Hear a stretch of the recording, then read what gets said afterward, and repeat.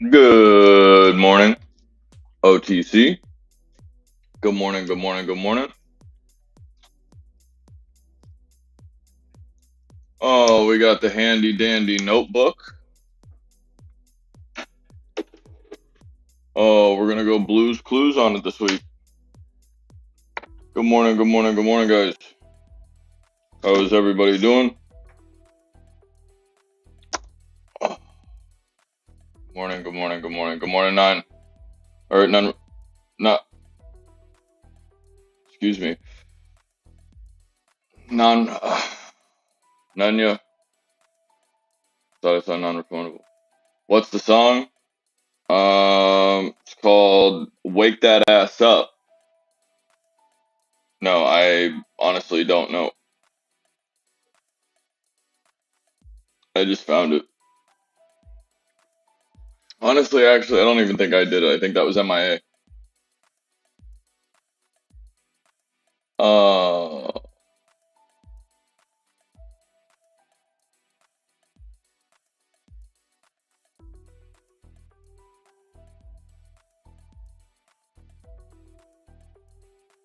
yeah, I think everything's the same. Let me know if you guys got the same amount or you got the same hearing.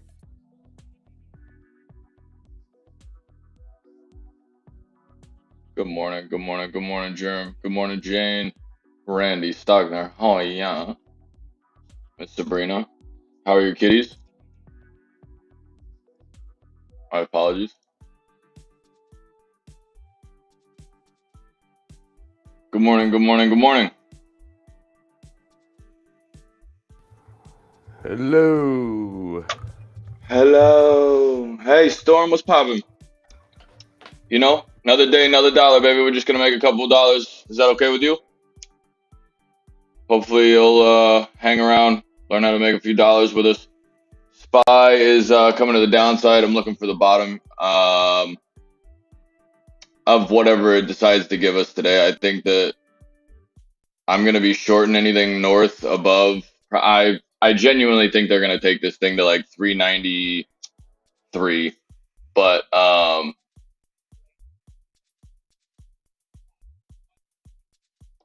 mean we do okay here.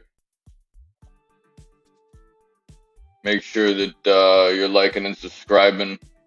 Share the stream because this one's gonna be a good one. I got a feeling today. We got MIA in the building. Good morning. How are you doing?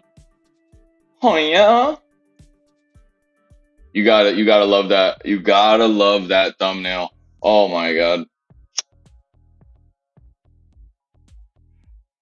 I think like eventually it's gonna become to where like I'm just not gonna be allowed to do the thumbnail. I was trying to be nice and like let him sleep in, not bother him over a thumbnail this morning since he was sick. And like I just have I have a feeling like I'm on one with the thumbnails, you know. Jim Cramer is ass. Jim Cramer saying everything. Hey, Jim Cramer is literally winning on his ETF that is adverse to him. Good morning, Diane B. Morning, Arctic.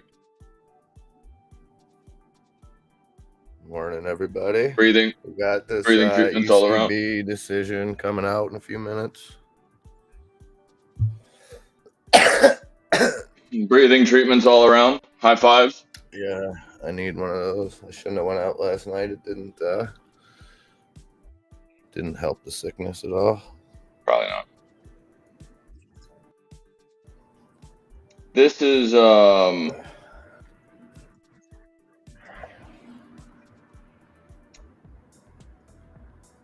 Tesla's bothering me, man.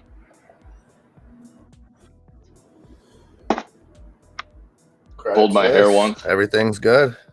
Credit Suisse is fucking ass. I'm sorry, I'm not doing it. I'm not doing it. Nope. They bought them out. 54 billion. Swiss National Bank. I don't give a shit if it was from your grandmother. They're at. Why is a national bank buying out a or I guess loaning money. I don't know. It seems like there's something against that That article somewhere. I just dropped there is about the AMC filing to sell those 232 million shares for Antera. So, good. Look a little bit more into that. We got hornswoggled. That was a straight scam. That was a scam of epic proportion. So they sold 4 million shares, I think, yesterday or the day before, at $1.61 that they paid 58 cents for. They didn't even pay 60 cents for it. They paid 58 cents. Am I really, Bree? Oh, I'm still playing some poker. Shit, my bad. JP won an argument with ChatGPT. Interesting. Germ Corp, good to see you, buddy. Diane B, Arctic Fox, Brina Bree. You mean that ChatGPT doesn't just get up and flip the board? As soon as you get to Park Place, it just doesn't flip the board on you and shit? Well, I seen some interesting talk yesterday about I forget who it was, but it was like a libel case, and they were like, well, just have ChatGPT file the lawsuit.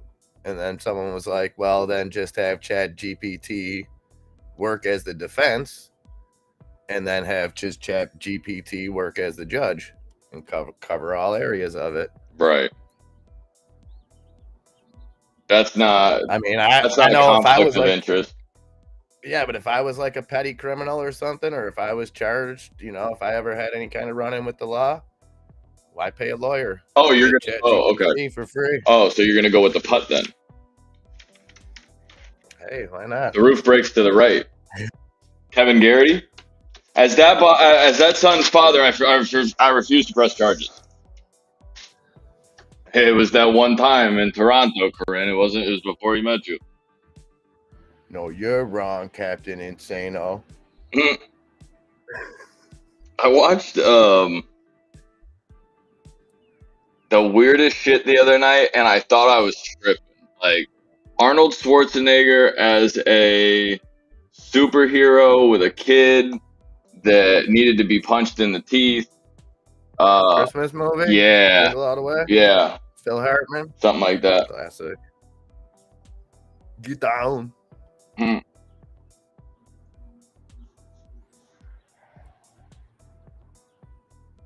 No, I'm looking at a couple different things right now.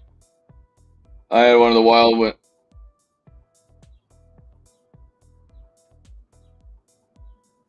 Oh, that's pretty wild, Nick. Gambling. I'm not into that kind of stuff, but my buddy, he owns a card shop, which isn't really my thing, like Magic the Gathering and stuff. And there's a card that people are looking for right now that already has a $60,000 bounty on it. I'm in the wrong business. Here I am collecting stocks that go to nothing when I could be collecting friggin' Magic Gathering cards, getting 60 large. And you have a problem with NFTs. That's cute. Yeah, NFT, I could alt control delete and my shit's gone. No, you can't. That card. That's not how that works, G. That card, you're going to have to pry that shit out of my dead, cold, bloody hands. Oh, yeah? I mean, that's kind of kinky. I like it. I like the sentiment. I told you. Did you see Facebook and Instagram? They I don't know. I don't remember how that them incorporating NFTs at all into their platform, but I seen they just removed them. Yeah, PVPs or something like that. Yeah, I don't know what they were using them. Like the only NFTs I knew that were being used by social media platforms were like the Twitter thing where you could make your logo say, "Hey, I own an NFT. Look at me, I'm extra douchey." But I never heard of it on I don't know. I mean, with the way people are selling shit right now for things that have no value, why not? Yeah. Send them over to Ukraine. Get them like I don't know, some kind of tax write-off. Make it a nice derivative for somebody. ECB decision moments away. Moments away. We will bring that to you here first Oh, at Outside the Charts. oh yeah, I'm turned on.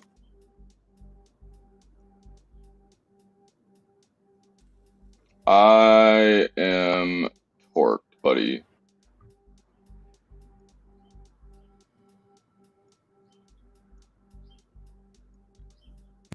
I'm gonna be shorting into this area that we decided to go, and we had this buy here at some point, but the fact that we had another one below it makes me think that we were wanting to hold this. That was probably my thought, is wanting to hold this. And we ended up taking a buy here and then probably got smoked in it. Oh, yeah, that was the day that we ended up going and getting right with maybe 7 minutes on the clock. So we're still kind of in this channel on Tesla. We kind of pop up to the north side a little bit, and then we come back and try to use that support at the 177. We have used that support at the 177 here, and I do like the fact that we have done that with some type of strength. Weird price movement this morning, but I want to see two things happen. I want to see the SPY. I'm looking for Tesla to give me a bottom, and I'm seriously thinking there's going to be a red candle right about 177. Let's call it 175. So it's actually going to probably look like, instead of this trend line that you're looking at with the yellow line right here, I actually think it's going to look like this. I just dropped that link in the chat too for all the people that say we were conspiracy theorists when we talked about the Fed dollar and Fed pay and all that. It goes live in July. So welcome to the end, folks. Fed Now, the Federal Reserve's digital payment system, will debut in July. The system will allow bill payments, money transfers, and other consumer activities to move more rapidly and at a lower cost. 100%, Nick.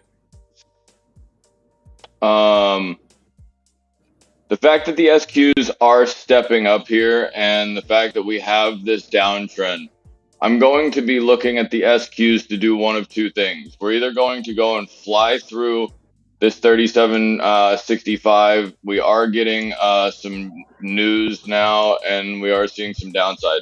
This is giving me that overwhelming feeling of, oh yeah, we're just going to shit the bed today. And as soon as I feel like that, most days, I go and think, nah, we're going to go to the upside because they make me want to go downside pre-market. However, there's too many good things in a row now. PPI was decent, right? Yeah, PPI was decent. I guess jobless claims Jobless is now good. Aren't well, it's good but bad, I guess. I mean, they're not great, but they're not as bad as 230 or whatever they were looking for, right?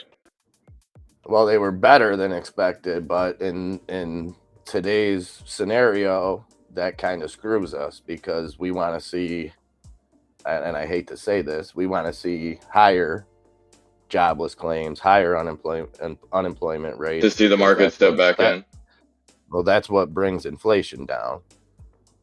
So say that's not going to come that down, would have came in expected. Say it would have came in at the 212 expected. ECB hikes rates by 50 basis points.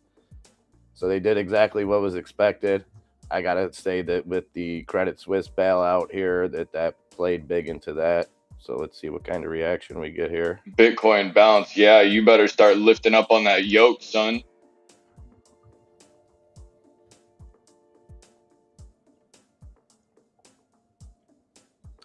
Nikki D, congrats. Another tournament I let you guys take down. No, Nick earned that one last night. He touched my ass. Odie's, and then yeah, it was bad. Nick was on a roll last night. Well, if I'm not going to win, I always pull for the guy with the coolest name, which is obviously Nick. So, biased of opinion. why? I'd be willing to wager that nobody in this chat's ever referred to me by that name, including yourself. I probably wouldn't even respond if you ever called me Nick. I have referred to you as Nick one time. It was not to you.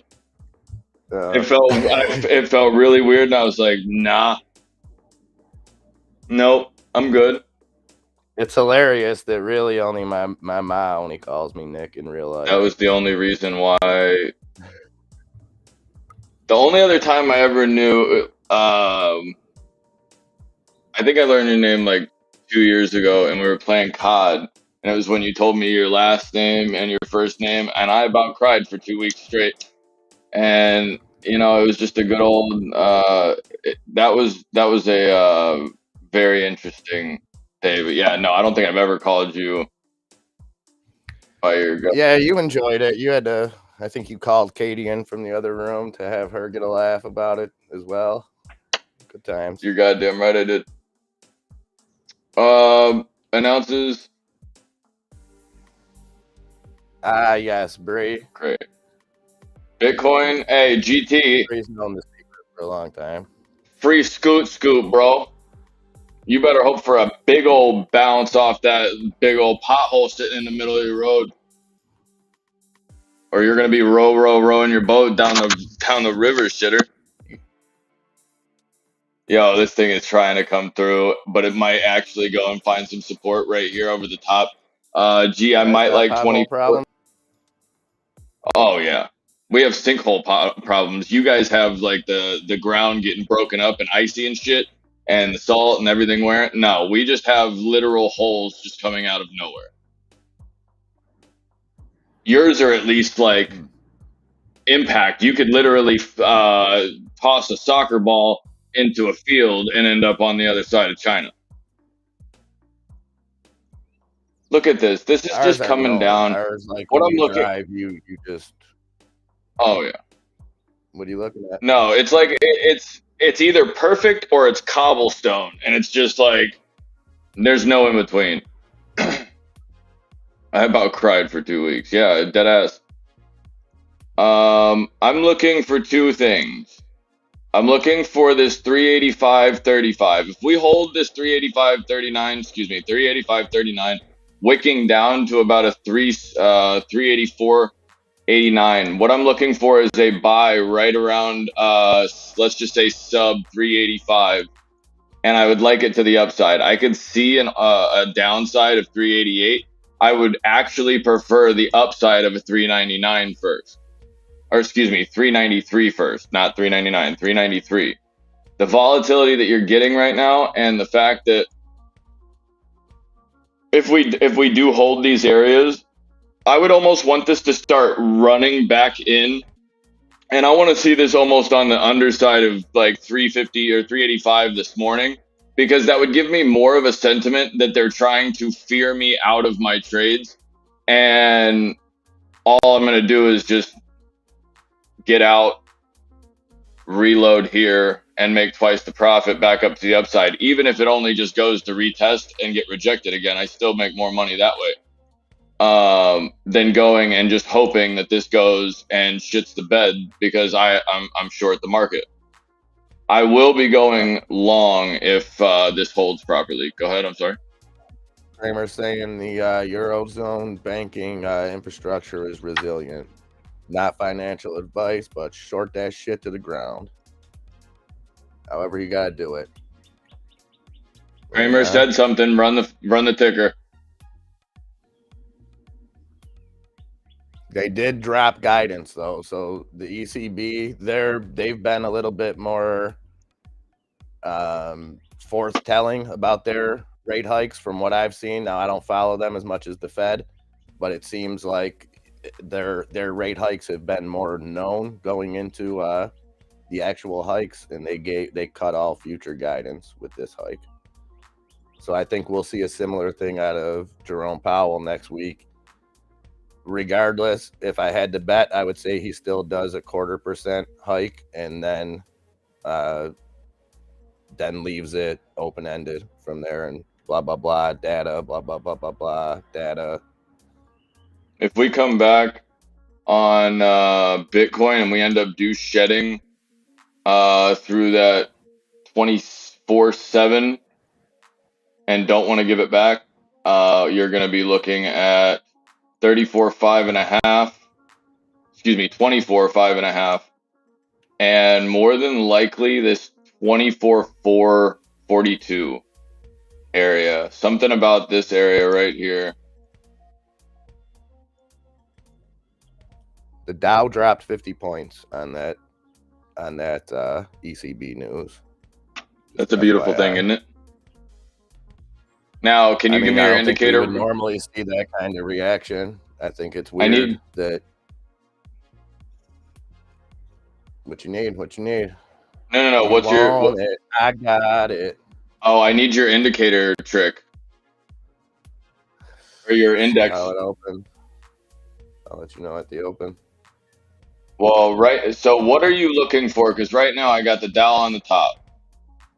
Yeah, the Dow's the biggest. So when that's happening, with few exceptions, and we've seen one of those exceptions this week, I think that if that trend stays, we'll end up going green.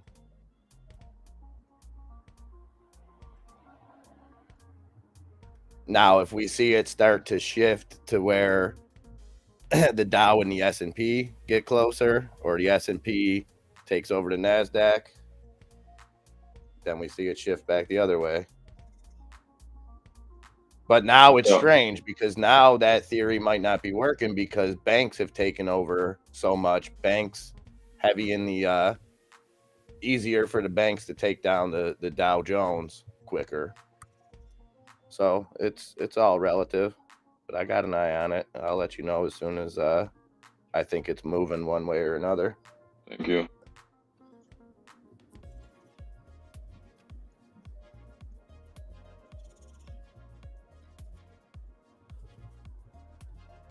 Five minutes, guys. 5 minutes. What I'm confused. I mean, if Tesla goes and fails these levels, you're looking at like 171 on Tesla. Possibilities. Not financial advice. But I'm going to be looking for Tesla to hold. Try to go back up to the upside. And now that we have that, I feel like the jobless and that shit that just came in, with the fact that Bitcoin's doing a little thing to the downside here, came down pretty nasty, but it did do a pretty good job of holding that. I'm going to be looking for the downside immediately. They're going to probably try to buy this to the top side, or you're going to see a wick down real quick, send it to the top side, and probably reject somewhere. Morning, blessed. Somewhere weird.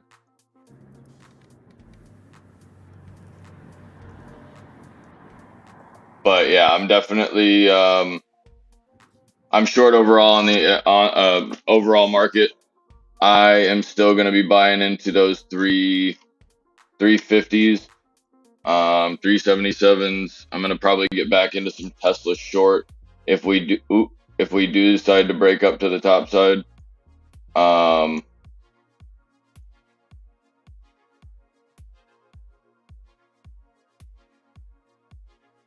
1, 2, 3, 4, 5. This is 5 different touches saying no thank you on Tesla. Maybe the 6th one goes. Why not? If it's going to, you're going to see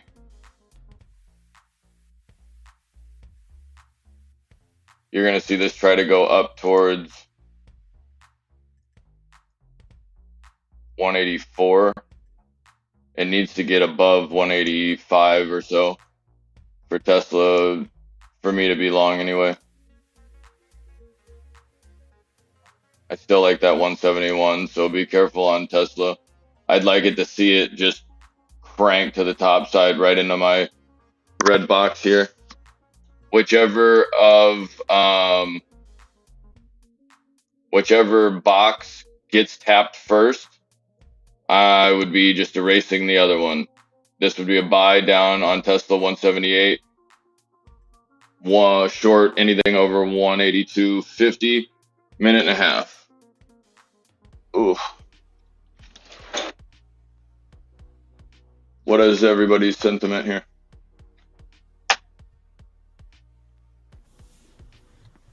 To the moon. Right. Okay. All right. Naturally. I think we're gonna see a last grasp. I don't know how long it's gonna last. Maybe a couple weeks. Like we were talking about maybe last night. It might have been on here yesterday. I don't remember. But of something that's gonna make the market pump, whether it be J-Pow next week or whatever. I think we'll get back above 400 on the SPY, maybe run up higher than that, and then we see the doom and gloom. I think we're gonna see a few more bailouts, that kind of shit. A few more crises averted, make it look like everything's all good, and then the ultimate rug pull. Everything's all good, baby. It's all good all the time. God is good all the time. 10 seconds. Keep your eyes on your own charts, ladies and gentlemen. You will get a slight YouTube delay. Good luck today. And we are off and running with the Dow down 0.57%, the S&P down 0.52%, the NASDAQ down 0.41%. Okay, so everything is just stalling. Yeah, hello? And this gap closed. So right now it looks like we're going green. But it's not definitive. There's AMC yet. Going to the downside right there, looking to hold 416.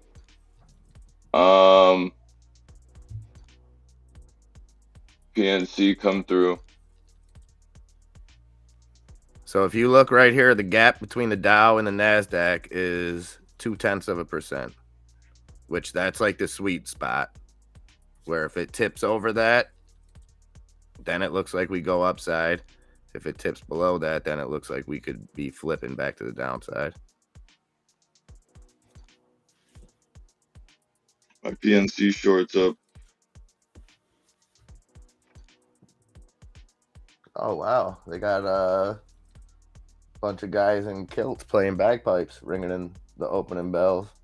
Hell yeah. They're having a great time at the stock exchange today. And everything just went red on the heat map up there.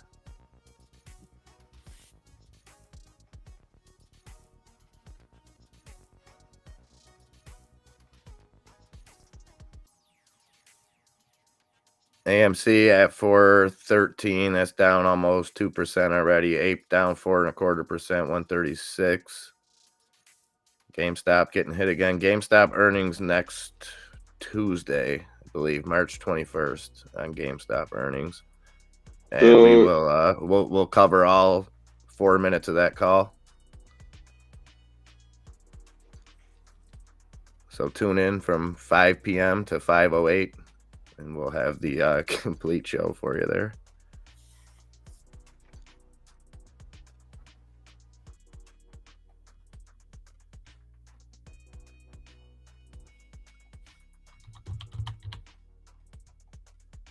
THMO Thermogenesis Holdings halted to the upside, 521.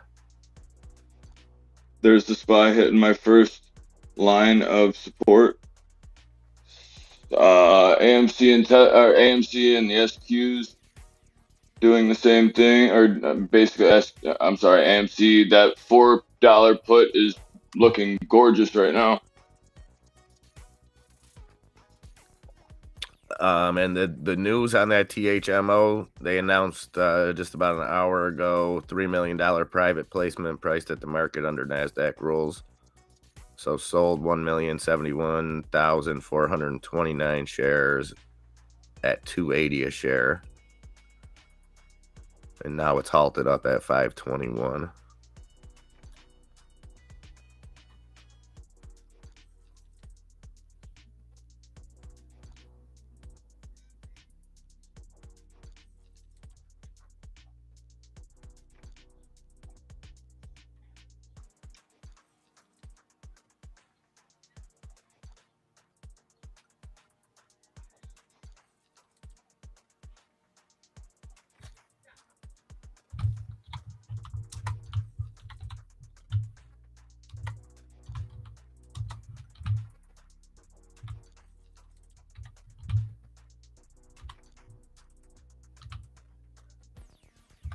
NASDAQ's trying to break high.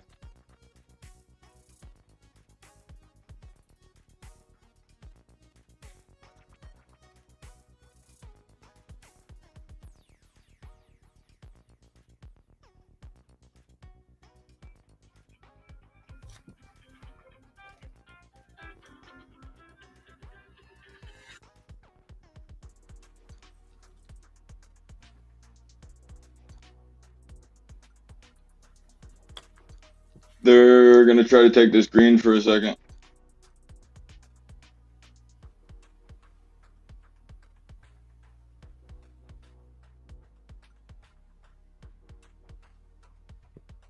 I don't know now. I would have to say I see us going red.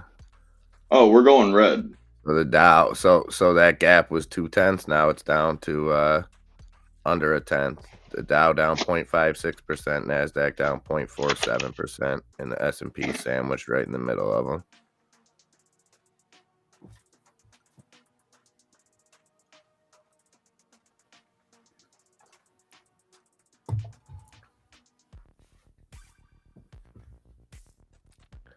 What's up, Casey Scott? There's Tesla leaving to the downside.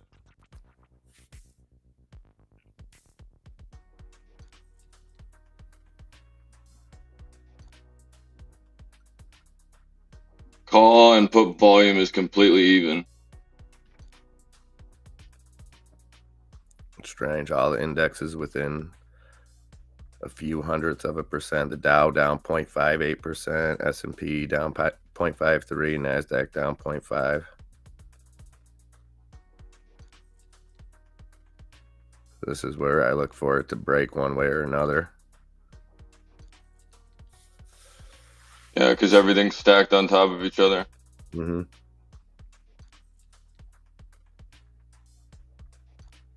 THMO still halted.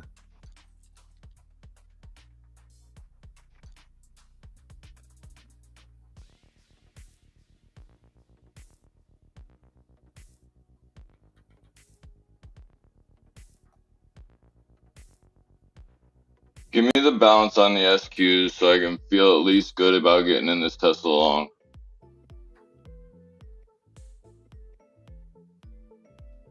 Tesla down now 0.2%, 179.30 on Tesla. Apple down just about 1%. Microsoft down 0.5%. Amazon down 0.5%. Google flat. Nvidia down 1.25%. Berkshire down 0.25%. Meta up 0.33%. And flat. Bed Bath & Beyond doing a thing. Bed Bath & Beyond up 10%, 114 on a big old limesicle candle. What we got happening here?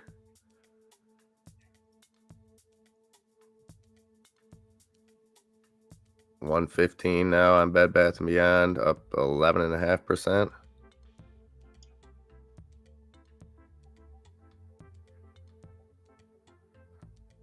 What? BBBY. 114.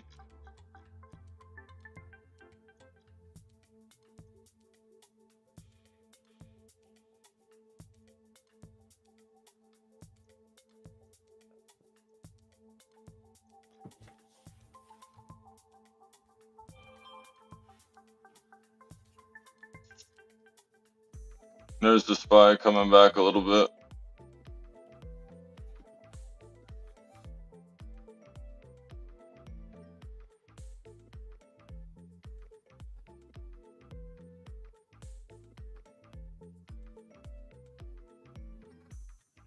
I'm going to be looking to short Tesla while the SPY is moving to the top side.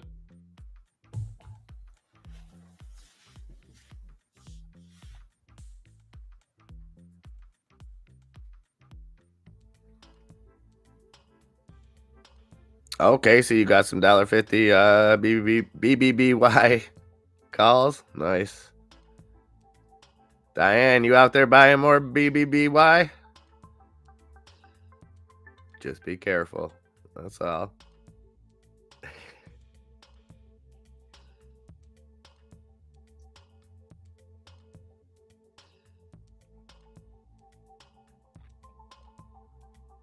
Market moving to the upside here a little. The Dow down 0.58%. The NASDAQ down 0.37%. So we're back to a 0.2% gap there. So still hasn't like really tipped one way or the other to show anything. It stayed in that even to 0.2 zone.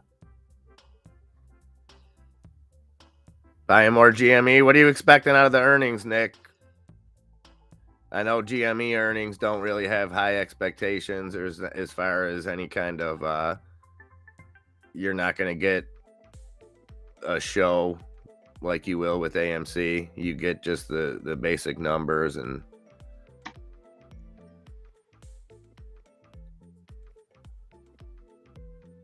okay, Diane, in and out. I like it. Okay, now you see this gap just got real big. This gap just went to 0.3. Does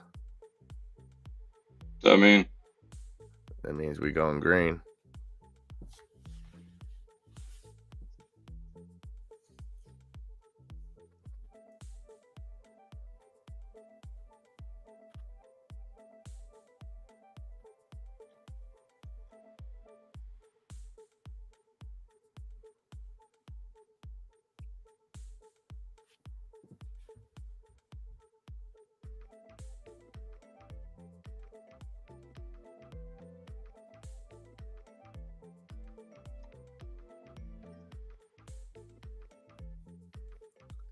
AMC back up at 412 after hitting that low of 407.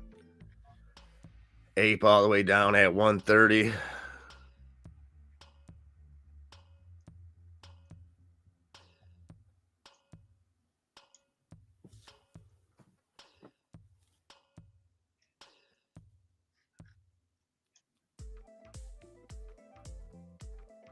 I'm gonna be shorting Tesla if we can get over this 385 or about 388, just because I want a little bit more above the 180 on Tesla to the downside. I'm trying to enter 175. Meta's on the move. Meta's up over 1% now. Google's close to 1% gain. Amazon up 1/3%.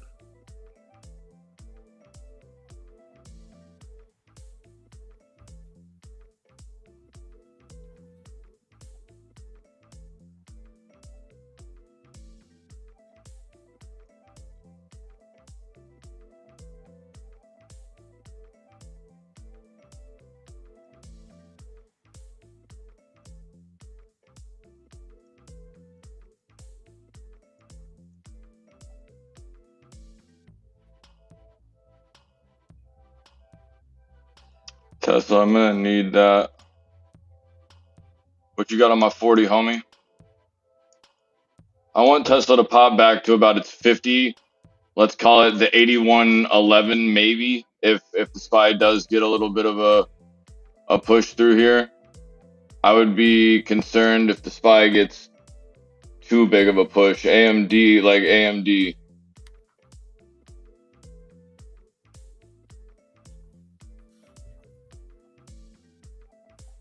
I would look for like an 89, 90 on AMD. Yeah, semiconductors are looking strange today because those usually, to Halted. a certain degree, are usually pretty much they trend the same way. And yet FRC. That what is it? First Republic halted to the upside.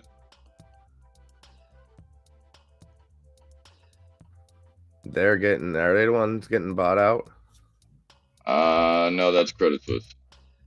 No, there's another one. Credit Suisse ain't getting bought out. What is They got Amazon doing? saved.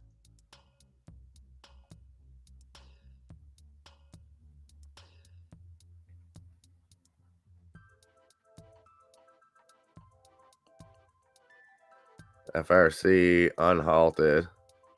Still down Tesla. 31% on the day. I'm trying to fill Tesla these 175s for 141. Give it to me. Oh, it almost filled. It might either fill or it might just run right through it, but it's very close. Thank you, running right through it.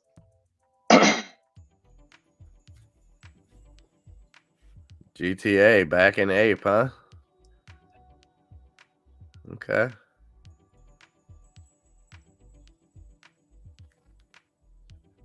Okay. That HUBC from yesterday, that Martin was looking for $3 on, that's up 12% today at 221. 407, 406 is a place on my AMC. See, here's the 50 touch on Tesla that I wanted, but I didn't want it that hard, and I didn't want AMD to do, excuse me, to do this. I'm gonna need the SPY to chill the hell out, but I'm looking for the downside and keeping this underneath. I want this to become resistance now. Tesla's gonna move right as we need it to turn the hell around. SPY, can you just kill Tesla, please? Morning, Mr. Refundable. Good to see you.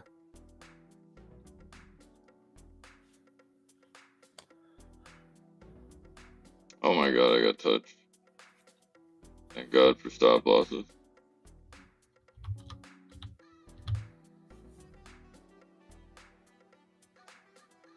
I like that AMC.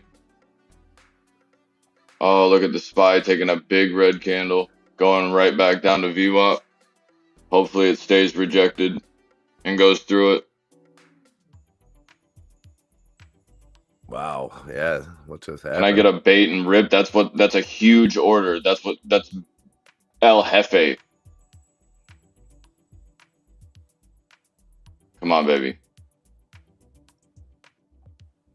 I know you liked it, Tesla. I did. I know. I was good. Oh my god, we are teetering. Yo, look at that. There's a $4 short right there going hard in the paint right there. Those 120 120 puts are going hammer. Yep. Let's go, SPY. Don't even question it. 177 and going. 177 and going. Let's go. Let's get big. Look at every single stock in the S&P top 10 that just rolled over. All simultaneously. Huge red candle. Doesn't it feel nice? I don't know how nice it feels, but I mean, it's feeling egregious. It's feeling right. I don't even see the numbers. There's not even one article about their earnings, which is weird, man. The number I see is 60. I think it was 60.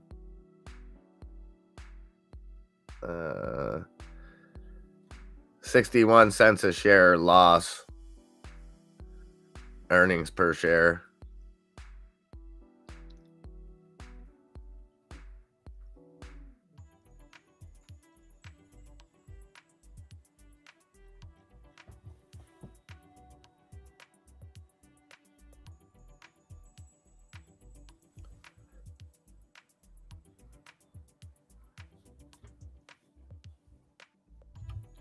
Nah, you can absolutely suck me to the short side. That VIX continuing to climb. The VIX up 2686.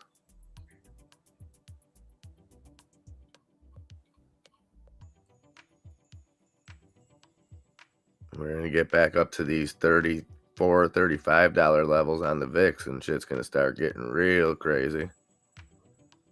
I'm out of that AMC short to $4 puts that I bought yesterday. I'll take that easy 7%. Perfect tax write-off. Goddamn right it is. Basically sales tax. You guys don't have sales tax down there, do We don't you? have that or gains or capital gains. Tesla, touch me. No, you came through the 200. You want to, yeah, you like me. Yeah, I'll be your Valentine. I'll be your Huckleberry too. Bring that ass here. Jackass.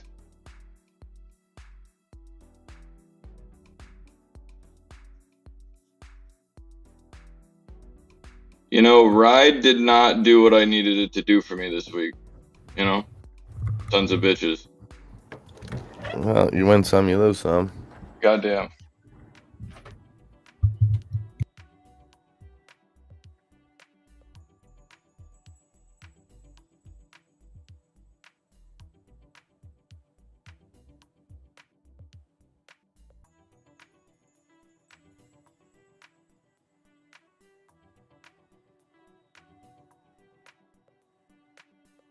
Here's some really dumb shit. What you got?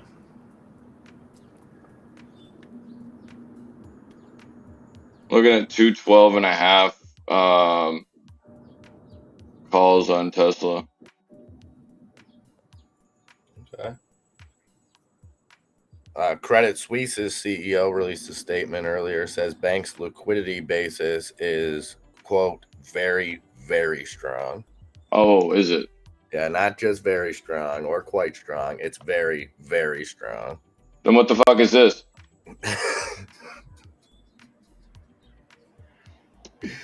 I don't got time for this today. I don't. I really don't. Like, I don't have time for this guy. Like, get off of Twitter. Go do your job, bro. Shit. Yo, Credit Suisse is gonna bounce at like $1.80. Get like, or oh, I'm sorry. They're gonna go and try to give you the bounce right here, and it's gonna plummet towards like that 197 area. Okay. Whatever you guys want to do, but like, hurry up and get it there, because I'm tired of talking about Swiss or Sus, whatever the fuck your name is. Just go away. Dog shit. You couldn't manage your own assets. If I don't manage my assets, my accounts are gone, right? So I don't understand that. They can just get bought. Hey, quick question. Hey, Joey B. Don't ever. Who? Joey B. President Dickhead. Hey, yo, you want to bail me out for a couple $100,000 out of a couple accounts from back in the day? Like for the one time. I mean, Credit Suisse can do it. Ukraine can walk over and say, hey, Joe, let me borrow a few dollars, huh? What? They're gonna offer that. That's how they're gonna. That's how the digital dollar will take control. They're gonna burden Americans with so much debt that people have no other choice than to say, okay, here, we're gonna give you some debt relief, but now we control everything you do. Now we control your money. You talk shit about us on Twitter, you ain't eating this month. But we'll get rid of all that debt. That's all people are living on now. I mean, wages aren't going up to even keep up with inflation. So that right there, that means people are spending more on less, more and more debt. And just like all bubbles, It's got to burst at some point.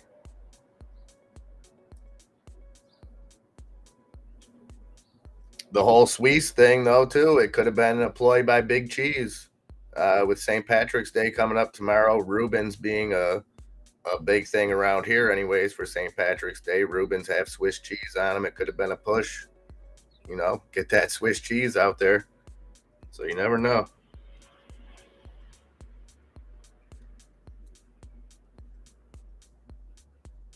Germ Corp dropping knowledge, capitalism for the plebes, communism for the elite, privatize the profits, nationalize the debts.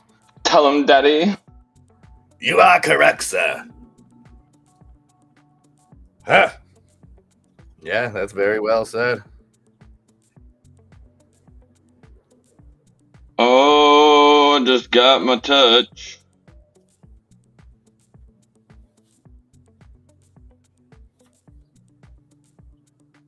I'm still seeing green. There was a little scare there, but it didn't. It never dipped into those. Everything fell at once. So that gap didn't tighten up, didn't signal anything back to the downside. And here we got the NASDAQ trying to go green.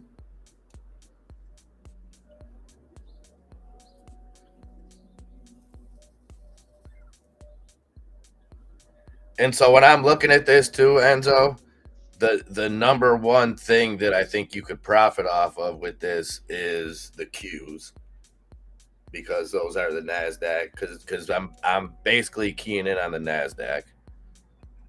So it's tough to play the SPY on this, because the SPY is kind of sandwiched in the middle. You know what I mean? NASDAQ's a piece of bread, Dow's a piece of bread. The SPY is just a salami in the middle. That's all. So, okay.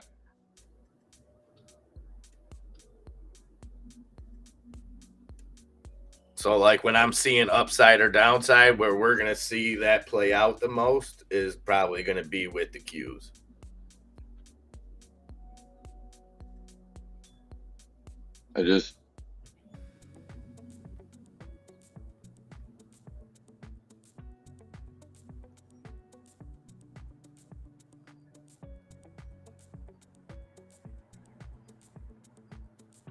That's right, Nick. Everything everywhere.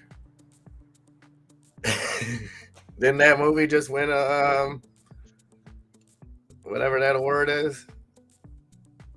Oscar? Everything all the time at once for whatever, something like that. You watched the Oscars, didn't you, Enzo? No.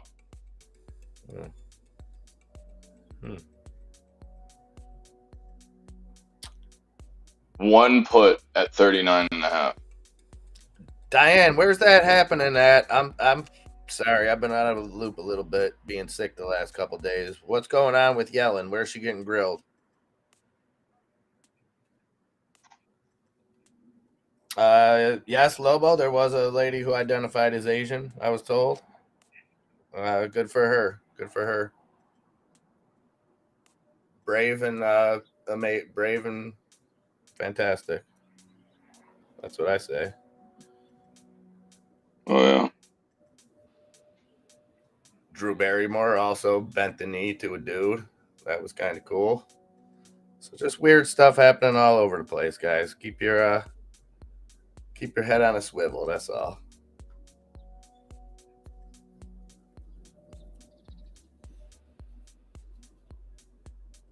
Oh, Senate Finance Committee. That starts at 10?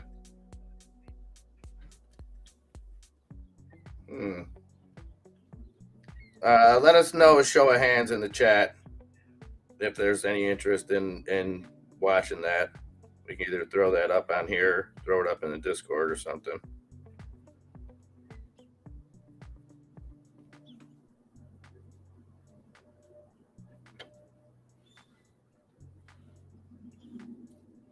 No, but you better believe that that's like holding the 3-9 right there with my lady Condoleezza Rice coming in hot.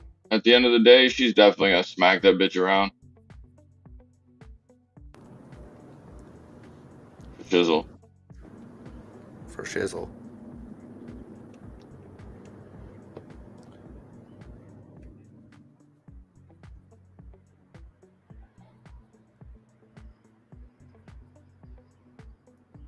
right, let me see if I can find it here in just a few moments. Yeah, this is where Tesla's just not believable, man.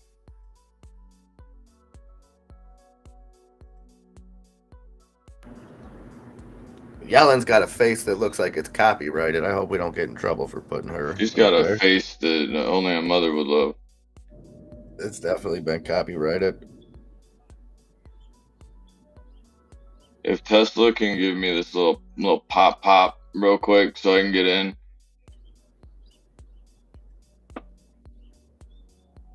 I don't think there's any that are under 50 GTA.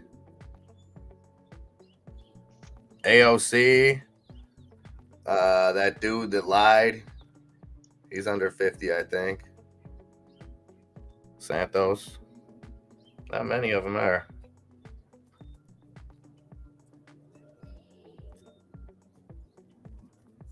The Senate, that's the one with your homegirl, right? Maxine Waters. Yeah, Sunny Finance. Yeah, sure.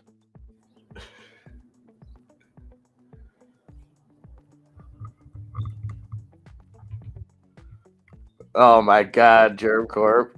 Just got touched. I just got nasty style touched.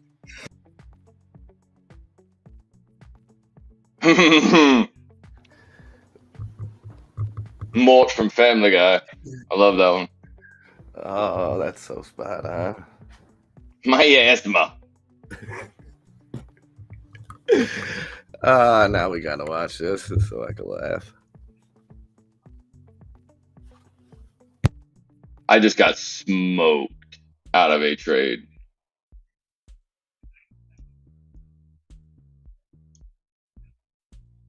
I couldn't even get that. I couldn't even get that stop in quick enough. Holy shit. That was painful. It's re-entered though. Give me please, sir. Thank you, please.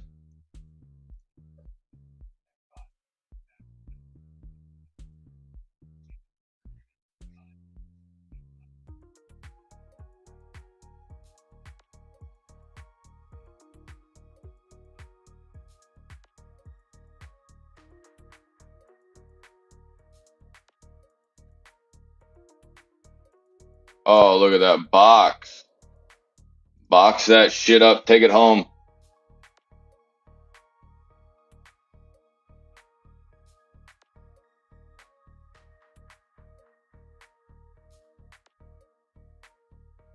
AMD is at $93. SPY is going to probably $390 now that I see AMD. Yeah, no. Even me saying that hurt. I'm gonna short the SPY. I'm gonna short the SPY, Tesla. Go long on the SQs.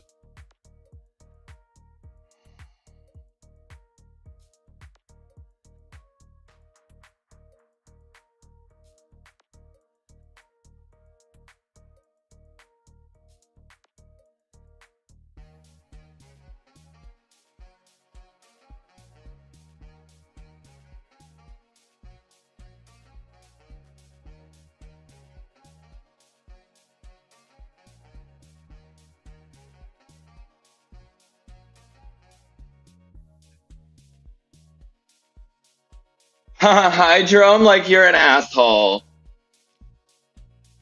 Stop fucking with the market, dude.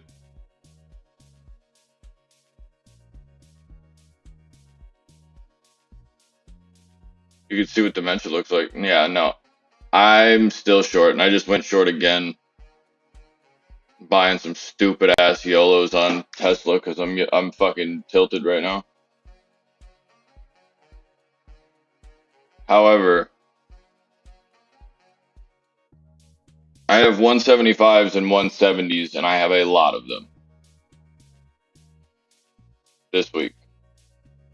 Not financial advice. Do not go and be a stupid ass like me, please. Because That one hurt right there. Exela, what is Exela doing right now? I mean, it's got to be better than what the hell AMC is doing. Tesla giving up those, those levels. Exela's actually looking Miss New Booty right now, fresh out the plastic surgeon. Yeah, Exela is gonna go for a little jog here.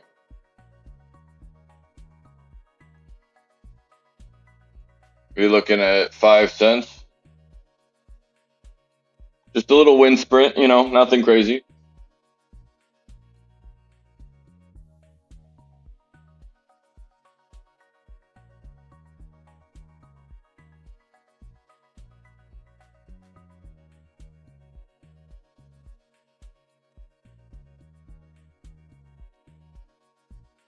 Either your processor, Acely, or you have the settings on incorrect.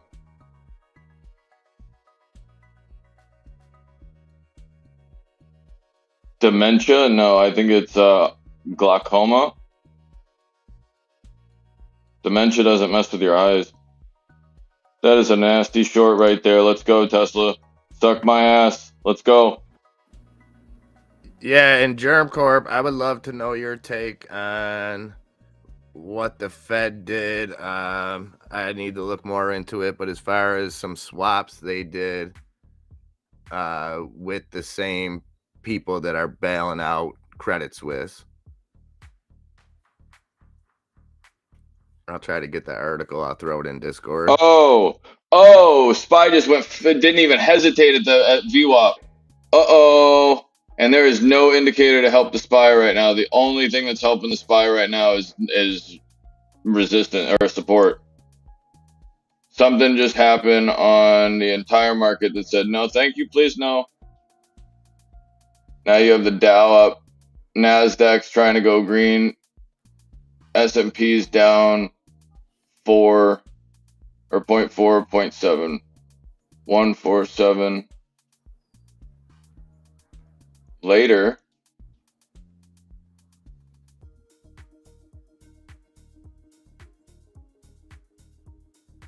All right, this thing's starting if you want to check it out. Huh? This Senate thing. Yeah, well, the Senate is shitting on the market right now, sentiment-wise. The SEC and the Department of Justice. Senator Can you Brown, hear that? chair of the Banking Committee and a valued member of this committee, is determined to get to the bottom of exactly what went wrong. Nerves are certainly frayed at this moment. One of the most important steps the Congress can take now is to make sure there are no questions about the full faith and credit of the United States. That means paying the bills incurred by presidents of both parties and taking a default off the table. With respect to the budget debate, after a request from myself and Senator Whitehouse, the nonpartisan Congressional Budget Office did the math on the recent fiscal promises we've heard from House Republicans. The promises pile up, but the numbers don't add up. They wish to balance the budget in 10 years, but they've announced a long list of untouchables. No reductions in defense, no cuts to Medicare or Social Security, no touching veterans programs, no asking the wealthy or corporations to pay their fair share. A couple of these items could get bipartisan support, certainly not all of them. Senator Whitehouse and I asked the Congressional Budget Office to run the numbers. Is it even possible for Republicans to stand behind those commitments? Does the math add up? Madam Secretary, you and I have talked about this. The numbers don't add up, not even close. What the Budget Office found is that for Republicans to make the math work, they'd have to cut every federal program by 86%. Goodbye to Medicaid and the guarantee of nursing home coverage, which I saw when I was director of the Great Panthers. The border would be unprotected. Roads and bridges would crumble. If Republicans wanted to extend the Trump tax law, they'd have to cut everything else. Given that, it's not a big mystery why House Republicans haven't yet put a budget on paper, budget to show the public. They're living way, way out there. Democrats are following a smarter approach. The president's put out a budget that's based on a simple proposition. Help working families, help the middle class get ahead, reduce the deficit at the same time, and show that these matters are not mutually exclusive. Oh, right. I'm just going to highlight a few budget matters that are important to the Treasury. Right, just that easy. First, last week, the committee had a very good bipartisan hearing on affordable housing. This is an area where I believe there's a clear opportunity for bipartisan cooperation. The budget proposes expanding the low-income housing tax credit, creating the neighborhood homes program, and other ideas. Senator Cantwell, Senator Cardin, Senator Young, they're championing bipartisan efforts. I'm going to work with them closely on these proposals and more. This crisis needs a solution. There is no substitute, and you and I have talked about this as well, Madam Secretary, for increasing supply of housing. Second, the budget calls for expanding two of the most significant sources of support for working people and families, the child tax credit and the earned income tax credit. When the Congress passed these expansions in 2021, there were huge, almost immediate reductions in poverty. With a little bit of help, millions of working Americans felt like they could breathe for the first time. I'd like for them to have that feeling of relief once again. And third, we've talked for a long time about the need to address the basic unfairness of America's two-tiered tax system. One set of rules for people who work for a living, firefighters, nurses, teachers. They pay their taxes out of every paycheck. Then there's another set of rules for the very wealthy who can pay what they want, when they want to, and for years on end, little or nothing. Although the President and I have proposed slightly different ideas for addressing the unfairness, we are rowing in the same direction. One final issue. I have got serious concerns about the administration's approach to implementing a portion of the Inflation Reduction Act that deals with sourcing critical minerals. Free trade agreements cannot be unilaterally decided by the executive branch. They require consultation and consent from the Congress. That includes any agreement on critical minerals. Secretary Yellen, thank you again for being with us. I know you've got a hectic schedule. We're going to have a wide-ranging discussion. We look forward to question and answers, and I understand that you've got a hard stop at 1 o'clock, so we'll all try to keep them short and get to questions. Senator Crapo. Thank you very much, Mr. Chairman, and welcome to today's hearing, Secretary Yellen. I appreciate your appearing before the committee in this timely manner following the release of the President's budget. While the budget is the focus of today's hearing, I expect that the emergency measures that have been taken this weekend by Treasury, the Federal Reserve, and the FDIC will also be appropriately discussed today. It's important to learn more about what initiated the run on Silicon Valley Bank, the impact of the Federal Reserve holding interest rates low for too long, and what steps were or were not taken by the SVB and the banking regulators. In the meantime, I'm concerned about the precedent of guaranteeing all deposits and the market expectation moving forward. Once started, moral hazard, like inflation, is not easily contained and does long-lasting damage. Inflation played a key role in the recent bank failures as rising interest rates and mismanaged interest rate risk led to a liquidity crisis. Indeed, there is no issue more critical than the unacceptably high inflation that American families continue to face every day. Americans have now experienced 16 months of inflation at or above 6%. Costs of rent, groceries, and services continue to rise. Wages cannot keep up. Last year, the administration committed to working in a bipartisan fashion to address this serious problem, noting that the budget must complement monetary policy. Instead, what we've seen is a reckless tax and spend agenda that was forced through Congress, rolling out trillions of dollars in debt finance spending and hundreds of billions of dollars in new tax increases on U.S. job creators. The Congressional Budget Office says the Inflation Reduction Act will not only increase inflation in the near term, but Treasury will collect less corporate tax revenue with the partisan IRA in effect. despite being sold as a bill to make corporations pay their fair share. The Federal Reserve is having to compensate for this by growing interest rate hikes. Rising interest rates are impacting household budgets, the federal government's coffers, and as we saw this week, our banking system. The President's budget demonstrates the administration has not learned from its mistakes. After 2 years of policies that contributed to record high inflation and excessive deficit spending, this administration is doubling down with this budget with more of the same. The spending binge must stop. We must address our growing deficits in order to put the United States finances on a sustainable path, and pro-growth tax policy should be a part of that solution. The Tax Cuts and Jobs Act led to one of the strongest economies in generations. The TCJA introduced competitive tax rates while broadening the base, including by enacting the first global minimum tax of its kind and putting an end to corporate inversions. It also contributed to record-high corporate tax receipts, both nominally and as a share of gross domestic product. But instead of considering bipartisan pro-growth policies, the President's budget includes a whopping $4.7 trillion of new and increased taxes on American job creators, which ultimately means fewer jobs and lower wages. It also includes higher taxes on American energy producers. Earlier today, Senator Barrasso and a number of his Republican colleagues, including myself, sent a letter to you, Secretary Yellen, raising concerns with the over $100 billion in increased energy taxes proposed in the President's fiscal year 2024 budget. And, Mr. Chairman, I ask that this letter be included in. Without objection, so ordered. The administration's short-sighted partisan agenda extends to its unilateral approach to the OECD International Tax Agreement.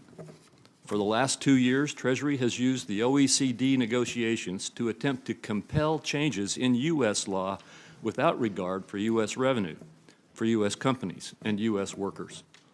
Not only has the administration failed to put a stop to digital tax services taxes, but now foreign countries threaten to impose extraterritorial taxes on U.S. companies under the global minimum tax at Treasury's invitation. The latest OEC guidance confirms the administration has agreed to allow foreign countries to collect U.S. guilty revenue and, worse, tax U.S. companies on their U.S. profits in violation of our existing tax treaties. The budget fails to consider these revenue impacts, which, if implemented, will result in billions of dollars of lost U.S. revenue. Meanwhile, the administration continues to hide its true intentions for transforming the IRS. The budget doubles down on the $80 billion already given to the IRS, including 2 more additional years of plus-up funding, totaling $29.1 billion solely for enforcement and compliance initiatives, in addition to $14.1 billion more of yearly funding. That's another $43 billion. Secretary Yellen, I agree with you that having a funding plan for an agency budget that dwarfs many others is critical.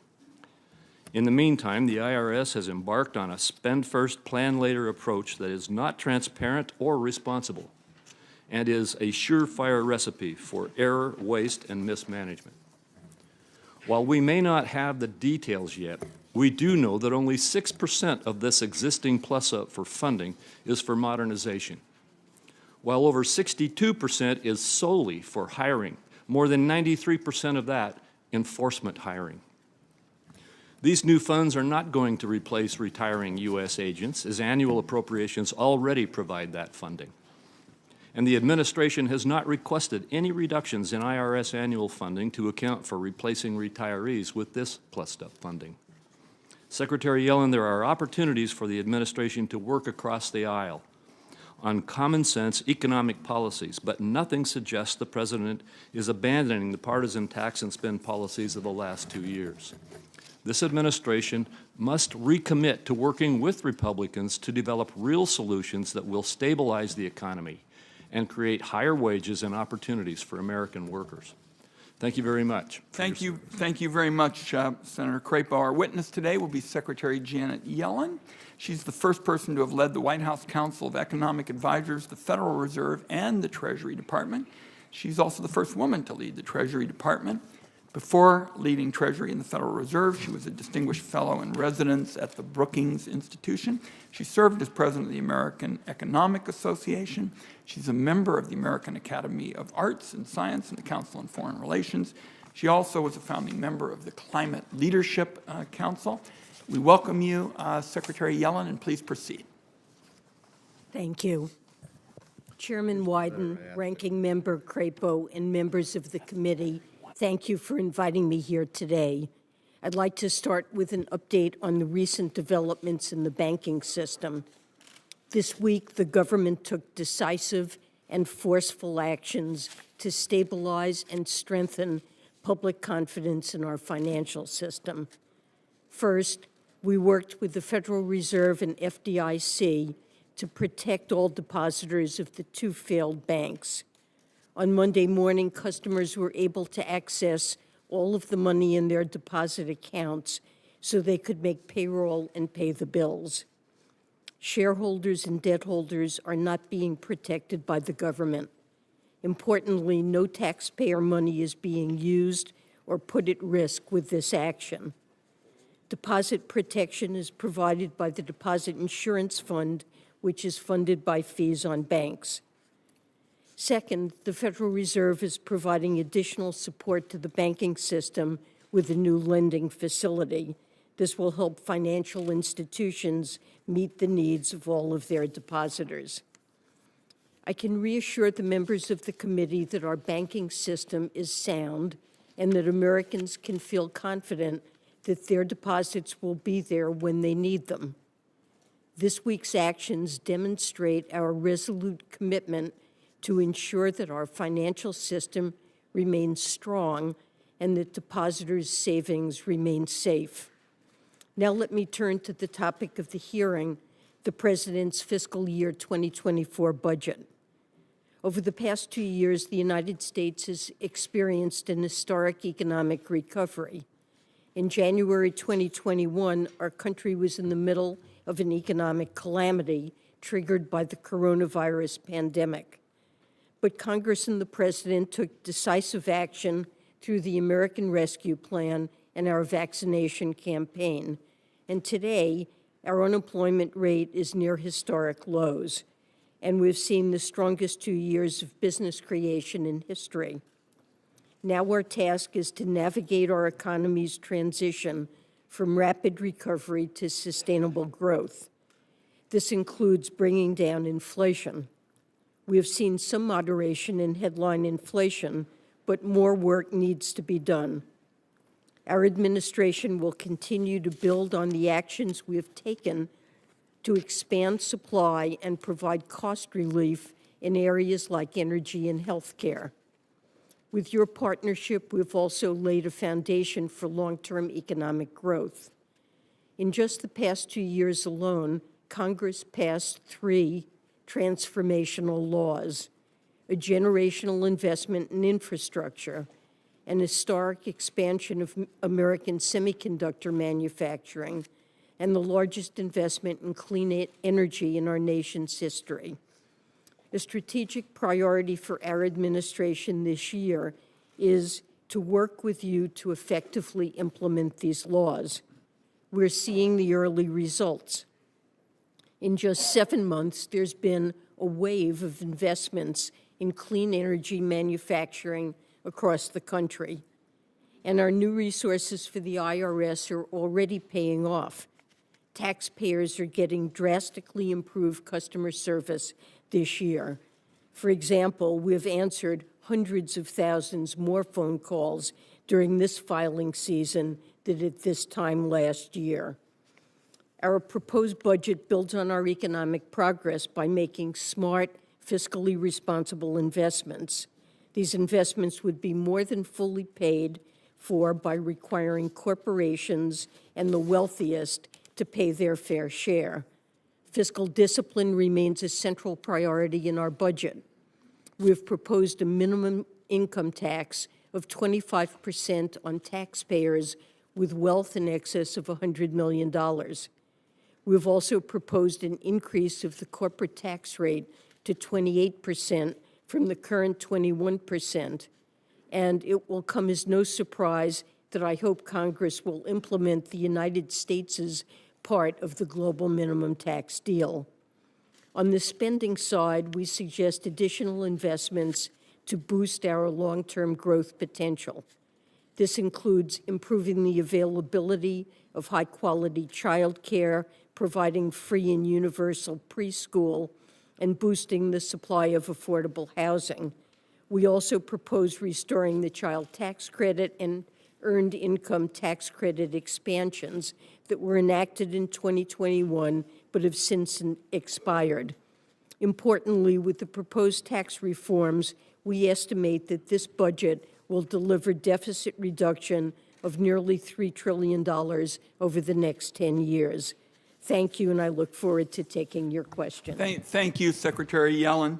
Let me begin with what I emphasized, that it's critically important that Congress take steps to make sure there's no questions about the full faith and credit of the United States. And this is a matter within the Finance Committee's jurisdiction. Now, on Friday, the House Ways and Means Republicans passed a plan dealing with what they call prioritizing payments by the Treasury. They say that when Treasury runs out of stopgap funding, it should prioritize payments to Wall Street and creditors in China ahead of everybody else. I'm coming off some town hall meetings in Oregon this weekend. Wouldn't be a big hit with everybody. Now, setting aside the merits of this Republican plan, does the federal government have the technical capacity to prioritize some payments ahead of others? I understand there's not even a precedent for this. The government, on average, makes millions of payments each day, and our systems are built to pay all of our bills on time and not to pick and choose which bills to pay. There is a reason that Treasury secretaries of both parties have rejected this incredibly risky and dangerous idea, and it's never been tried before. I cannot give any assurances about the technical feasibility of such a plan. It would be an exceptionally risky, untested, and radical departure from normal payment practices of agencies across the federal government. And I consider it essential that Congress come together to recognize that raising the debt ceiling is their responsibility to protect the full faith and credit in the United States. So, you've told us this prioritization scheme is unworkable, and House Republicans don't get to decide what qualifies as a federal default. If the government can meet some but not all of its obligations, isn't that essentially the definition of a default? Failing to pay your bills is what all of your bills when they're due is what I think of as a default. The United States has always paid all of its bills on time, and it should stay that way, and that's been a core American value since 1789, regardless of party. Presidents and Congresses have always honored all of our commitments, and prioritization is effectively a default by just another name. I appreciate you bringing us up to date on that, Madam Secretary. And colleagues, the reason I've focused on protecting the full faith and credit of the United States is this is explicitly within this committee's jurisdiction. So I thank you, Secretary Yellen. Let's talk about the double standard in tax enforcement. Too much of the burden falls on working people in the middle class. It's too easy for corporations and the wealthy to get away with cheating every time out. It seems that Republicans are trying hard to keep it that way.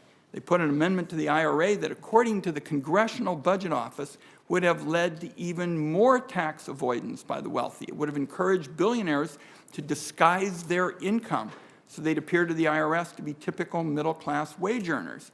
There have even been Republican efforts to speed up hiring the kind of highly trained and dogged experts that you need to crack down on tax cheating by the wealthy and businesses that have very complicated business structures. And of course, the first bill out of the gate in the House was this $114 billion giveaway to the wealthy tax cheats and the tax dodging corporations. They would have, in effect, repealed the funding Democrats passed in the Inflation Reduction Act.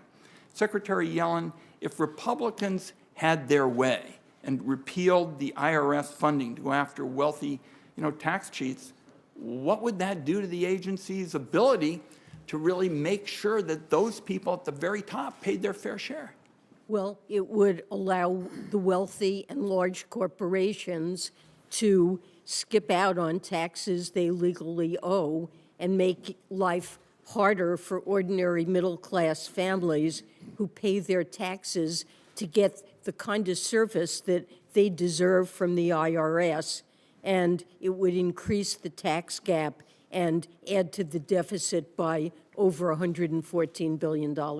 So let's talk about improvements in taxpayer services. Now, the IRS funding, as of early March, the IRS was answering 90% of the calls to its customer service lines and had the backlog of individual returns reduced substantially, in the ballpark of 90%.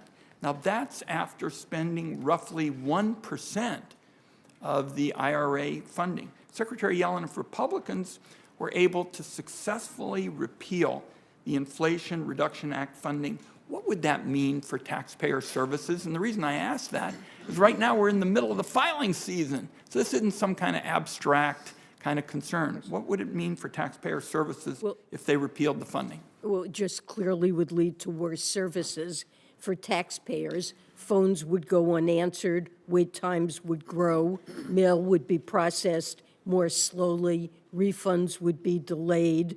We're undergoing a transition to digital forms, and improved scanning would be delayed, paper backlogs would grow, and taxpayer assistance centers are now being reopened and fully staffed, and some of them would have to close or be understaffed. I'm over my time. Senator Crapo.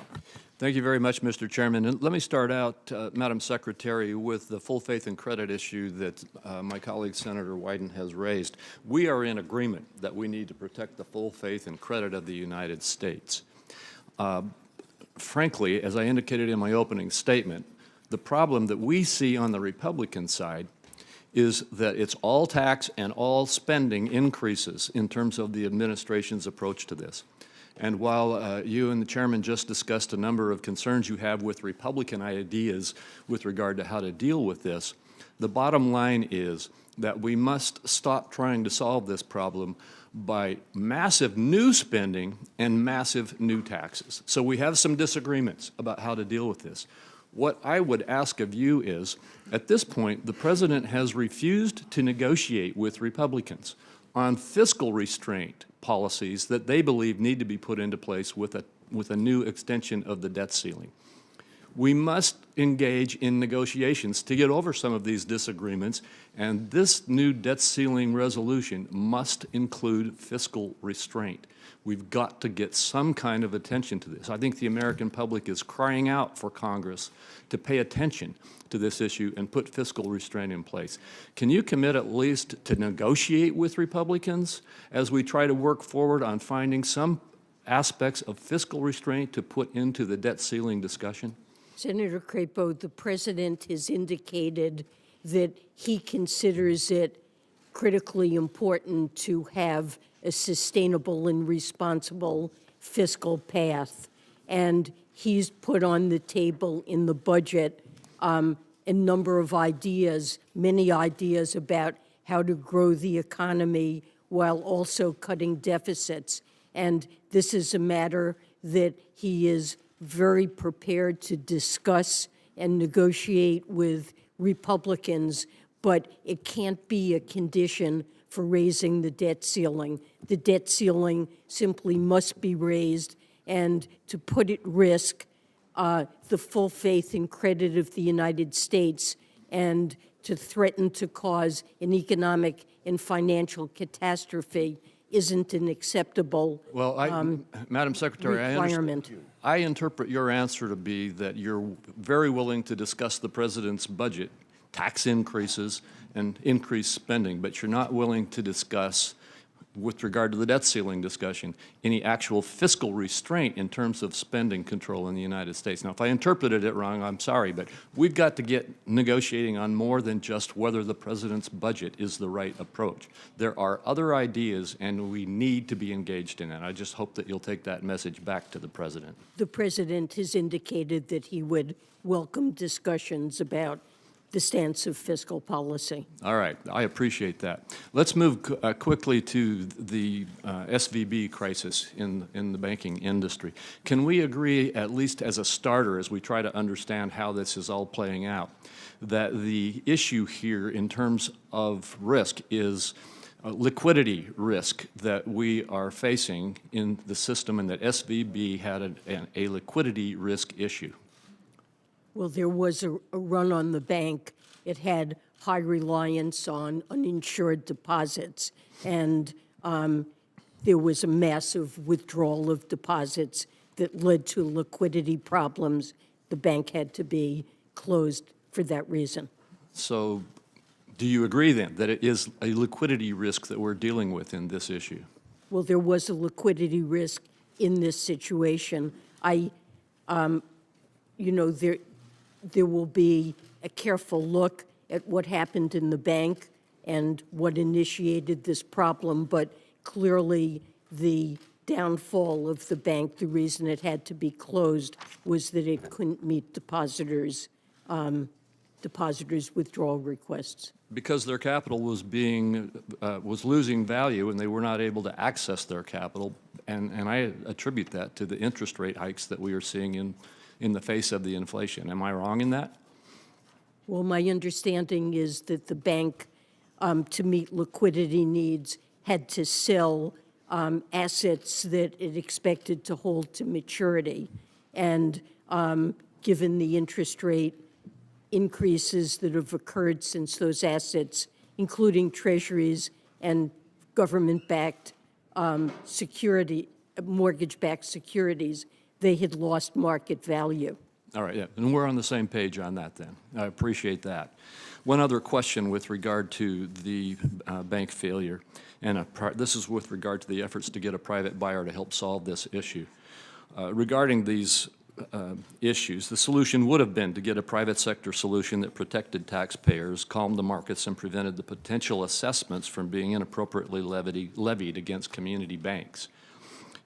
Press reports have indicated that some of the FDIC board members may have slow-walked the negotiations with regard to potential political backlash surrounding mergers and acquisitions.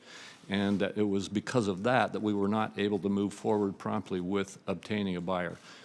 Are those reports accurate?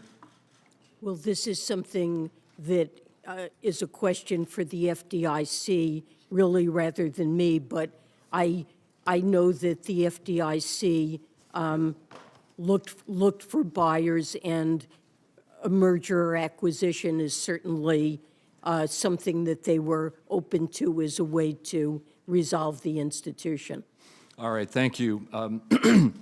Very quickly, on the OECD agreement, I'm very much opposed to it, yet it seems to me that Treasury is pushing for Congress to approve its approach to the OECD negotiations, and is already giving support to nations around the world in the OECD to tax U.S. profits that would be directly in contrast or in conflict with U.S. tax treaties. Am I correct in that? 137 countries signed this agreement and see it as a way to put a floor on taxation of corporations and multinational corporations and stop a race to the bottom. And the European Union has adopted Pillar 2, the global minimum tax, and other jurisdictions are moving forward. My and question, we feel it's in the U.S. interest to adopt this. We have proposed. I understand, Madam Secretary. My time has expired, and the chairman's trying to get me to wrap up. I do want to make one more quick statement. I would like to express my concern about numerous proposals in the Green Book, in the budget, that we won't have time to get into here today. Last year, Treasury did not provide answers to these questions for the record responses for 6 months. And I just would like to ask you to pay attention to this year and have your team respond to us promptly as we get questions for the record on this year's budget. Senator Grassley. Yeah. You didn't answer his last question about OECD and tax treaties. Is what you're proposing in any way a violation of the tax treaties that we've had with other countries? No, there's no violation in anything we've proposed with tax treaties that we've engaged in. This is something that the OECD considered very carefully, and there's no violation of our tax treaty. Well, we surely don't agree with your analysis of that. Only Congress has the power to approve tax treaties. I want to go to your position as a member of the Social Security Board of Trustees. You and other people put out an annual report, quote, lawmakers should address the projected trust fund shortfalls in a timely way in order to phase in necessary changes gradually and give workers and beneficiaries time to adjust to them, end of quote. I don't disagree at all with that statement. President Biden has claimed that his budget reduces the deficits while protecting Social Security. However, the president's budget includes no proposal to extend the solvency of the Social Security Trust Fund. Anyone who knows that things get done around here know it takes presidential leadership to lead major reforms to Social Security. 40 years ago, that was a President Reagan and a Democrat Speaker of the House, Tip O'Neill, that put together a bipartisan agreement that was overwhelmingly approved by the Congress of the United States, and it has made Social Security sound at least through 2035. So I assume that you stand by your recommendations that lawmakers act sooner rather than later to shore up Social Security trust funds. So can Congress expect to see the president's proposal to put Social Security on a sound fiscal basis along the same ways, replicating the leadership of President Reagan and Tip O'Neill? President Biden stands ready to work with Congress to shore up Social Security and discuss possible approaches. So that's a conversation that it's important for us to have. He has made explicit proposals in connection with Medicare and shoring it up. And it's important to have that conversation about Social Security. The president believes strongly that that should not involve cutting benefits or going back on our commitments to America's seniors. But certainly it's a discussion we need to have.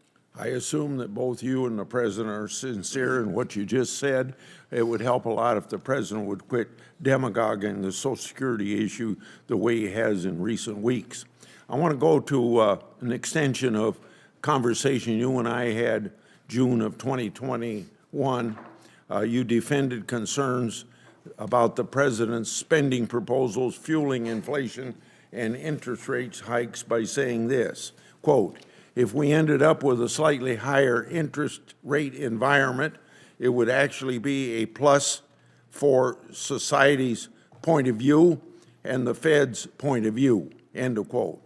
I want to emphasize plus for a society's point of view.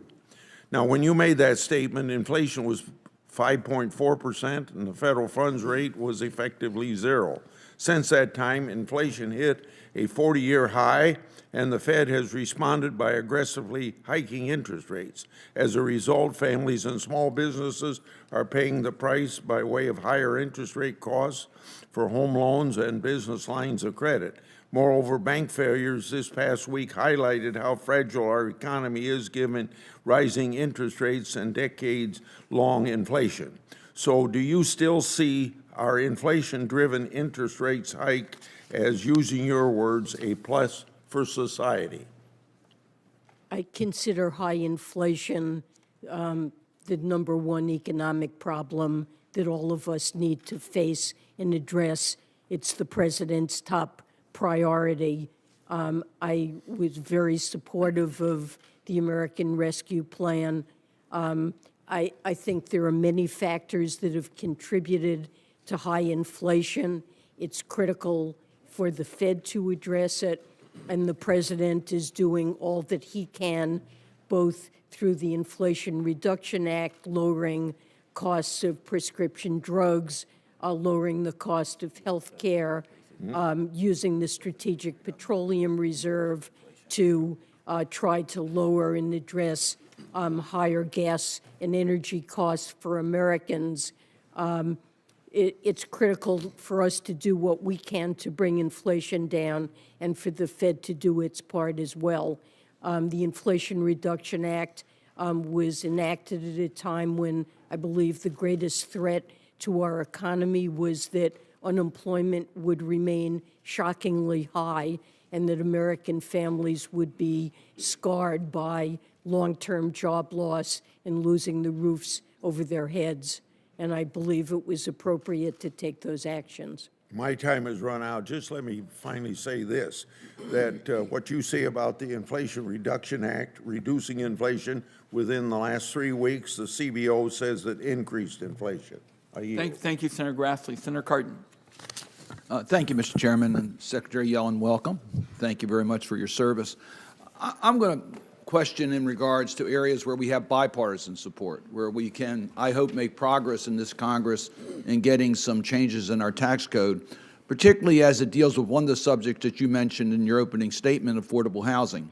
We have fallen behind in affordable housing. We were able to make progress in a lot of areas during the last 2 years, but affordable housing was not one of those areas where we were able to advance.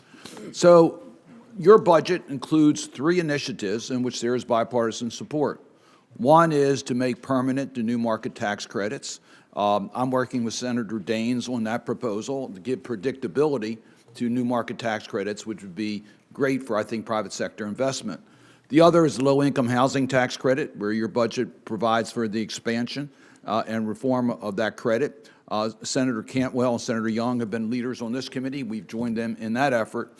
And then lastly, on the neighborhood homes credit, which I have been the sponsor and Senator Young is my co-sponsor. So these are all bipartisan bills that we have a chance of moving forward. My suggestion is to try to see whether we can't move a housing tax credit program separate from the other areas where we might have more controversy. This is an area we could perhaps get to the finish line earlier. So could we have your cooperation in trying to deal with a housing tax credit bill that could perhaps make it to the president's desk earlier rather than later? Absolutely, Senator Cardin. I'm very pleased that this is an area where there is bipartisan agreement on the need to act. I think the United States really faces a housing supply gap, and we need initiatives to make rents more affordable and attainable homeownership for Americans. And all of the programs that you mentioned, the new markets tax credit, LIHTC, and the neighborhood homes tax credit, all of these are important initiatives, and we would look forward to working with Congress to try to see if we can make progress here. Thank you. I want to move on to another bipartisan bill that passed in the last Congress with overwhelming support in retirement savings, Secure 2.0. Are you focused on helping us implement that law as quickly as possible? It provides opportunities for particularly modest income families to be able to take advantage of retirement savings opportunities, particularly with the refundable tax credits. Are you working to make the implementation of that law as smooth as possible so we can see some progress? Yes, absolutely. It's an important law.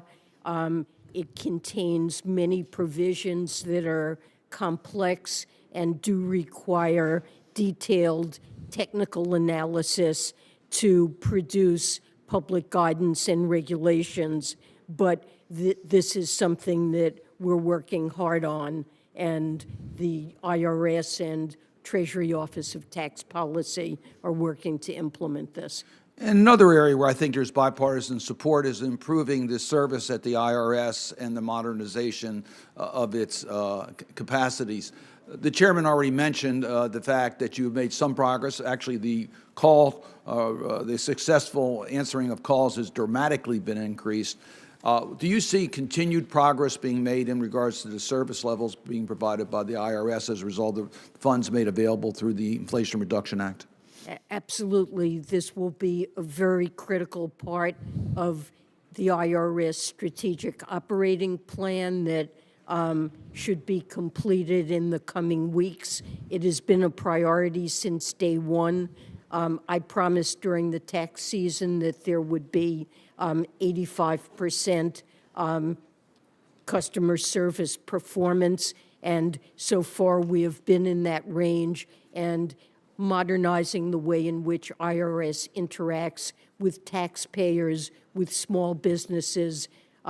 There have already been other improvements put into effect that, for example, makes it easier for small businesses to file 1099 forms online, and this will be an important priority. I'm going to ask two questions for the record. If I just mention them, one will deal with the Section 179D allocations. I've worked with Senator Crapo on this.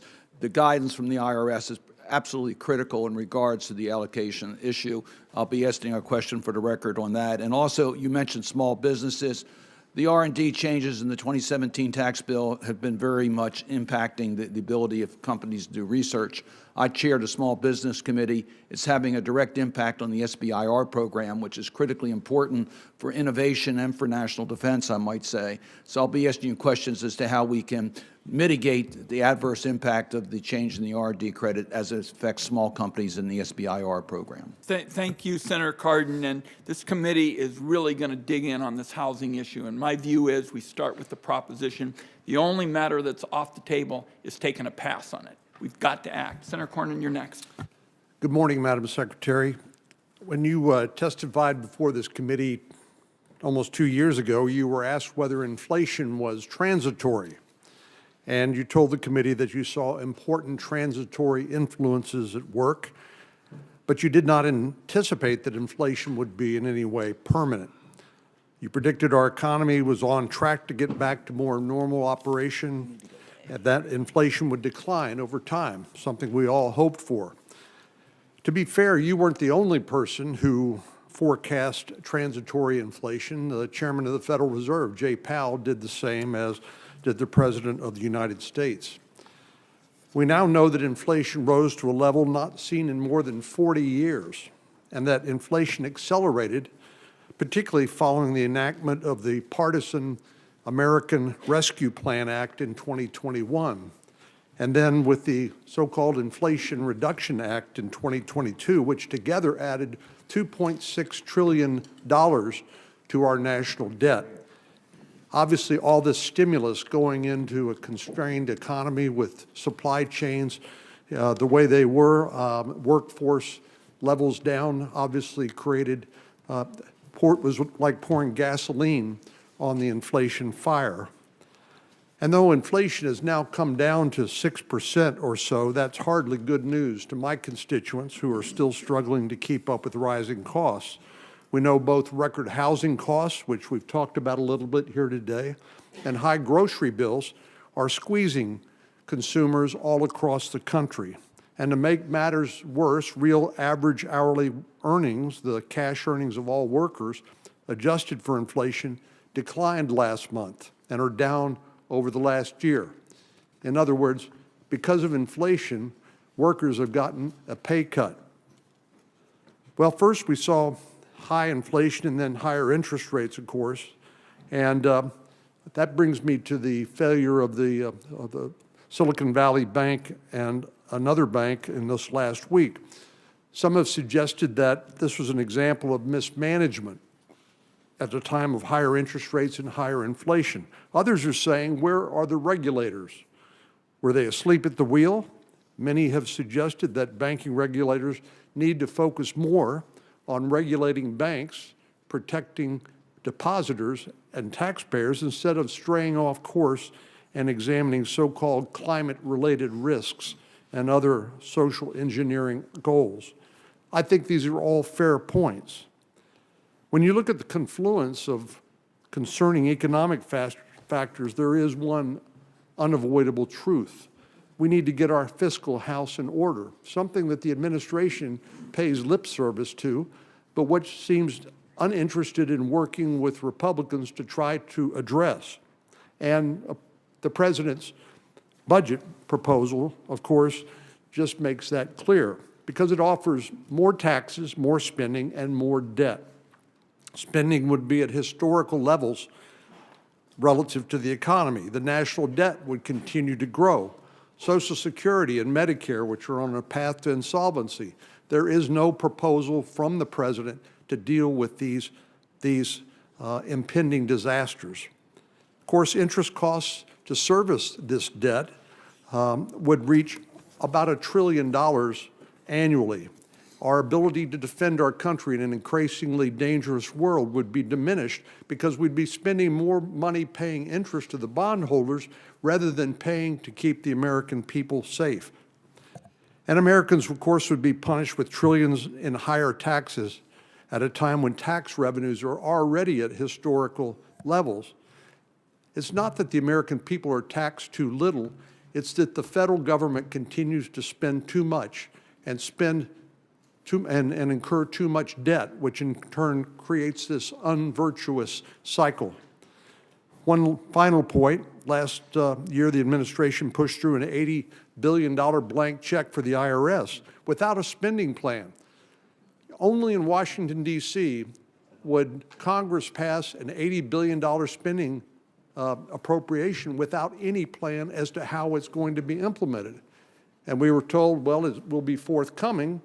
That's great, but that's the opposite of what you would do it in the real world. First, you would want to know what is the plan, and then you would ask, how much does it take to finance or pay for that plan? Well, now the administration wants another $29 billion, which would bring the total up to $110 billion. This, of course, is going to mean more audits, more red tape, and violate the president's promise that no one paying less than $400,000 in taxes would pay any more. So, unfortunately, the president's budget misses the mark, which is disappointing, but unfortunately pretty consistent with what we've seen from this administration. Thank you, Senator Cornyn. Next would be Senator Bennett, followed by Senator Cassidy. I'm going to yield to Mr. Cassidy, if that's all right.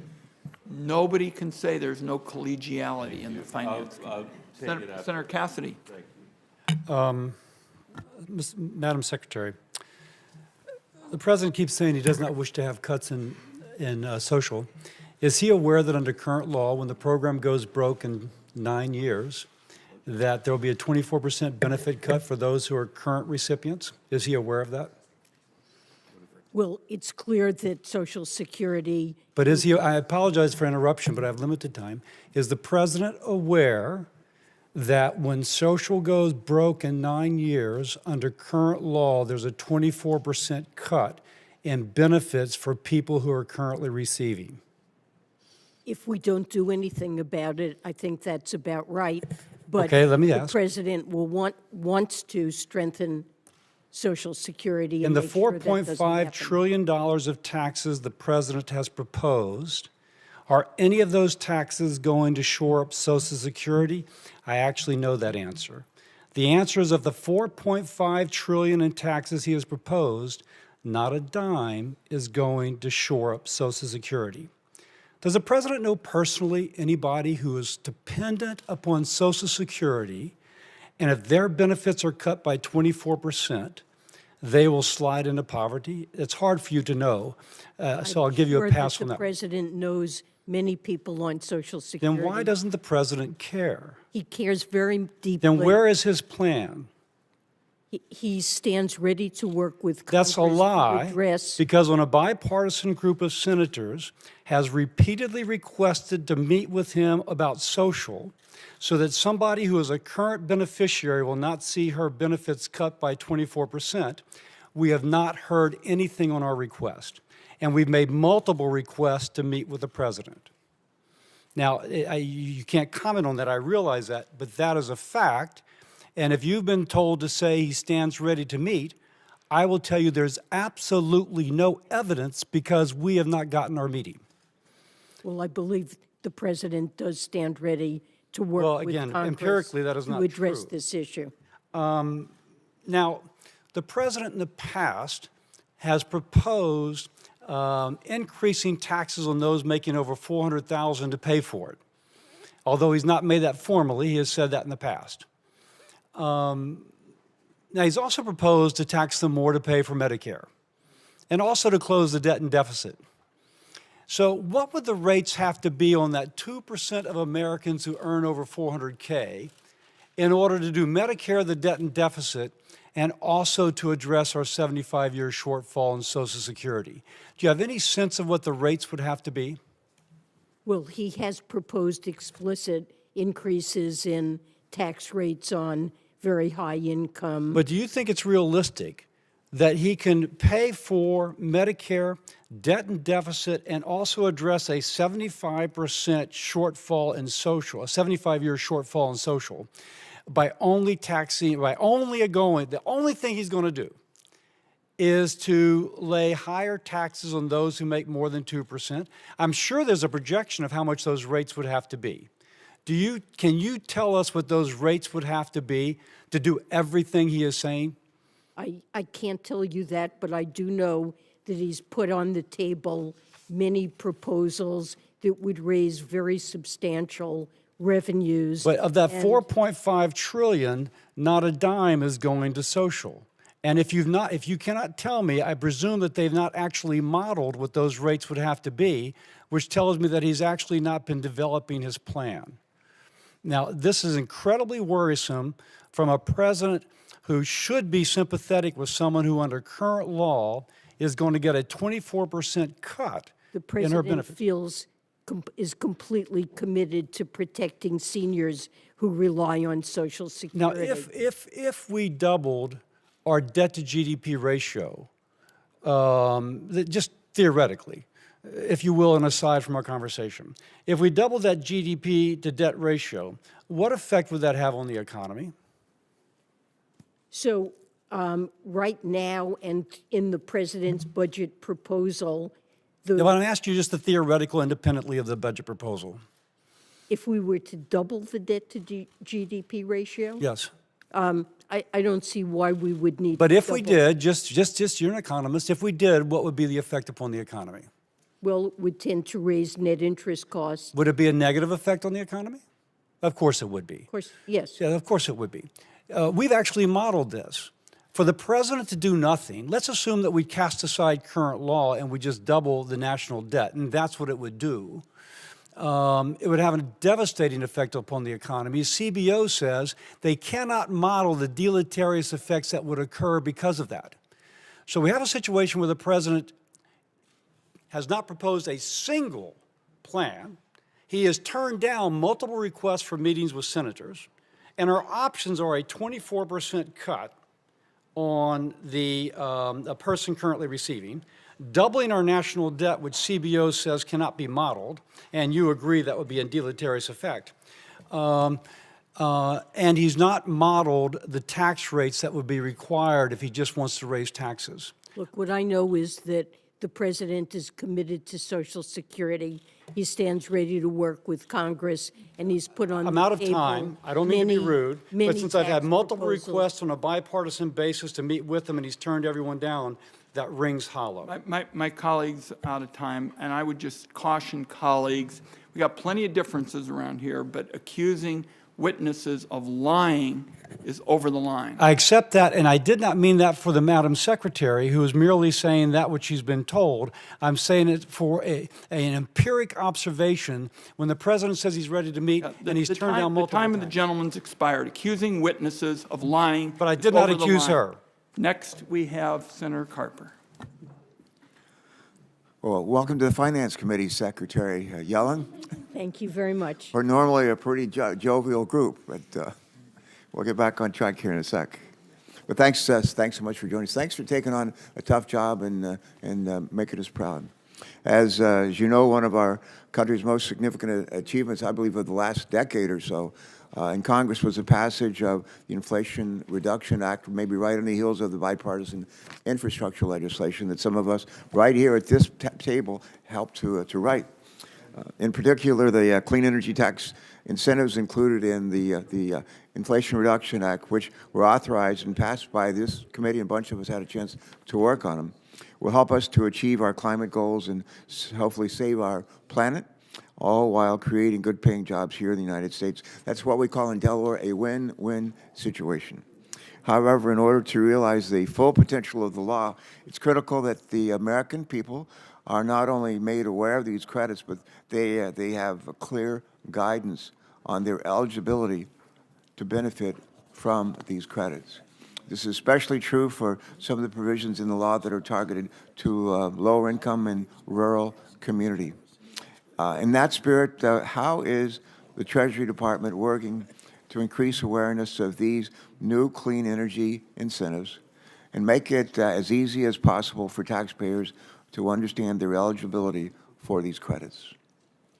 That's an important question, and let me just say that this is a very top priority for Treasury and our Office of Tax Policy.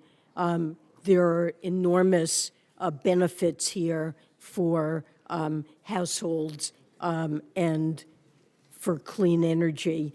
We need to write numerous regulations to implement the IRA programs, from prevailing wage and apprenticeships to electric vehicles and advanced electric energy projects. And we're working very hard on that guidance. And when we've devised those regulations, I think they will help to provide clarity that taxpayers need, make sure that the goals of the IRA are met, and we'll need to find ways of publicizing those programs so that taxpayers know what they're eligible for. There are benefits for investing, for example, in electric heat pumps or energy-efficient appliances, and we'll need to work to make sure that this information is available to households so they can take advantage of these credits. Thanks for that response. My second question, also relating to the IRS, but IRS funding implementation. Another significant accomplishment included in the Inflation Reduction Act was the badly needed investment to revitalize the IRS, in part to help them provide better service to the people that are going to be calling them, especially as they prepare their tax returns. But as the chairman mentioned earlier, taxpayers are already reaping the rewards of this funding. And since the passage of the law, the IRS has used, I'm told, nearly $1 billion to boost taxpayer services, including hiring thousands of workers to help answer phone calls and support walk-in tax clinics. And because of these investments, the IRS, listen to this is worth listening to. The IRS is, I'm told, answering 98% of phone calls from taxpayers seeking help during this filing season. I have a friend, you ask him how he's doing, he says compared to what? Well, compared to about a year ago, that number was not 90%, it was 13%. That's not perfect, but it's one heck of a lot better than it was. Sure. And we're just getting started, and with the IRS Commissioner, Danny Werfel, at the helm, my thanks to everybody in this committee who supported his confirmation. These investments will ensure that the IRS can modernize their technology and their workforce to meet the needs of everyday taxpayers while improving the fairness of our tax system. Question, as the IRS puts this funding to work, how should policymakers like us evaluate the success of these critical investments, and what outcomes can the American people expect in the years to come? Please. So a simple metric is customer service, what fraction of phone calls are answered, and you mentioned 13%. I promised that this tax filing season, with the money from the IRA, that would rise to 85%.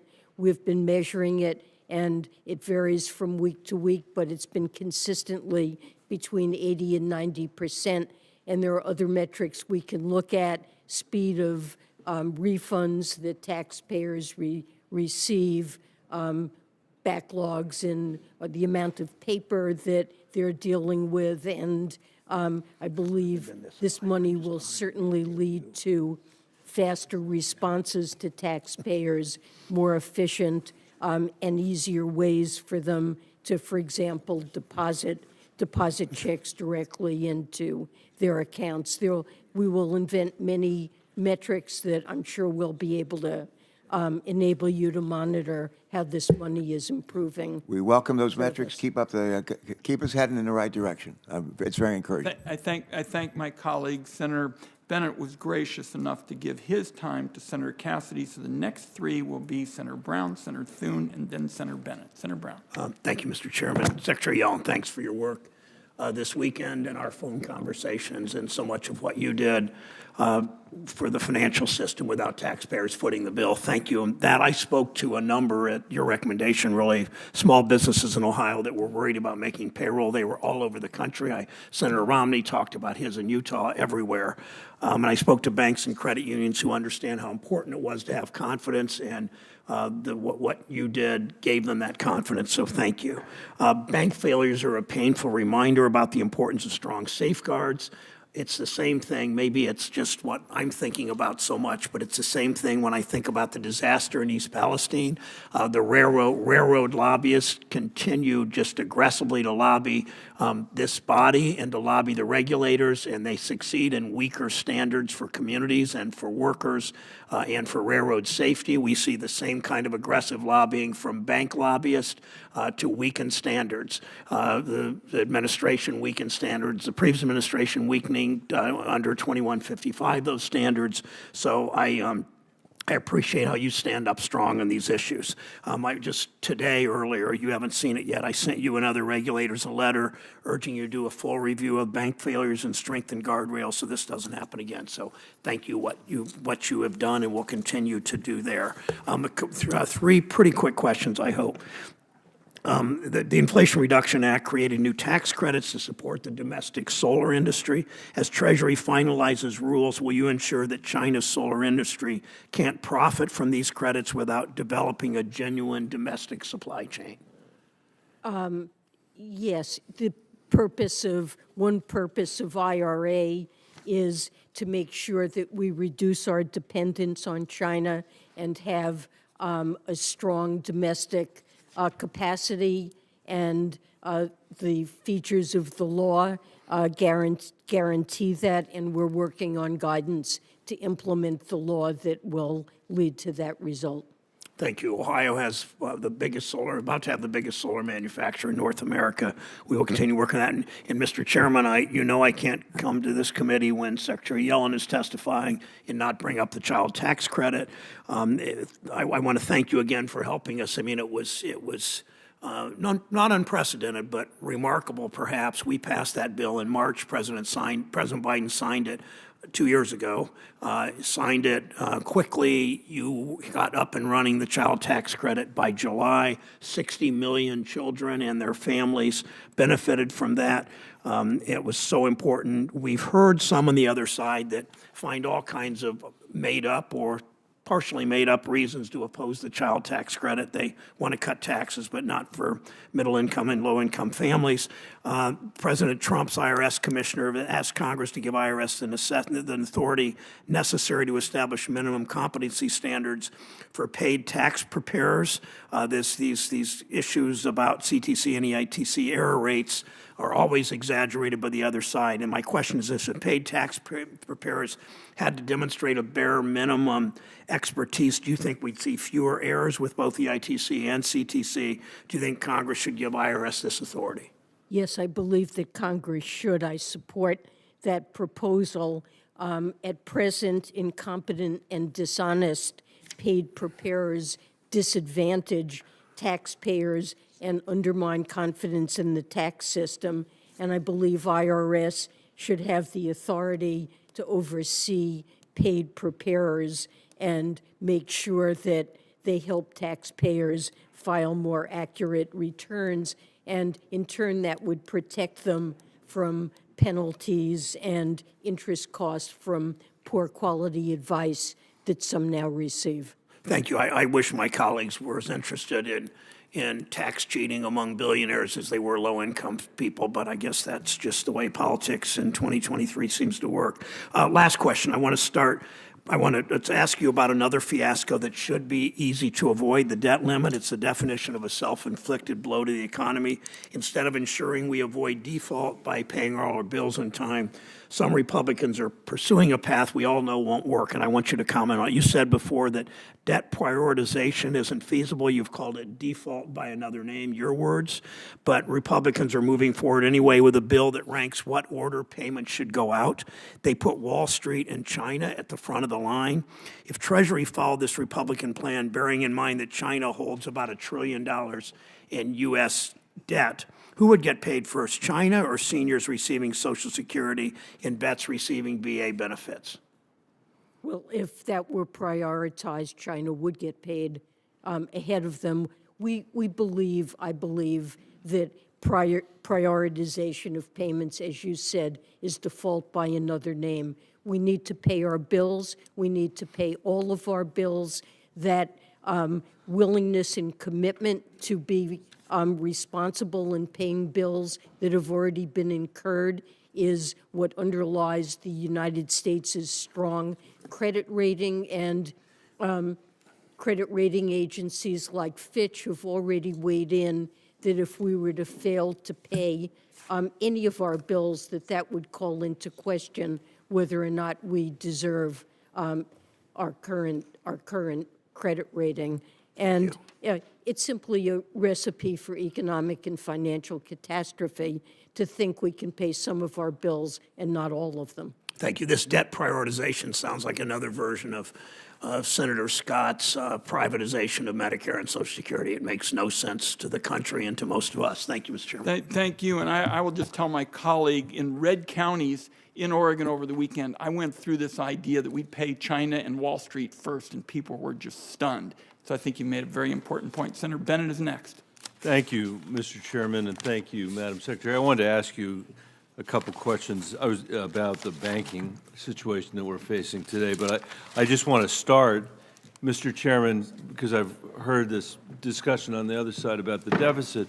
You know, I've been here for 14 years. The deficit and the debt hasn't gotten any better over that period of time, but I think it, and the good news is, if we want to work together, we could actually close the gap, because the gap isn't that gigantic compared to the way it's been in other places. If we could get it to a place where our government, our deficit wasn't growing faster than our GDP, that would be a really good step forward. But I just want to point out that we need to recognize that we have this problem today, this gap, because of the Bush and Trump tax cuts.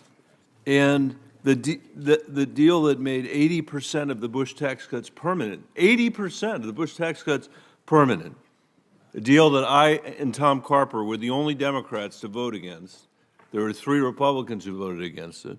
When you combine that, and when you combine that with what we did with the Trump tax cuts, that's 2% plus 1% of GDP. That's 3% of GDP right there. So we would have closed that gap and been well on our way. So I'm not, you know, I know that it's going to be a mix of spending cuts and it's going to be a mix of revenue, and that's how we get back to a place where, you know, you get a 19% of GDP of taxes and a 19% of GDP of spending. That's a felicitous place for us to be, because, you know, maybe before we're dead, we actually will move beyond the political talking points and do something useful for our kids and our grandkids. But I just want the math to reflect that. And that's why I voted against that bill. That's why I think Tom Carper voted against that bill. And I said, you know, in my completely unnoticed campaign for president, on a debate stage with the thank you, you're nice to say so, but I said with a person who became the president of the United States, that was a terrible deal that was struck between the Obama administration and and Mitch McConnell, frankly, to extend those tax cuts permanently. So until we get to a place where we're willing to actually have a rational conversation about what it looks like, what every single state in the union I'm aware of, the conversation they have to have, because they have, you know, a duty and a responsibility to actually balance their budget. And I'm not even saying we have to balance it. Let's just get to a place where our debt is less than 3% of our GDP. we could make some progress. And there isn't a committee in Congress that's better situated than this committee to do it. That's not even what I wanted to talk to you about. I wanted to talk to you about the child tax credit, Madam Secretary, and all the evidence that we have that it worked, it did what it was supposed to do, and that you guys did an amazing job of implementing it. And so I'm going to leave that question for the record as well. I just want to go to the banking issue that we have in front of us right now, Madam Secretary. It's obvious to you and to me that marijuana, I'm going to get to the banking, but marijuana has been legal in Colorado for 9 years. But legal cannabis businesses are frozen out of the financial system, the finance system. Banks refuse to provide them financial services because of strict federal laws and regulations that prohibit them from offering services to cannabis businesses. Banking regulators can permanently ban someone from working at a bank or revoke an institution's FDIC coverage for working with cannabis businesses. This endangers the lives and livelihoods of Colorado business owners who have to operate in this kind of situation. They have nowhere to put their cash. Last weekend, Signature Bank failed. The other bank that failed, Silicon Valley Bank, here's what they had to do to fail. They had to not observe the fact that their balance sheet had basically tripled over, some period of time. Not observe the fact that they were in a volatile, high-tech industry where the tide comes in and goes out for all those tech companies at exactly the same time, which is what we're seeing today. They had to make a decision to lay on 10-year paper with ridiculously high interest rates, and they weren't even that high, but compared to, low interest rates compared to the interest rates that we were about to be challenged by the Fed. And I can tell you, unless somebody around here knows something, I don't know, Jay Powell wasn't exactly secretive about what he was doing with that. They had to get that through their board, they had to get that through that audit committee, and somehow they had to get that through a regulator, I guess, who was looking over that, who wasn't saying, this is insane what they were doing. We've had all week, it's been, is it Dodd-Frank, not Dodd-Frank, 2018, not 2018? I don't know what the answer is going to be about any of that, but I know that what they were doing was not prudentially sound, and I hope that the regulator would be the backstop. I'm 30 seconds over, so I will stop to go back to my marijuana question. Last weekend, Signature Bank failed, and almost a fifth of its deposits came from crypto. Like, they're not allowed to do anything with marijuana, but apparently they can lay 20% of this on crypto, a notoriously unstable, a thing that nobody here even understands, and where the value of the assets can soar and collapse. We've seen that in this sector. And my question is, what questions come to your mind when you see that? When you've got a bank that's now failed, where 20% of what it was relying on to claim that it was doing the right thing by its depositors was something I would argue isn't even as stable as the marijuana industry in the state of Colorado, which can't get any approval from the Treasury Department. Well, as you pointed out, in the case of marijuana, it is against federal law, and that's a barrier, unfortunately, to appropriate banking services for the industry, and it's something the regulators have been looking for solutions to. I think we need to look into the regulators do exactly what happened to create the problems that these two banks that failed faced, and make sure that our regulatory system and supervision is appropriately geared so that banks manage their risks to avoid problems of the type that these banks have suffered from. Senator Bennett, thank you, and thank you for always being there to point out when numbers don't add up, because that's exactly what the budget chairman, who's a member of this committee, Senator Whitehouse, just found a couple days ago with respect to the House Republicans. Senator Warner's next. Thank you, Mr. Chairman, and Madam Secretary, it's great to see you, and let me commend my dear friend from Colorado. I've always noticed, Senator Bennett, what you do, and I think you raised great issues, and I think about one of the first gangs that you and Senator Crapo and I and others on Simpson Bowles wasn't perfect, but man, we'd be a heck of a lot further down the path if we had taken that. Let me also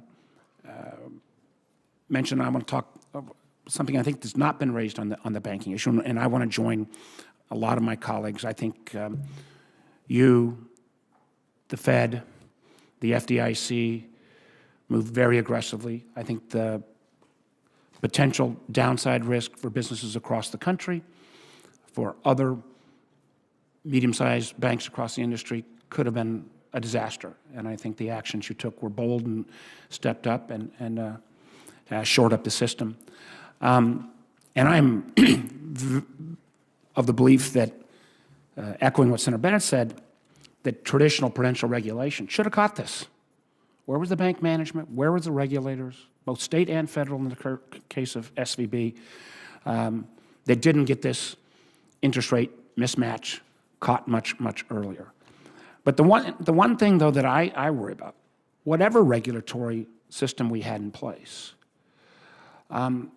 the other half of what happened, that happened sometime between Tuesday and Thursday afternoon, where we've seen now the very first social media, internet-based bank run.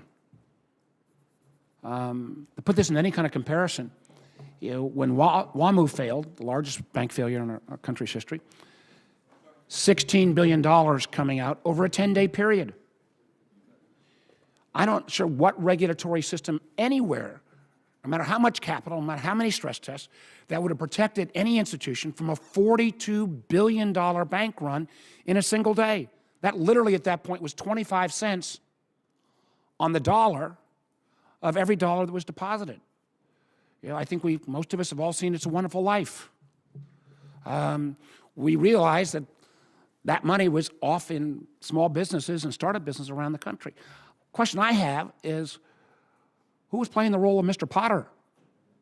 I think there were some, and I've been supportive of the venture capital community. I was a venture capitalist before, but I think there were some bad actors in the VC community who literally started to spur this run by virtually crying fire in a crowded theater in terms of rushing all of these deposits out. And I'm not sure that we have anything in our existing regulatory structure, and it's early on, and we need to figure out what happened and who missed this, but this notion that 25 cents on every dollar can rush out in a single day, and people who spur this online Tuesday and Wednesday night bear no responsibility, and the hypocrisy of some who are libertarian until the stuff hits the fan and then want relief is frankly more than a little repugnant. So early on, this is not normally within the traditional banking regulatory, but I think this will go down as the history's first internet-driven run. You have any initial thoughts on this? Well, no matter how strong capital and liquidity supervision are, if a bank has an overwhelming run that's spurred by social media or whatever so that it's seeing deposits flee at that pace, a bank can be put at danger of failing. Of course, there's backup liquidity, there's the Fed's discount window, but this is really can be a threat to banks. And one of the reasons we intervened and declared a systemic risk exception is because of the recognition there can be contagion in situations like this, and other banks can then fall prey to the same kinds of runs, which we certainly want to avoid. But this was a bank that had a very high ratio of uninsured depositors. Insured depositors and retail customers are usually do not run. We tend not to see runs among insured depositors, but the liquidity requirements and needs of a bank with such heavy reliance on uninsured deposits that are runnable. I think we need to think about that. And I agree, and you know, in a complete concentration in an industry sector. But the notion, and again, I don't have a solution in mind yet. But the idea that there is no responsibility for the equivalent of shouting fire in a crowded theater, and forcing that run, using technology as a mechanism to accelerate that, you know, presents a problem that I hope we could all kind of put our heads jointly together on. Thank you, Mr. Chairman. Thank my colleague. Our next three would be Senator Thune, Senator Lankford, and Senator Cortez Masto. Senator Thune. Thank you, Mr. Chairman. Madam Secretary, thank you for being here. Madam Chairman, would you characterize the pandemic as being over? Well, I think we're still living with COVID. Its impact on America has diminished, but it still certainly exists and is affecting the economy. I think for all practical purposes, you know, most people acknowledge, yes, there's some overhang, but that it is over. And so just out of curiosity, how much of your workforce is back in the office? We're basically back to business as usual, although we have policies that enable a certain amount of work from home, as most companies and offices do. It's a practical and efficient way to conduct business these days. There are some things that may be true, and this isn't directly your purview. Maybe it's a better question for the banking regulators. But I would be curious to know how much of their workforce is actually back in the office and functioning, because it seems to me that from a supervisory standpoint, if your job is to examine banks, that's something that you kind of have to be there to do. And it seems to me, at least, in your agency, as recently as when we were talking about the Inflation Reduction Act back in August, my understanding at that time was less than half back in the office. If that's up, I'd like to know what the updated number is on that. Let me ask you, will you commit to keeping this committee apprised of the Treasury's findings when it comes to SVB's, what you find there in a timely and thorough manner? We certainly will keep this committee updated. However, much of the investigation of what happened at this bank would be done by the FDIC, and so that's an appropriate source of information. And we will make sure we ask them that same question. But I know that you'll be involved. I mean, this obviously is something that dramatically impacts the economy and would be something significantly of interest, I would think, to the Treasury Department. And I'm hopeful you'll stick to that commitment. In a previous Finance Committee hearing, you gave your, quote, absolute word to keep us updated on Treasury's findings about the private taxpayer data that was improperly shared from the IRS to ProPublica. It's been almost 2 years since that breach of taxpayer data was made public, and the administration still hasn't provided a meaningful response. And you can answer that, but let me move on here. I want to ask a question about the actions taken by the administration to shore up Silicon Valley Bank and others. The Treasury issued a joint statement that stated, and I quote, "No losses will be borne by the taxpayer." Do you stand by that statement? Yes. And I just want to stress this is something that's deeply important to taxpayers, and I think it's something that I and I expect a lot of my colleagues, hopefully on both sides of the aisle, will be strictly holding this administration to account on. You, in the IRA, got an additional $80 billion, 6 times the annual budget of the IRS, through the, I should say, not directly Treasury, but the IRS, and 87,000 new employees. Now, the request in this year's budget, because that's what we're talking about here today, is for an additional 15% increase, somewhere on the order of $29 or $30 billion in additional. We still don't have the plan for the $80 billion in IRS funding, and there was supposed to be a plan made public several weeks ago.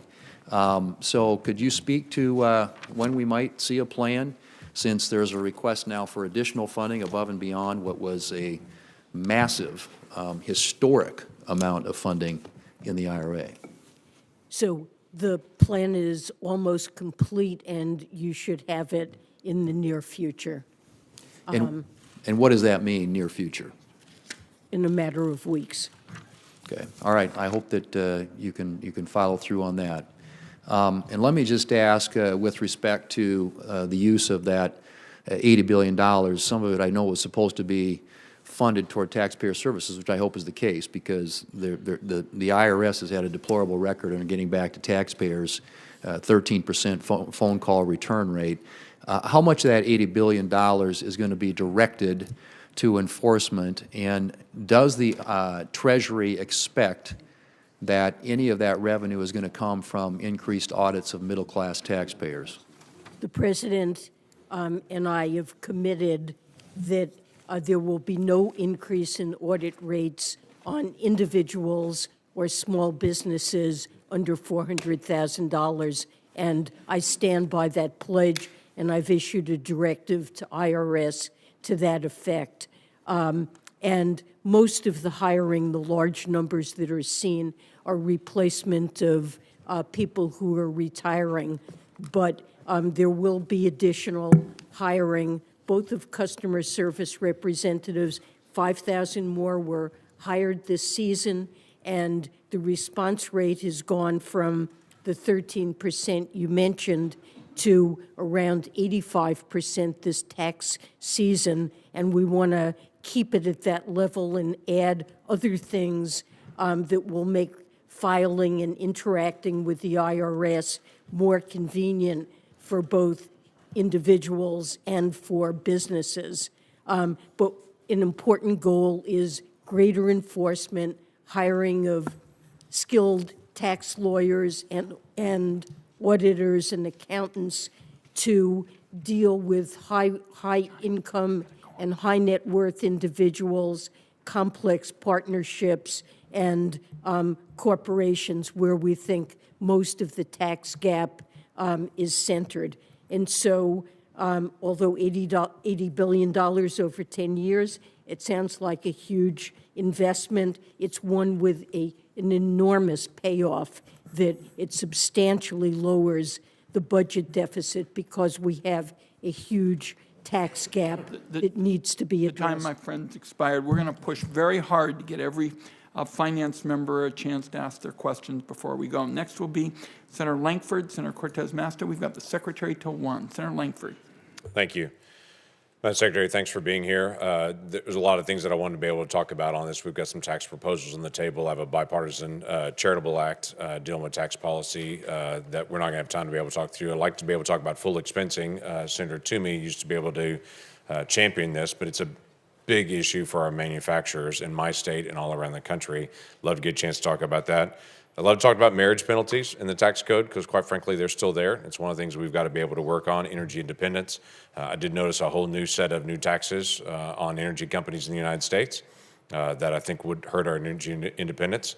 And there's still no definition for the $600 if you do Venmo payments to somebody up to $600. Now the IRS is going to track you. I've noticed that you've delayed that, and the IRS has delayed that. But there's a lot of questions with that, and new creative definitions of what it means to be made in America. We now have new treaties that are popping up that are not really treaties, not really free trade agreements, but are being declared free trade agreements to allow from the Inflation Reduction Act actions from Japan and Germany to now be defined as made in America. I find that very creative. Love to talk about all that. Don't have time. I'd need to be able to drill in on a couple of things. Let me start with some of the banking issues we're dealing with on it. Will the deposits in every community bank in Oklahoma, regardless of their size, be fully insured now? Are they fully recovered? Every bank, every community bank in Oklahoma, regardless of the size of the deposit, will they get the same treatment that SVBP just got or Signature Bank just got? A bank only gets that treatment if a majority of the FDIC board, a supermajority of the Fed board, and I, in consultation with the president, determine that the failure to protect uninsured depositors would create systemic risk and significant economic and financial consequences. So what is your plan? And we made that determination Right. So what is your plan to keep large depositors from moving their funds out of community banks into the big banks? We have seen the mergers of banks over the past decade. I'm concerned you're about to accelerate that by encouraging anyone who has a large deposit in a community bank to say, we're not going to make you whole, but if you go to one of our preferred banks, we will make you whole at that point. Look, I mean, that's certainly not something that we're encouraging. That is happening right now. That is happening because depositors are concerned about the bank failures that have happened and whether or not other banks could also No, fail. it's happening And because you're it's- fully insured no matter what the amount is if you're in a big bank. You're not fully insured if you're in a community bank. Well, you're not fully insured. And You big- were at Signature, and the it just barely met that threshold. You were at Signature. Well, we felt that there was a serious risk of contagion that could have brought down and triggered runs on many banks. And that's something, given that our judgment is that the banking system overall is safe and sound, depositors should have confidence in the system, and we took these actions. So there's a to special discourage assessment that's been done contagion. on community banks in my state and all banks across the country. Was there any discussion that that special assessment would only apply to the larger banks, or was it always assumed the special assessment would cover every bank, including rural banks in my state? I think, I'm not certain what the rules are around that. That's for the FDIC to determine. It has been reported publicly that SVB had a large number of Chinese investors that are there, including some that were companies directly connected to the Chinese Communist Party. Will those individuals, companies, entities, and investors that are Chinese investors be made whole based on assessments in my banks in Oklahoma? So what I'm asking is, will my banks in Oklahoma pay a special assessment to be able to make Chinese investors whole from Silicon Valley Bank? Uninsured investors will be made whole in that bank, and I suppose that could include foreign depositors, but I don't believe there's any legal basis to discriminate among uninsured. I get it, but I'm depositors. just saying my community banks are going to pay this additional fee. It is always fascinating to me as well, the conversation that taxpayers are being made whole in this, that taxpayers are not going to have any kind of consequence on this. I'm sure my bankers are going to be very excited to know they no longer pay taxes, and their banks no longer pay taxes. Credit unions don't pay taxes, banks do, and so they're definitely taxpayers as well, and all banks make their revenue off of rates and fees and such to their account holders, which means every Oklahoman will pay higher fees in their community bank. We're just going to have to move on. If we have a collapse of the banking system and its economic consequences, that will have very severe effects on banks in Oklahoma that will also be threatened. I'm just worried about the long-term We are going to have to consequences move on our on, banks as or well. we're not going to get all senators in. Senator Cortez Masto. Thank you, Mr. Chairman. Secretary Yellen, it's always good to see you. Thank you. Thank you, Before we get to the banking and the budget, let me ask you something that's important in my state, and I think across the country, quite honestly. These are the low-income solar tax credits. It is a question that I asked Commissioner Werfel regarding Section 13103 of the Inflation Reduction Act, which provides a bonus investment tax credit for certain renewable energy investments that were made in low-income communities. The February guidance that Treasury puts out provides the potential applications will only be considered for this tax credit during limited application windows. And this is my concern, will limit solar deployment and the ability to drive clean energy investment in these communities, because the investments with tax credits happens when you have certainty up front that the credit can be used. It's especially important because the law requires that the bonus credit that we put in the Inflation Reduction Act be tied directly towards reductions in energy bills for consumers. So in light of these challenges and the headwinds facing the solar industry, and I'm going to talk a little bit about that as well, can you share anything regarding the process for revising the guidance in this very near future to meet the intent of Congress, not only here with the solar tax credit, to ensure that people can access it in a timely way before it goes away, but the guidance in general that you've talked about, because everybody's waiting for guidance to be implementing the Inflation Reduction Act proposals we put in there, and concern about they're going to come too late before we can even utilize the opportunities. All I can say is that we are working 24/7 on the guidance and regulations that need to be written in order to implement the various tax credits that are in the IRA. We have no higher priority at Treasury, and we are really working tirelessly to get this done. My understanding is that we've committed to open the first phase of applications for this credit in the third quarter of this year, and we will provide detailed guidance ahead of accepting applications. So let me put a proposal out there, and this is for some of my colleagues as well, because I think in general the Inflation Reduction Act and the work that we have been doing to lead us into this clean energy future requires a bridge to get us there. Requires a bridge to get us there. And let me just say this. I support the manufacturing here in this country, and we need to build it and grow it. But when it comes to solar, we're not there yet. I support the manufacturing that is happening in Ohio and here across this country. But the manufacturing for the supplies that we need to grow out solar in this country has a capacity of 5.6 gigawatts. Now, let me just say in 2022, we were able to actually install, the demand was for 20.2 gigawatts. So we are at a deficit there. And if we don't get these supplies, if we don't have what we need to address bringing these supplies here from somewhere and deal with the tariffs that are out there that are limiting our access to these supplies, we are going to be limited to the amount that we can grow our clean energy in this country through solar.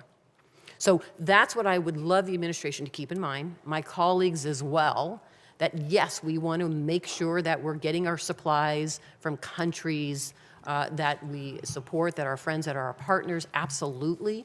But until we grow our domestic manufacturing here, we are not going to meet the demand for solar in this country that we need right now. We're going to try. Well, there is substantial incentives in this legislation to bring manufacturing of solar panels to the United States. And we're certainly picking up great interest among investors in moving manufacturing here.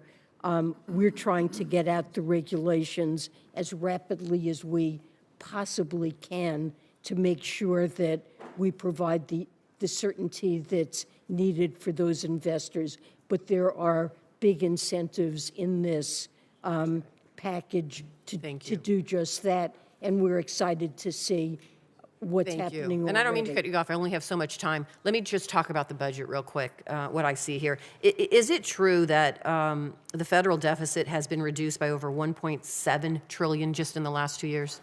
Yes, that is true. And it's also true what you said earlier, that this budget proposed by this administration looks at also an additional deficit reduction of $3 trillion years over 10 years. That is correct. So this administration is concerned about reducing the deficit, correct? Yes. And the debt limit that we were talking about, everybody's talking about, that debt limit, let's be fair, let's talk in a bipartisan way, that debt was incurred by both previous Republican and Democratic administrations, correct? Yes, when we're talking about paying bills that for spending and that Congress has authorized. I appreciate that. Thank you. I know I'm over my time. I will submit the rest of my questions for the record. Thank you, Secretary. I thank my colleague, and I will just say during the 10-year odyssey of developing those clean energy tax credits, it was always our intent to have the bonus solar tax credit for low-income communities. So we'll continue to work with my colleague. Senator Warren. Thank you, Mr. Chairman. So on Friday, the United States faced the second biggest bank failure in our entire history. And as panic spread among small businesses and nonprofits that had money deposited with Silicon Valley Bank, Treasury and other financial regulators announced they would take emergency measures to stabilize the system. I'm grateful for the administration's steady hand, but we shouldn't have had to be here in the first place. These bank failures were the direct result of policymakers' decisions over the last 5 years, beginning with a 2018 law signed by President Trump with the support of both parties to weaken the regulations that had been put in place after the 2008 financial crisis to ensure that big banks never again crashed our economy. On Monday, President Biden called on Congress and regulators to, quote, strengthen the rules for banks to make it less likely that this kind of bank failure will happen again, end quote. Secretary Yellen, thank you for being here today. Do you agree with the President that we need to strengthen our banking rules? Well, I think we certainly need to analyze carefully what happened that triggered these bank failures and re-examine our rules and supervision and make sure that they're appropriate to address the risks that banks face. Okay, so we want to make sure we've got the right rules in place. And pretty obvious we need some stronger rules here, so I want to talk about those rules, the stress test. Stress tests are critical tools in the regulatory toolbox that are designed to expose banks' vulnerabilities if bad things happen and force the banks to shore up any weak points before it's too late. Now, Secretary Yellen, when you were implementing the Dodd-Frank regulations as Fed chair 6 years ago, back in 2017, you said, quote, our stress testing regime is forcing banks to greatly improve their risk management and capital planning, end quote. But you warned that because, quote, we can never be confident that there won't be another financial crisis, it is important that we maintain the improvements that have been put in place that mitigate the risk and the potential damage, end quote. So I want to talk about those stress tests that you talked about, how important they were 6 years ago. Secretary Yellen, can regular, rigorous, well-designed stress tests help bank regulators spot problems lurking in banks' balance sheets and business models? Yes, I continue to endorse the comments Good. that you quoted. I think this has been one of the most important and consequential improvements in supervision since the financial crisis. So, two thumbs up for stress tests. Let me just ask, when regulators spot these problems early on, can those regulators then require the banks to clean up the problems long before they trigger a run on the bank? Yes, and in that sense, they're useful, but I would like to make one point. Sure. Which is that the supervisory stress tests focus on capital. Yes. And not on liquidity. And in these bank failures, liquidity played an important role. So let's ask the question then all the way around. If stress tests are done right, if we have robust stress tests, the way you described 6 years ago when you were still running the Fed, do they just test one thing that might go wrong, or do they test for lots of different problems if they're done right? If they're done right, they test for many possible problems, but they do not focus on liquidity. Okay, but they test focus for on many capital. kinds of things that go wrong. Is that right? Potentially. Yes, there are different scenarios every year, and so let me ask you then a related question. Is one of the problems that stress tests can expose is that you have managers who are not very good at managing risk, or management that is otherwise doing a bad job that could put a bank in jeopardy? well, that's the purpose of supervision, and supervision, stress tests are one tool, supervision is another tool that's critical. Okay, so Focuses very on other important. things. We've got stress tests, we've got supervision, we've got a lot of pieces here to make this work. In 2018, though, Trump's bank deregulation law and the door it opened for Fed Chair Powell to further hack away at the rules created an exception to annual Fed-administered stress tests, letting banks from $50 billion to $250 billion effectively off the hook. And that meant that a bank like SVB, which had $209 billion in assets when it failed, would be exempt from annual stress testing. So the question I have here is, if the law had not, let's not just do stress tests. It's stress test, it's the whole package.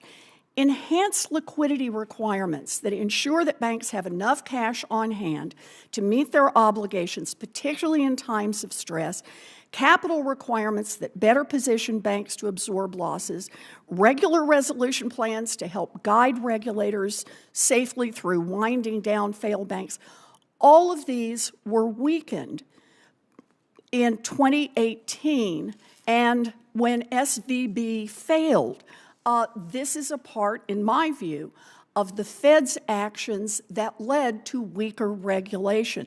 You know, over the last few days, we've heard a lot of Republicans say that this collapse wasn't their fault. It was the banking regulators who were asleep at the wheel. And believe me, I have questions for a lot of the banking regulators. But Congress handed Chair Powell the flamethrower that he aimed at the banking rules. In fact, he said so himself. I'll quote and then I'll quit. When he announced that he was weakening regulations for the banks like SBV, Chair Powell said, and I quote, "In the rules before us, we are applying the discretion granted to us by the Economic Growth, Regulatory Relief, and Consumer Protection Act." Translation, Congress opened the door to weaker regulations, and I'm waltzing right through it. That's true. Congress needs to close that door. I'm sorry, Mr. Chair. My colleague has great experience in this, and I apologize for having to cut people off. Senator Johnson's next. Did you call on me? Okay, thank you, Mr. Chairman. Welcome, Secretary Yellen.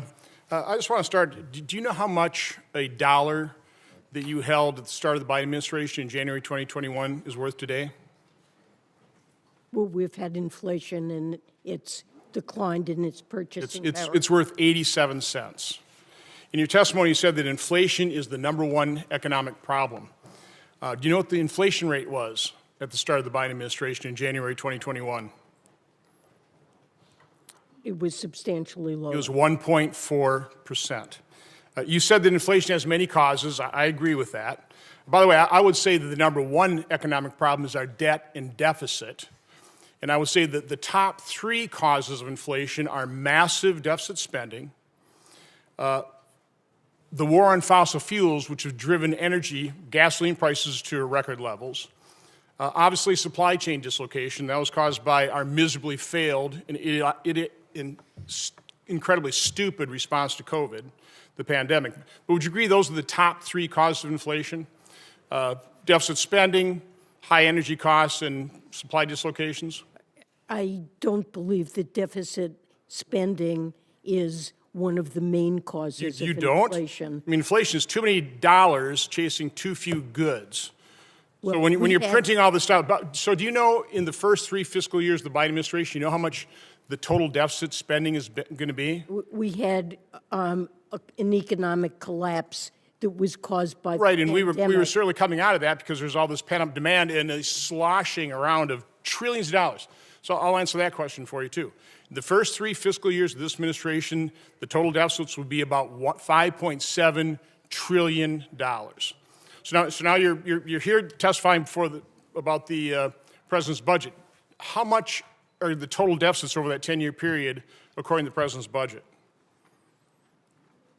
You don't know that off the top of your head? Yeah, I'm running out. It's $17 trillion, okay? Yeah, that's... You're going to drive the debt from somewhere around $32 trillion up to about $50 trillion, correct? Yes, but what I believe is the single most important metric for judging the fiscal stance of the country is real net interest as a share of GDP. Okay. So are you concerned when you're taking the debt from $32 to $50 trillion? Are Are you concerned who's going to buy that debt? And also at what rate they'll expect to be compensated for buying riskier and riskier debt. Are you concerned about that? Well, if the real net interest cost of the debt remains low relative to GDP and we're on a sustainable fiscal well, we're not on a sustainable path. Senator Cassie was talking about the president's demagoguery on Social Security, unwillingness to meet to try and save Social Security. If we do nothing, and the Social Security Trust Fund runs out 2023 to 2025, about the end of the budget period, are you concerned about, are we going to have the financial wherewithal to plus up benefits to honor those promises? I mean, you think we're going to, with $50 trillion in debt, a debt's exceeding our GDP, aren't you concerned about our inability to honor those promises? The interest cost on the debt as a share of our economy remains quite low throughout the 10-year horizon of the president's budget. It remains around 1%. Secretary, you're also the one who said very manageable. You also said that inflation was transitory, and it certainly isn't. And I think Chairman Powell certainly now agrees the fact that, no, we've got something going on here that's going to take a very long while, unfortunately, to wring out of our system. Not only you, but OMB Director Young and members of the other side keep talking about that you're cutting deficits. The deficit in 2021 obviously was high because of the pandemic. But in 2022 is about $1.4 trillion. 2023, we think it's going to be about $1.6 trillion. 2024, you're projecting $1.85 trillion. And again, growing debt by another 7%. It never drops below $1.5 trillion. How can you claim that you're cutting deficits? Well, it always is a comparison with the baseline of what would happen if our policies were not enacted and the increase in deficits would be larger.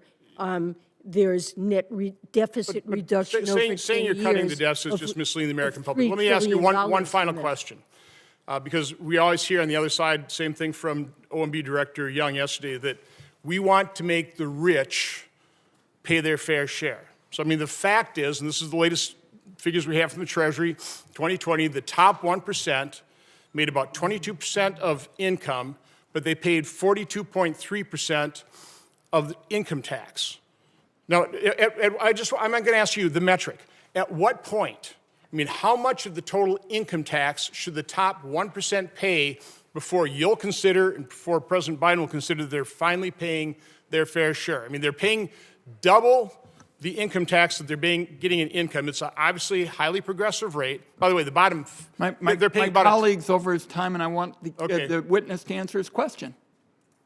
Well, I believe that billionaires should pay rates that are not lower than what a teacher or firefighter pays. Okay, the top 1% averages effective the rates. time of the gentleman's expired. Senator Tillis is my next. colleague got 7 minutes. The top 1% pay an the time of the gentleman's 26%. expired. The bottom 50% pay 3.1. We have a highly progressive tax system. Senator Tillis, you're next. Thank you, Mr. Chair. Madam Secretary, just real quick on this question. The president's budget, I think, assumes 4.3% inflation through calendar year 2023. Number one, can you confirm that or give me an accurate number if I'm wrong? And then just describe for me, how do we do that, particularly in light of what's happened with SVB and what I think we will continue to see monetary policy that's going to increase incrementally until we get inflation under control. That creates other stressors for the banking community. But is it 4.3%? And do you agree with that assumption? Did you say inflation? Yeah, inflation. For calendar year 2023, we assumed that inflation would run at 3%. At 3%, and we're in the tail end of March. So you still believe, given the inflation estimates that we got, that that's still a valid assumption? It is coming down on a 12-month basis, and yeah. Okay. If we could just get to the committee the analysis that went into that, I think it'd be helpful. I want to go back to Senator Warren's question or comments very quickly. Back in 2017, I think you were quoted before the Joint Economic Committee with respect to Senate Bill 2155 that the Fed would still be able to impose enhanced prudential standards on firms if necessary, and that the bill is a move in the right direction that would be good enabling for the Fed to appropriately tailor its supervision. Do you still stand by that statement? I think that I said that I thought tailoring is appropriate, and I still believe that. And I think the Fed continues to have. I guess the question that I have, because I don't agree with Senator Warren's the premise of her questions. It seems to me, unless we and I should say that in that same time frame, Mr. Torello was responsible for implementing a bill that he publicly criticized, Senate Bill 2155. He did not like the bill. He's over there helping implement it. And yesterday, when wasn't it passed in 2018? He left. No. I'm sorry. When you were implementing Dodd-Frank, I'm sorry. So when you were implementing Dodd-Frank, Torello was in play. Then we passed Senate Bill 2155. He was highly critical of it. However, he said as late as yesterday, he doesn't believe that Senate Bill 2155 had anything to do with what occurred at Silicon Valley Bank, and that his suspicion was that it was supervisory, maybe supervisors not being aggressive and potentially using some of the discretionary regulatory regimens that were allowed in Senate Bill 2155 if you happen to have a specific bank that had activities where you should increase the level of supervision. So it seems to me that here we're using 2155 as a red herring for something that I believe fundamentally is going to be a supervisory or regulatory lapse. I want to ask you a question about OECD in my time remaining, and I do want to get close to 5 minutes. The baseline agreement doesn't have what I consider to be the most basic standards for dispute resolution, but it looks as if we still want to move forward with congressional action absent that. I also have some concerns with the exemptions that are in the agreement, particularly with respect to China. And I'm grossly summarizing my context to give you a chance to respond. But let me tell you, even beyond the exceptions that benefits China and state-owned enterprises, this committee nor the Committee on Taxation has received the data and analysis that you all used as a basis for negotiating the deal. Can I just simply get a commitment that the Joint Committee on Taxation and that this committee will get that data and analysis as a part of our future consideration for the provision that has to come before Congress? I'm sorry, I'm not sure if you're talking about Pillar 2 or Pillar 1. I think it's all of the above to the extent that they're both in the agreement. Well, I think the analysis on Pillar 2 has been done. Correct me if I'm wrong, but I believe the Joint Committee on Taxation has looked at that, and we've provided estimates as well that use standard methods and can discuss that with you. Pillar 1. We'll submit a question for the record. My time has expired. We'll submit a question for the record to fully describe exactly what we're looking for. And to the extent that it's possessed by some members, then I'll stipulate that I was wrong. But I'm going in with a little bit of a skeptical position. Thank you. I thank my colleague for his courtesy, and we'll have the staff, the finance staff, share what we have on Pillar 1 and Pillar 2 with my colleague. Senator Blackburn is next.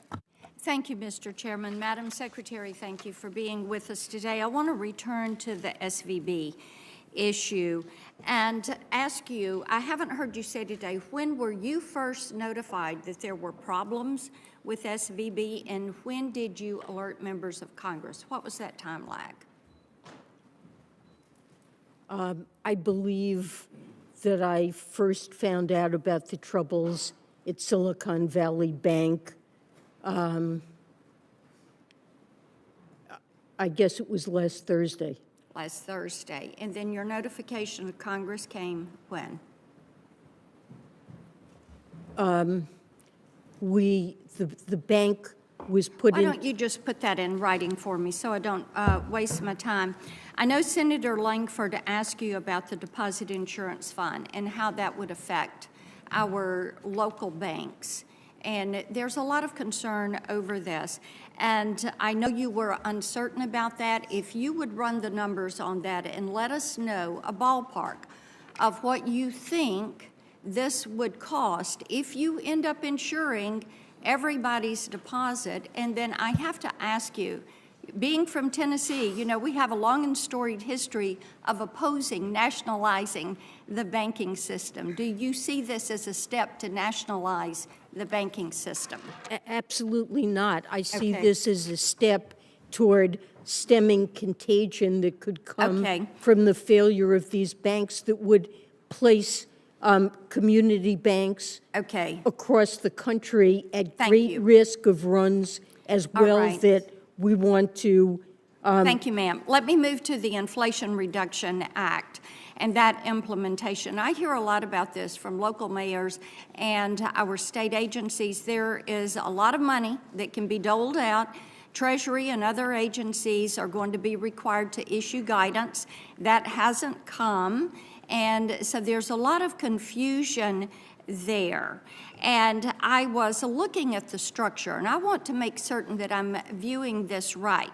You have the Deputy Secretary, the Office of IRA Implementation within Treasury, the Office of IRA Implementation in the IRS, and Danny Werfel, who is the new, recently confirmed IRS Commissioner.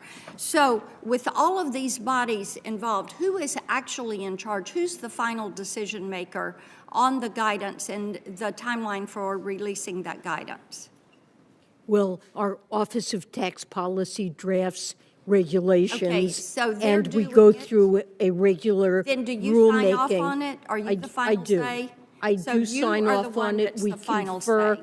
with many people in the process of drafting that, and it will go through full comment and review before All right. final. Let me ask you something else, because the buck stops with you.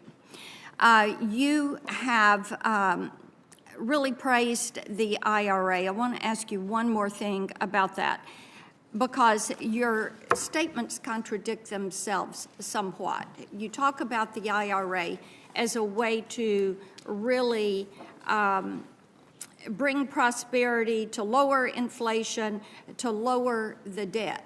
So do you really believe that we can spend our way to lower inflation, to debt reduction, and to economic prosperity with the amount of debt?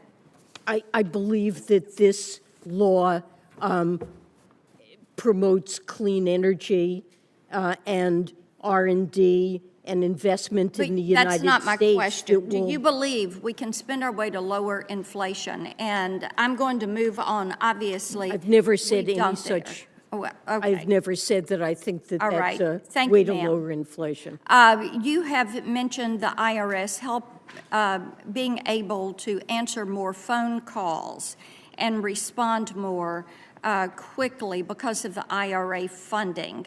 And I was looking at the IRS data, and it shows that the IRS actually answered 2.6 million fewer calls this March during the tax filing season. So, and I know Senator Thune asked you about this. If we could get some clarity from you and from your testimony about this, and what is the rate, how often are these calls answered and missed, what percentage of people at the IRS are still working remotely, and what is your timeline for bringing them all back? What I can tell you is that the response rate to customer calls has been between 80 and 90% every week during this tax filing season, and that's a massive improvement. The IRS hired 5,000 new people to put into customer service, and that relied on funds from the IRA. My time has expired, but the 8 Corners data call that the IRS gave in early March, the IRS says they've actually answered 2.6 million fewer calls this tax filing season. There may have been fewer calls, but the rate of response was very much higher. Thank you. Hugely Thank you, higher. Madam Secretary. We do need to move on. Senator Menendez. The Federal Reserve's emergency lending facility is predicated upon the notion that Treasury and agency securities have no credit risk. That facility will be extending loans of up to a year using these securities as collateral. But one potential problem, is that unless Congress raises the debt ceiling in the next few months, U.S. Treasury and agency securities will face the prospect of default. Now, while I certainly won't vote to default on the debt, I think some of my colleagues may not feel the same way. In light of the events in the financial system over the past week, how damaging would a debt default be to our banking sector, particularly to regional banks? It would be completely devastating. And I don't think that Congress should, for a second, contemplate the possibility of not raising the debt ceiling to pay our bills.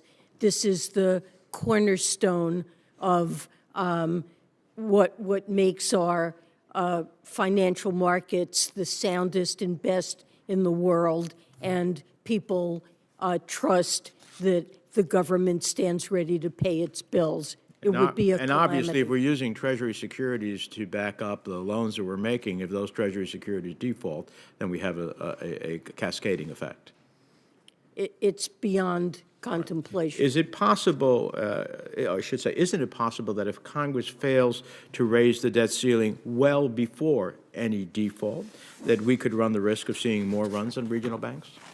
Yes, we have seen that concern about whether Congress would meet this responsibility has provoked concern in financial markets. That was evident, for example, in 2011, when there was a downgrading of the U.S.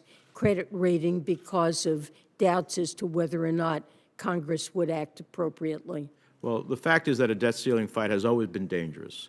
It's dangerous for our financial system. Agreed. It's dangerous for our businesses. Yes. It's dangerous for working families. And it's dangerous to put at risk the U.S. dollar as the reserve of choice in the world, which others are seeking to replace us in, which has enormous benefits to us. Wouldn't you say that having our dollar as the reserve choice in the world? Yes, I completely agree. It's because, in part because our financial system is so deep and treasuries are regarded as so safe and liquid. Now, in 2018, Congress passed a bill which was signed into law by President Trump that relaxed regulation for institutions like Silicon Valley Bank. That law, which I opposed, exempted those banks from enhanced prudential standards, stress tests, raising the threshold at which a bank would be considered systemically important. So even as the law kept Silicon Valley Bank off the list of systemically important institutions, regulators, on a bipartisan basis, rightly cited systemic risk to justify their actions over the weekend. So, Secretary Yellen, isn't it true that the situation at Silicon Valley Bank posed systemic risks? Well, look, I think it's important for regulators, the banking supervisors, to examine what happened at this bank. But clearly, the bank had a very high proportion of uninsured deposits, which made it vulnerable to runs, and it experienced devastating runs. But, Madam Secretary, the regulators said that the reason they were intervening because there was systemic risk, then it must have been systemic risk, right? Well, in the sense that the chances of contagion that other banks might be regarded as unsound and suffer runs seemed extremely high, and the consequences would be very serious. Seems to me that institutions, while we still have a lot to learn, like Silicon Valley Bank, have the potential to be systemically important, and our laws and regulations should treat them as such. Let me close on the following. In the President's budget proposal, there is yet a glaring absence of a issue critical to families in my state and in other states in the country. The budget continues to allow C corporations to fully deduct state and local taxes as under current law. Isn't that the case? I'm not sure. I think so, but Yeah. Well, for the purposes of our discussion, let me just assure you that the budget allows C corporations to fully deduct state and local taxes under current law. okay. But it does not propose the same tax benefit for middle-class families. Is that fair to say? The issue of state and local taxes is one we think that Congress should address. Well, I'll close by saying if C corporations can deduct state and local taxes, middle-class families should be able to deduct state and local taxes. Thank you, Mr. Chairman. Thank you. Senator Scott. Thank you, Mr. Chairman, and Secretary Yellen. Thank you for being here this morning. Thank you also for the conversation that we had on Monday. We may not always see eye to eye on a number of the issues, but your availability was helpful in understanding and appreciating the actions of the administration. So thank you for that part. Thank you, Senator. I'm sure you've seen and maybe even had a big hand in proposing some of the president's budget requests. I can honestly spend hours talking about the president's budget and how much I dislike it. I think it's bad for the economy. I think it's bad for the American people. We certainly see $5 trillion of tax increases, $7 trillion of spending, the highest rate of taxes on individuals in the last 40 years, and a new corporate tax rate higher than the tax rate imposed on Chinese Communist Party on their own businesses. More and more policies that undermine our own nation's energy independence and energy security. This isn't a budget that unifies the country. This budget only seeks to isolate and divide us. This budget simply said, taxes too much and spends too much. In the midst of all this budget talk, however, we are once again having to exercise important oversight over the federal regulators and agencies responsible for ensuring they're doing the job that Congress gave them the tools to do. As such, I want to spend some time discussing Silicon Valley Bank. While there are many questions that must be answered, I do know a few things for sure. First, the bank failed because of its management and because of its board. I know that the failure of SVB also was contributed to by a lax regulatory environment. I believe that the state and federal regulators failed to appropriately use the tools they have to supervise and regulate the failed institutions. And finally, that the Biden's handling of the economy contributed to these bank failures. The president's budget is further evidence of reckless tax and spending that will only exacerbate the highest inflation we've seen in 40 years. This impact will be felt by everyone and everything from grocery bills to financial institutions. It appears that the San Francisco Fed was asleep at the wheel. They failed to meet their basic, not enhanced, but basic supervisory responsibilities and therefore missed their opportunity to use enhanced supervisory tools if necessary. Instead of taking accountability for this blatant failure, regulators are now forecasting that they plan to increase regulations on the rest of the banking industry. In other words, the banks that made responsible business decisions and have not failed. The failure to supervise is inexcusable, and I plan to hold the regulators accountable. This administration's tax and spend reckless policies fueled inflation and will only further lead to unmanageable inflation and higher interest rates. Secretary Yellen, will this administration acknowledge that their reckless tax and spending contributed to not only the challenges that we see in everyday households, but also to the challenges that we're facing today with SVB? Look, inflation is too high, and it is the president's top priority to bring it down. And there are many contributors to why inflation is too high. Importantly, fallout from the pandemic and Russia's war on Ukraine that boosted food and energy prices. Many countries around the world suffer from the same problem, regardless of what their fiscal policy was. Thank you. I don't want to cut you off, but I only have a minute left, and I want to just, with my synopsis, there's no doubt that the pandemic was in the rearview mirror.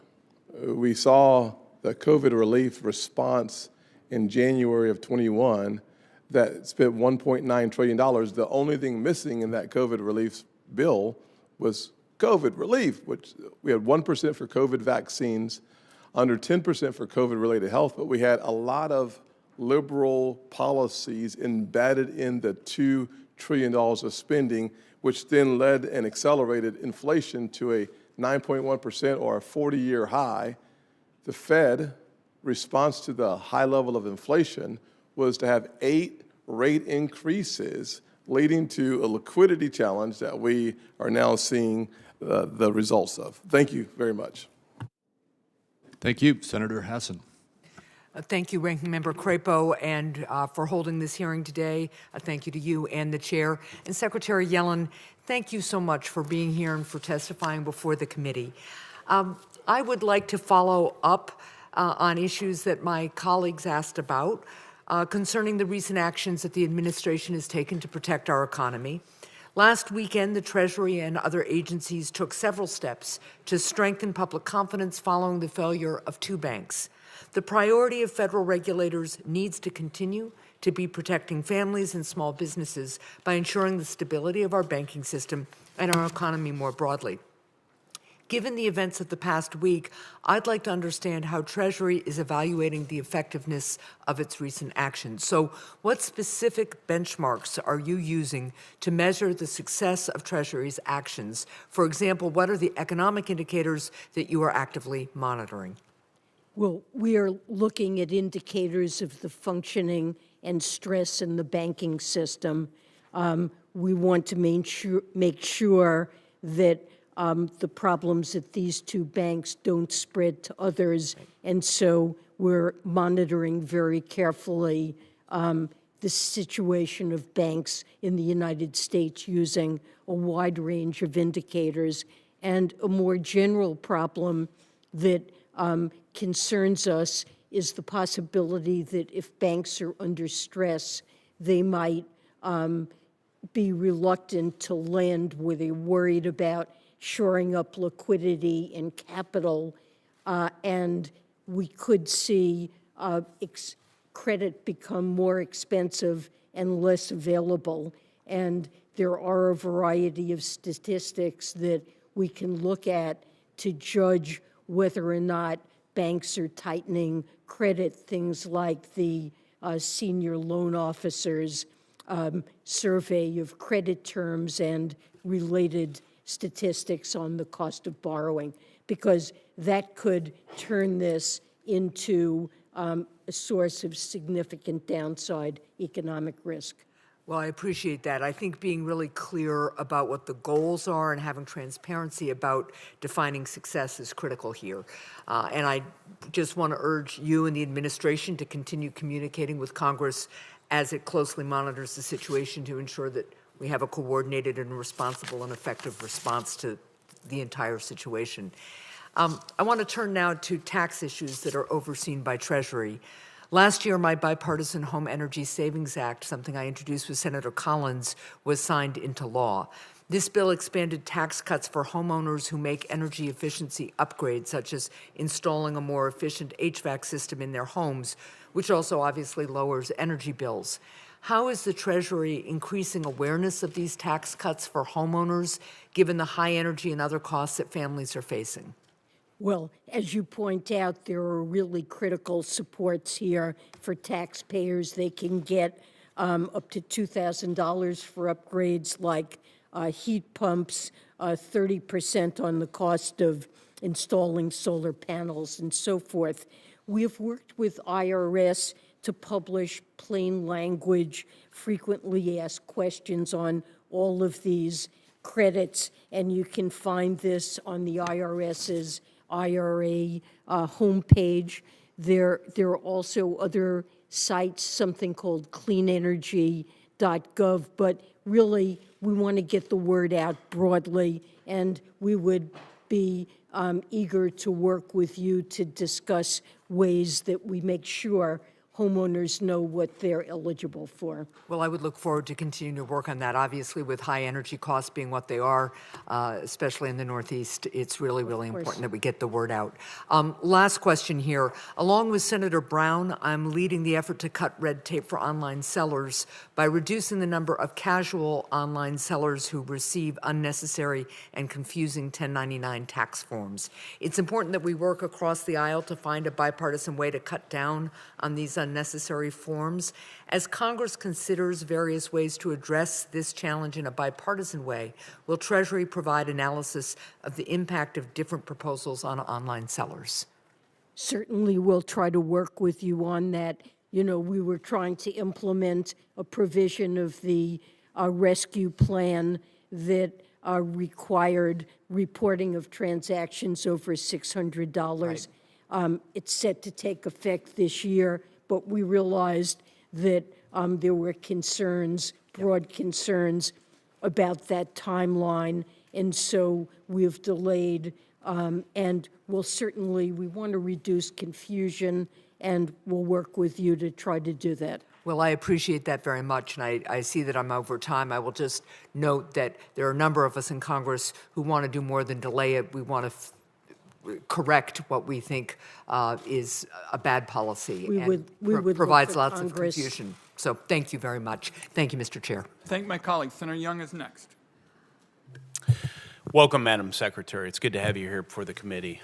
I want to take a moment to begin to join my Republican colleagues in expressing my frustration and displeasure over the way the administration's handled the OECD Pillar 2 negotiations. To that end, Mr. Chairman, I ask unanimous consent that a copy of my longer statement on this topic. Without objection, so ordered. Thank you. So to summarize this statement, my concern is whether enacting the regime globally would undermine the incentive to invest in the United States and to grow jobs here in the United States. I fear the answer to that question is yes. In particular, the Pillar 2 undertaxed profits rule would uniquely disadvantage American workers and job-creating businesses by providing our trading partners with the political blessing to tax the U.S. activity of U.S. companies. That's right. Let me repeat that. Foreign countries under the undertaxed profits rule, with these negotiations, could tax the U.S. activity of U.S. companies. This would, of course, directly undercut our American sovereignty, but it would also impact the legislative power of tax writers to provide bipartisan, well-crafted, thoughtful economic incentives, like the research and development tax provisions important to our dynamic economy. This credit, which my bipartisan colleagues and I are fighting so hard to protect, and much more, look to be wiped out under Pillar 2. So, Madam Secretary, American workers and American companies deserve a better deal. And I want to begin by asking you to go back to the negotiating table and negotiating that deal for them. Moving on, Madam Secretary, as you know, President Biden has promised dozens of times that he won't raise taxes on anyone earning less than $400,000 a year. During the budget reconciliation exercise in August of last year, that was our second budget reconciliation, you'll recall, I introduced the Not One Penny in Taxes Raised amendment to allow the American people to hold members of Congress who agreed with that pledge and to hold the president accountable. That amendment passed the United States Senate by a vote of 98-1. 49 out of 50 of my Democratic colleagues agreed with Republicans. We can't raise taxes when Americans are struggling. Mr. Chairman, I ask unanimous consent that a copy of my amendment and the roll call votes be entered into the record. Without objection, so ordered. Secretary Yellen, in the view of the administration, which tax rates or other provisions from the Tax Cuts and Jobs Act that are scheduled to sunset after 2025 must be extended in order not to violate President Biden's pledge that no taxes will be increased on anyone earning less than $400,000? For the benefit of all members, in understanding these important red lines for the President of the United States, please include all provisions that you understand would cause the President's pledge to be violated if they are not extended. Well, there certainly are aspects of TCJA that, if they sunset, would impact households or taxpayers earning under $400,000. And the President has, as you mentioned, pledged he doesn't want to see taxes raised by a penny on anyone making under that. That's And right. So he stands ready to work with Congress. Well, to no, the ensure- President made the pledge, and so I want to know the administration's position on this. I know my Democratic colleagues will want to know it as well. My time is short, so can you please provide the specific TCJA provisions that have to be extended in order to keep President Biden's tax promise? I don't know that I can provide you with that. I think there are a lot of complicated provisions, and exactly what happens to different taxpayers That is reasonable. will depend on You're a reasonable menu. person. I'm known as a reasonable person, one right now that's 2 seconds over time. So I just ask you, Madam Secretary, could you commit to providing me and other members of this committee with that comprehensive list within 2 weeks from today? It shouldn't be difficult. You have an army of people supporting you. I think it is a very complex exercise, and I'm not sure that Is it that complex to keep the pledge? The time of the gentleman's expired. I want to work with the gentleman with respect to the updates on the tax law. It's well known that on our side we opposed it, and your side you did. The gentleman wants to know how we're going to proceed, and the Secretary said it's complicated, and I'm going to work with my colleague. Well, let's work our way through the complications so we can all keep our pledges. This cannot be violated. I've told my constituents it will not be. So, And we agree with that and would like to work with All right. you. I'll look forward to that list. Thank you. Senator Daines is next. Mr. Chairman, thank you. Secretary Yellen, thanks for being here today. Thank you. Secretary Yellen, the President's budget included $4.7 trillion with a T in total tax hikes, including $1.8 trillion in new taxes on Main Street businesses. The President's budget also includes a shadow tax increase on small businesses in Montana and across the country by remaining absolutely silent on the future of the 20% pass-through business tax deduction.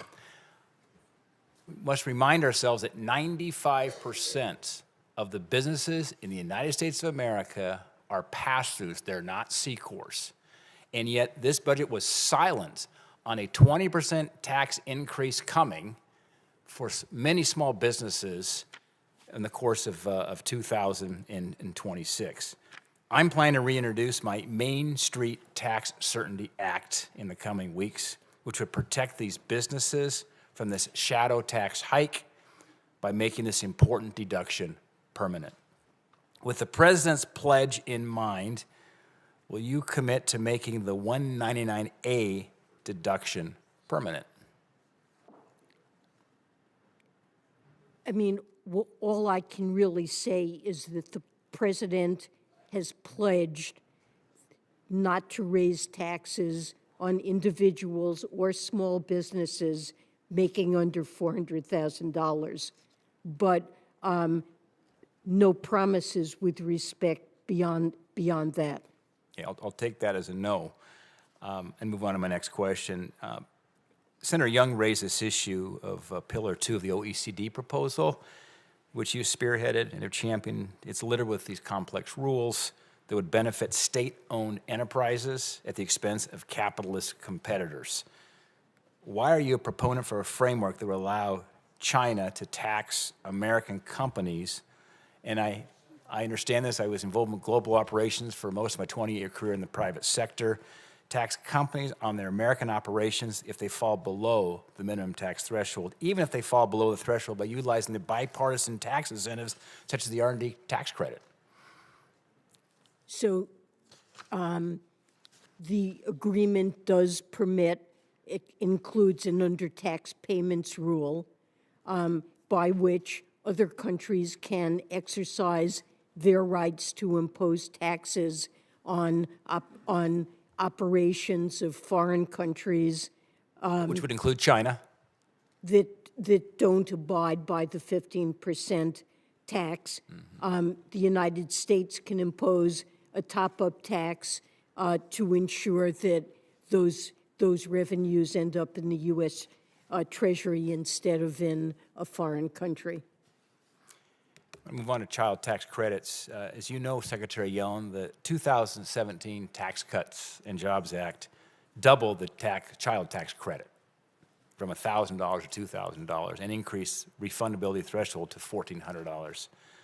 I was certainly disappointed at the time that all of my colleagues on the other side of the aisle opposed this change and made it impossible to make it permanent, but I am glad that we enacted as Republicans into law. The President's budget proposes increasing the child tax credit from the current $2,000 to $3,600. It makes it fully refundable and delivered on a monthly basis. However, I see they didn't make that change permanent. It expires in '25, even though there's no limitations in a presidential budget to do so. My question be this: does the President believe that the child tax credit should be made permanent for $3,600? And if so, are you willing to then eliminate the SALT deduction, which overwhelmingly benefits the wealthy, to give working families an expanded child tax credit that importantly never ends? So the President is very supportive of the child tax credit, proposes to continue it for several years until many of the provisions in the individual income tax from TCJA expire that affect exemptions in the child tax credit, and then there'll need to be consideration of what to do as those. But won't make that provision permanent, is what you're saying. The budget says it's going to expire in '25. That's because there needs to be a broader consideration. Doesn't have to, though. You could put the child tax credit there and make that permanent. So we could debate the tax cuts. He's very supportive of it, and we would look to work with you to make Time of the sure that gentleman's it's expired. Senator Cantwell is next. Thank you, Mr. Chairman. Secretary Yellen, thank you so much for not just today, but over the weekend and the much attention you've given to this issue. It really does impact small businesses, and while the name of a bank might be Silicon Valley Bank, I guarantee you the innovation economy comes through Seattle, and probably many small businesses in my state were impacted by what transpired. And why we need to make sure that the banking system really does have mechanisms that help the startup economy and the innovation. In my mind, that's why we did Chips and Science, is to let a lot of innovation unfold, but people have to get financing. So Jesse Salk, the grandson of Jonas Salk, is a molecular biologist and clinical oncologist who started Twin Strand Biosciences in the state of Washington. He and his team at Twin Strand are developing cutting-edge gene sequencing techniques to help us fight cancer. And he told my office this week that, quote, it was a big deal to step outside my comfort zone and start a company to help get a new genomic technology to help treat cancer patients faster. The last thing I expected us to need to think about was if we could rely on a bank. So the potential impact of Jesse's company having to pause or even cease operations due to banking failure isn't just jobs or dollars lost, which are important considerations to our economy. It's actually lives lost, too. So I, again, appreciate what the Federal Reserve, the FDIC, and everyone who stepped in, but it never should have happened in the first place. So my questions really are about these small businesses. Again, I think people think of them, oh, they're going to be giant businesses, but at their start, they are small businesses.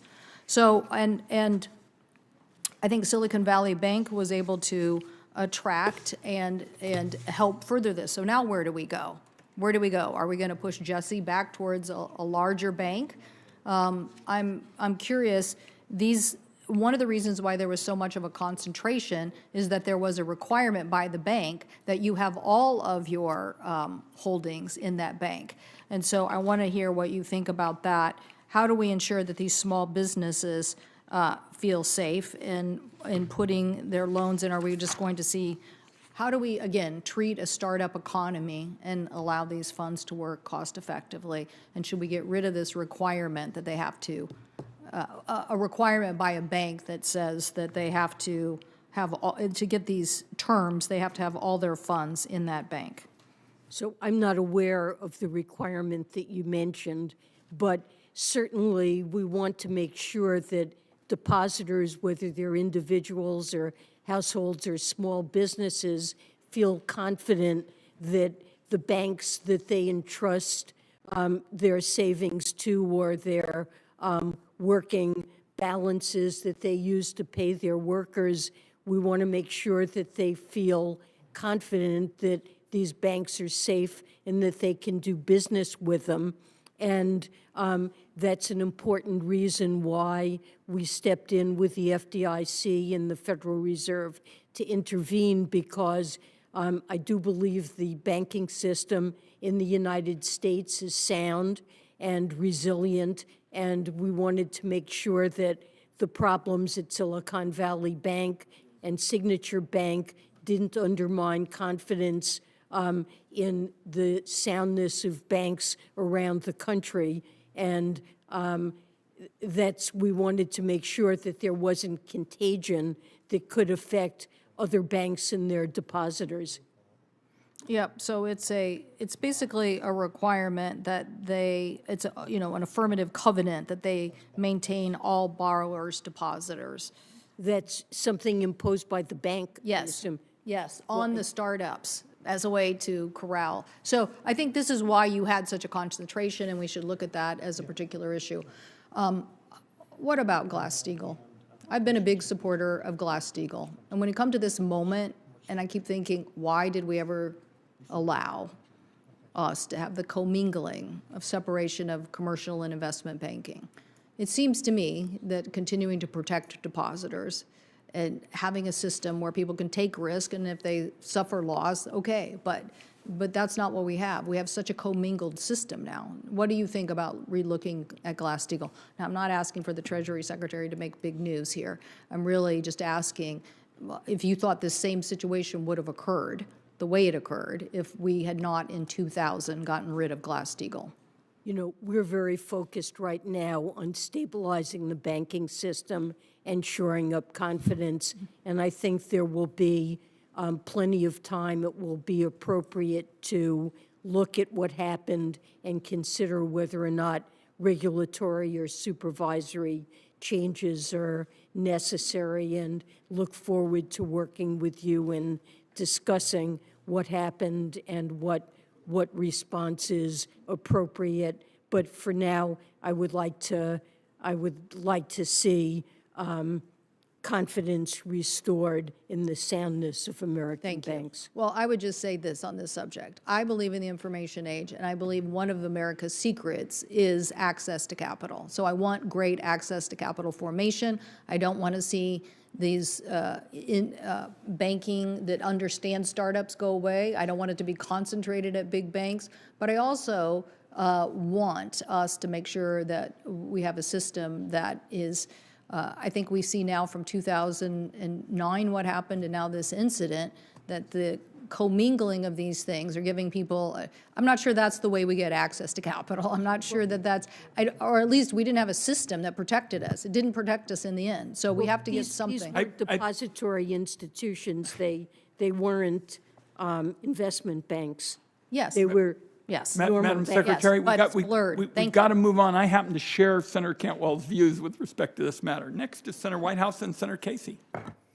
Thank you, Secretary Yellen. I think you are the most available of all the cabinet members to come to hearings, and I just want you to know that I appreciate it. You seem quite fearless about coming into the lion's den, and we're always grateful to have you.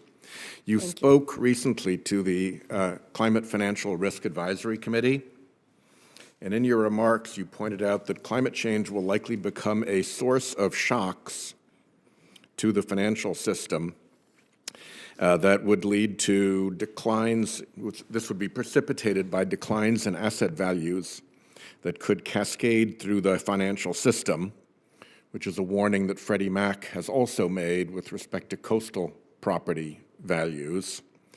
You added that rising insured losses could cause insurers to pull back from high-risk areas with potentially devastating consequences for property values.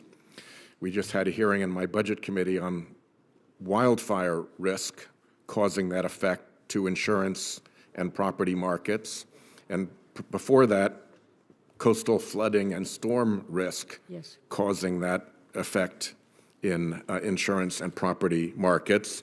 And then that the whole thing can spill over to other parts of our interconnected financial system. Again, part of what Freddie Mac warned about, that it would be worse than 2008. We also heard testimony that the coastal property value crash risk and the wildfire property risk could perfectly well happen at the same time. It's not a question of one or the other. They could both come to pass. So we all know that shocks and panics and collapses and disorderly transitions are notoriously hard to predict as to exactly when they will occur. They're far easier to predict as to what their level of severity will be should they occur. And my question to you, setting aside timing, how serious to the U.S. economy could the economic shocks that you warned of in that speech be?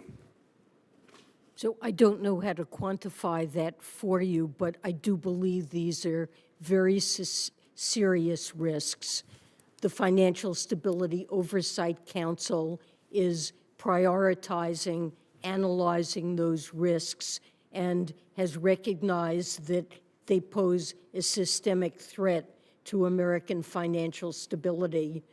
The regulators, the banking regulators, FHFA, are all taking steps to analyze the way in which these risks could affect the financial system, financial institutions, and we created the committee that you referred to in order to bring expertise into this enterprise, but I think it's critically important, and these are potentially deadly serious risks, very severe risks.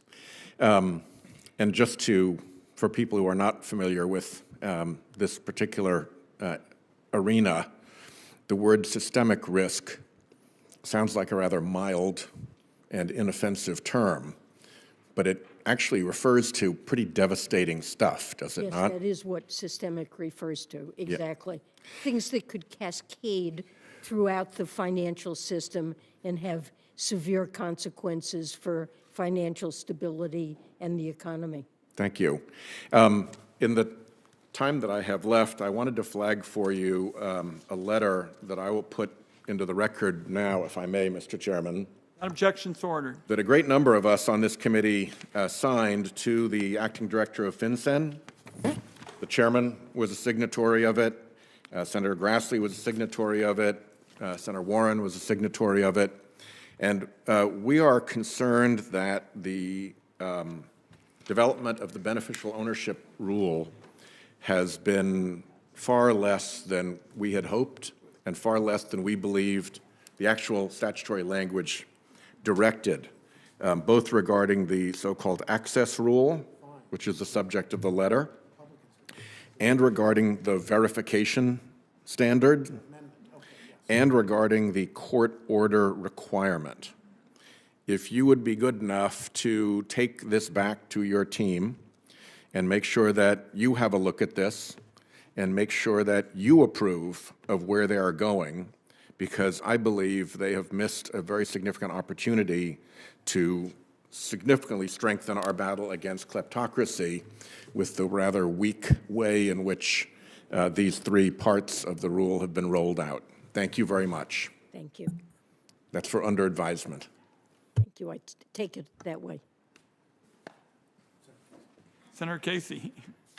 Thank you, Mr. Chairman. Secretary Yellen, you have been very patient. I'm the last questioner, and I'll try to keep within my time in light of your appearance here. We're grateful for your time here. We're grateful for your service to the country.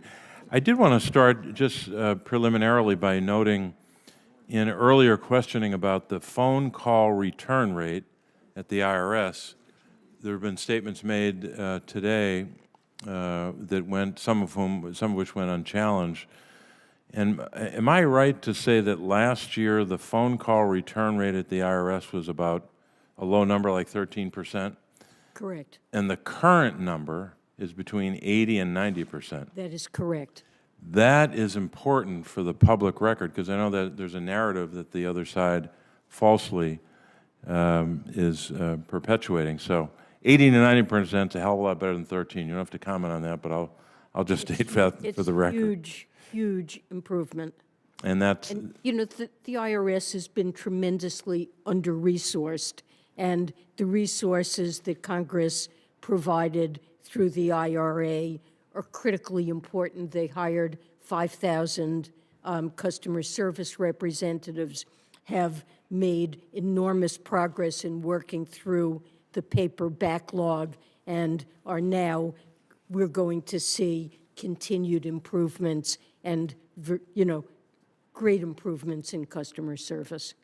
Thanks so much for that. I want to talk to you first about, more broadly, energy communities, in particular coal communities. I live in Scranton, Pennsylvania, born and raised there, still live there, and happens to be the hometown of the president. But we live in a region that has basically 5 counties that were so-called anthracite, hard coal counties, historically. And then in southwestern Pennsylvania, you have a much larger number of counties that were so-called bituminous or soft coal counties. I don't have to tell you, most Americans know the story of what happened to that industry. We're told, though, most recently that the Appalachian Regional Commission reports that coal employment has fallen by some 62% over the last decade, leading to broader decline in the region. And that's true in these communities in Pennsylvania. The report, the report also indicates that overall private sector employment in Appalachian coal counties, that would of course go to West Virginia and several other states, has been flat since the Great Recession, but it was increasing in the non-coal communities. In the IRA, the Inflation Reduction Act, I fought for an additional tax credit of 10% that would encourage private companies to build new energy and manufacturing projects in these energy communities. To date, the Treasury Department has not released guidance on how companies can claim these credits, or guidance on what exactly, or what exact areas qualify. So without that guidance, companies have been reluctant to announce new projects in these coal or energy communities, and we've seen new investment flowing to non-energy communities. So I'd ask you to tell us, if you can, when can Pennsylvania and other states that have these coal communities expect Treasury to finalize the rules, the guidance, so these coal country communities can get their share of new jobs and investment? This is a tremendously important provision. We recognize how hard hit these communities are and how important this bonus is. I can tell you that my staff is working utterly around the clock to write and implement these regulations. They're tremendously complex, and we will do this. It's a priority item. We will do this as quickly as we possibly can. I typically have several meetings a week with tax policy to make sure that things are moving as rapidly as we can make humanly possible, and this is a priority item for us. Thank you, Secretary. I appreciate that. And the next question, I think I'll submit for the record, just want to preview it for you. We have this bizarre circumstance in the tax code where corporations are given a tax break for activities that are often union-busting activities, so they get a tax break for that. And at the same time, in the 2017 tax bill passed here in the Senate, a provision for union dues deduction and work expense deductions were taken away from individuals. So the worker got a tax break taken away, and big corporations have had this benefit to allow them to union bust and get a break for it. I have a No Tax Breaks for Union Busting Act with 30 of our colleagues that I'm trying to pass, and I'll ask you a specific question about that. But in the interest of time, I'll submit that for the record. Thanks very much. Thank you, Senator. Madam Secretary, I very much share Senator Casey's views. I'm on his legislation for no tax breaks for union busting. And I think you all had that dialogue about the energy communities provision. Madam Secretary, I think we call it a priority. I'd like to designate it a super priority because Senator Casey led the effort for those energy communities in the effort on the IRA. And I know it's extraordinarily important to a host of these communities where there's a history of one energy policy, and we've got to get them to help Senator Casey's measure and vision. So I thank him for it. Madam Secretary, we're going to let you leave in the kind of 2 minutes that I think we may have remaining, so we keep you on the clock. As usual, you have accounted for yourself very well today. Thank you, and Chair. I especially appreciate your saying, for what I believe is the first time, that prioritization of debt ceiling payments is just unworkable. That is the message that needs to go out far and wide. This committee, and let the record show, the Secretary has again said that's correct. This committee has jurisdiction over these issues relating to full faith and credit of the United States. I very much appreciate what you're saying to us, your comments about clean energy, your comments about housing. You had the waterfront in front of you to talk about, and I just want to make one point in wrapping up. Republicans, in their tax amendments, these various tax amendments, define taxable income so as to give many billionaires a free pass on taxes. And that is really what the difference is. We feel very strongly about protecting all those firefighters and nurses and all the small business people. We all share that view. We are just unwilling, as are you and the president, to your credit, to give billionaires a free pass. And it is all about how these amendments define taxable income, which would basically keep billionaires from getting audited or paying little, if any, taxes for years on end. So we look forward to working with you in the days ahead. For the information members, questions for the record from the Secretary are due at 5 p.m. next Thursday, March 23rd, and the Finance Committee. And we thank you again. Secretary Yellen is adjourned. Thank you, Chair Wyden.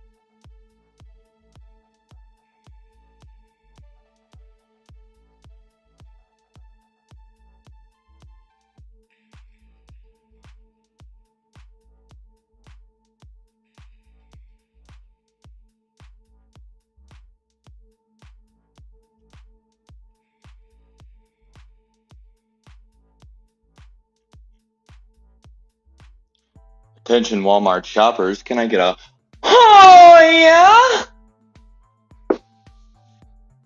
Welcome back to Power Hour with the OTC channel. Beautiful, beautiful day in the neighborhood. We have the markets absolutely launching to the upside. Green all the way around. Passing the fun coupons around like it's going out of style.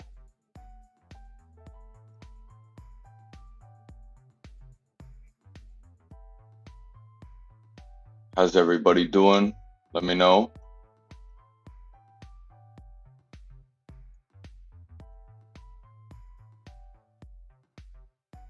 Ooh.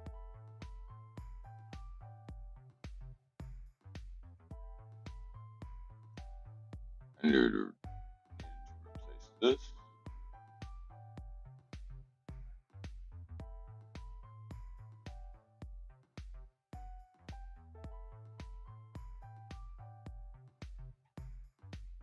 I want to say those are live. Oh, yes, they are.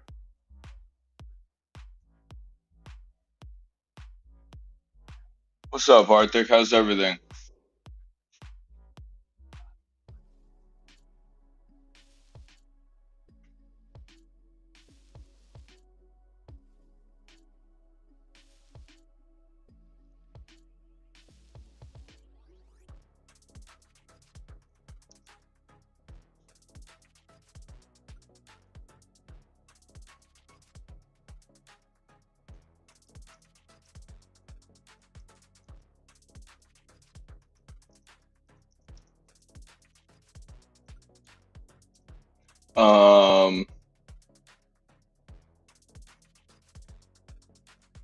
How's everybody doing? Arctic Fox, check your DMs in the Discord if you please.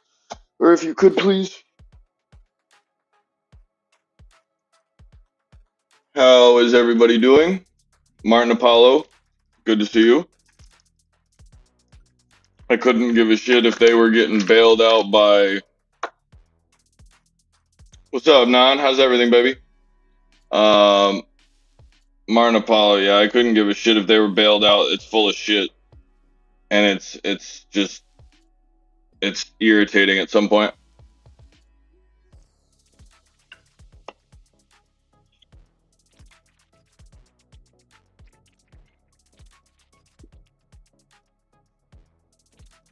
Me too.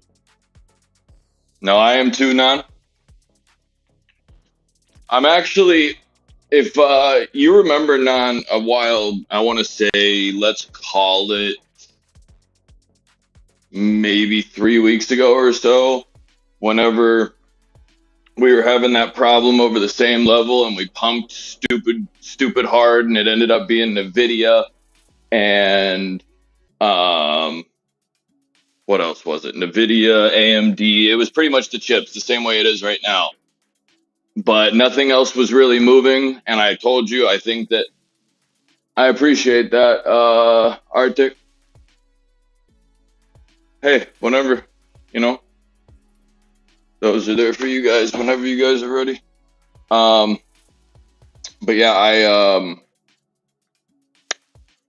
I genuinely think Nan, that like the market is basically running up, let's call it all tech in general, to inevitably give something to knock the market down through every bit of resistance, so it just goes and falls right through. Because let's think of it this way: if Tesla decides to take off north with the SPY, let's say that Tesla's at 100 and the SPY's at 200, and they go side by side, so there's some kind of correlating pattern, whether it's Tesla goes up 1 point for every, like it'll be somewhat even. When you see Tesla get out 5, 6, 7, 8 points in front of the market, you can assume that a SPY move to the upside or a Tesla move to the downside, or one of them is going to sit stagnant for a good amount of time while the other one moves around and then eventually comes back. But if one's at consolidation, the other one's going to look to try to either take a break or move off of that area. I don't think that there is a huge impossibility that the market just turns over red after hours, because that's how I would do it. If I was after hours, or if you can't get any options out, you can't go, and you really don't have a lot of people that are going to be paying attention or around or have an alert or something like that, or have us to go and let them know. So I would do it where it's most painful and the least people are looking. So I could easily see it being overnight into these next couple of weeks. Man, those are good ones.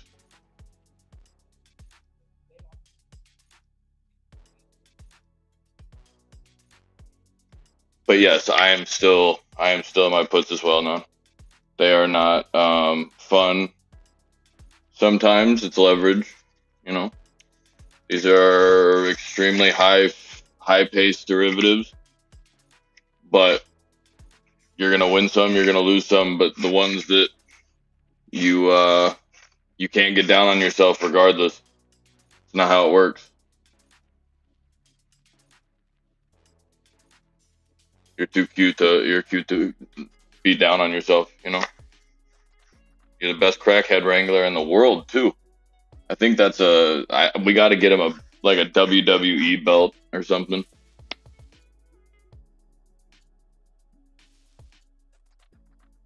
AMD is at 96, can suck my ass.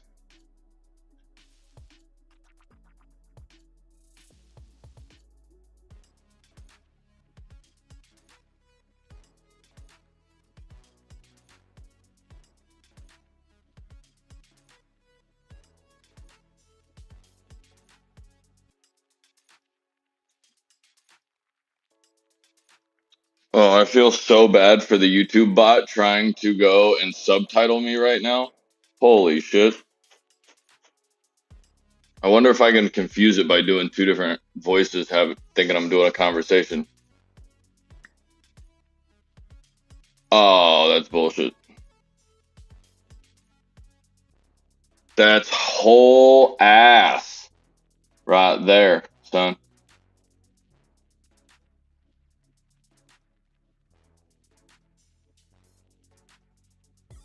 Oh, I think I can. Oh, wait.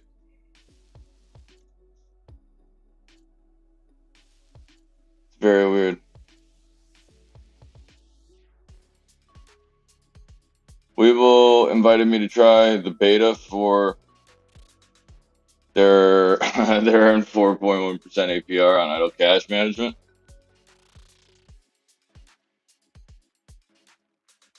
Hell yeah.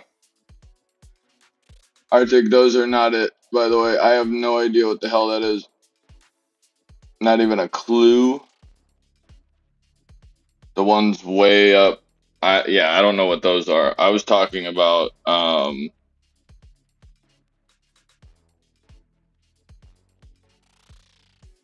they're under your reactions. They're under our reactions, as a matter of fact. Underneath the chat in the YouTube, not Discord. I haven't got that far yet. But no, the YouTube ones, the regular ones.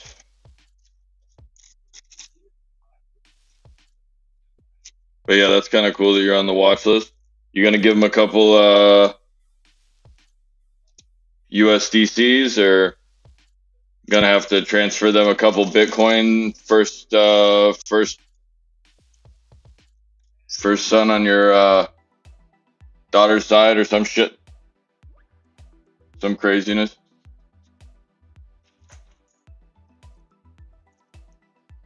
It's raining men. I'm in there.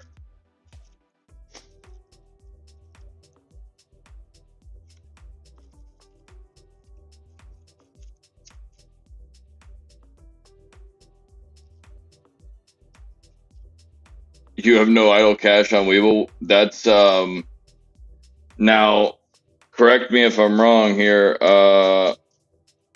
That's kind of what they were wanting you to.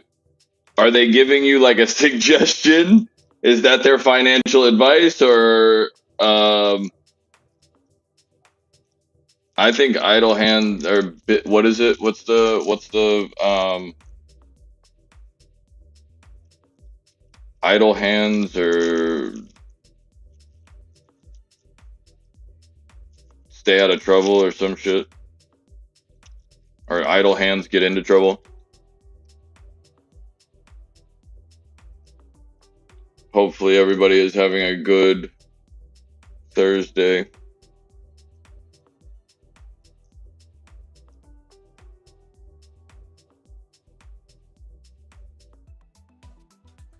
Google is over $100 non, like I wouldn't be worried at all, to be quite honest.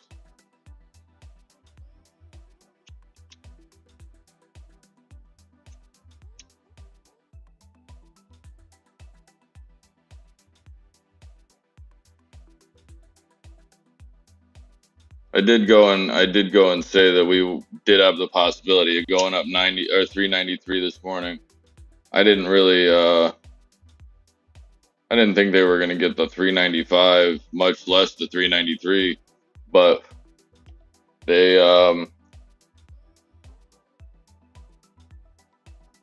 the devil's handiwork.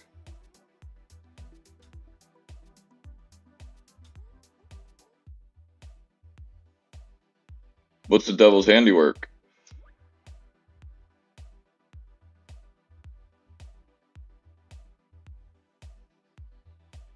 I don't know who watched that financial committee, but the things that happened in that meeting will forever stay here on this channel.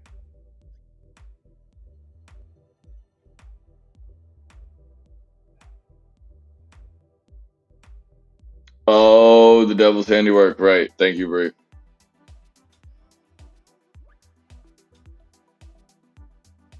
I'm gonna go out and I'm gonna throw out the first Yan and Scoot. Can I get a oh yeah with the free coupons? Let's go. We got the Janet Yellen emoji coming in hot in the Discord with the brand new Scoot because the other one was dog shit. I'm gonna definitely need like some kind of love over that. I mean, this is the Janet Yellen. I mean, I think this is a perfect depiction of this lady.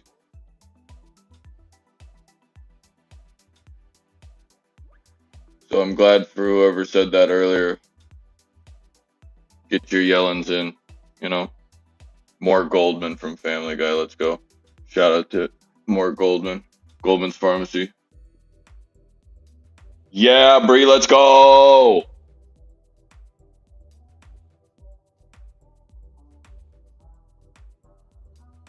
But that Scoot. You don't like you don't like the more Goldman? Oh, lady.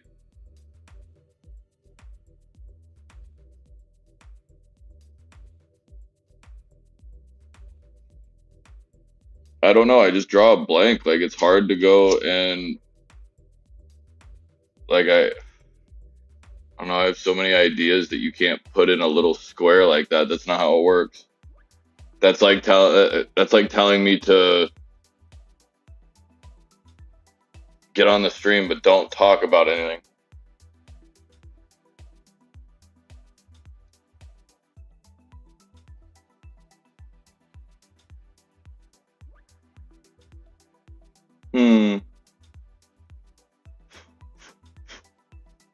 I will see what I'll see what's popping.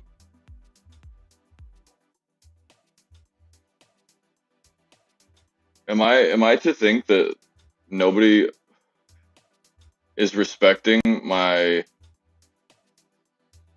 Am I yelling right now? Is my microphone broken or?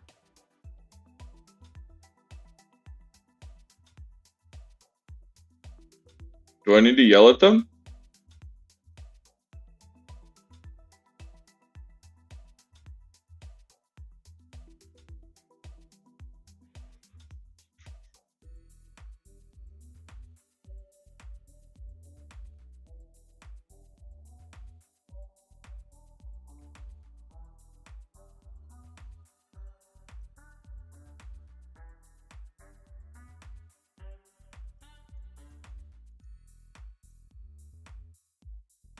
Yo, yo, wake that ass up. Nope, that's not what I wanted at all.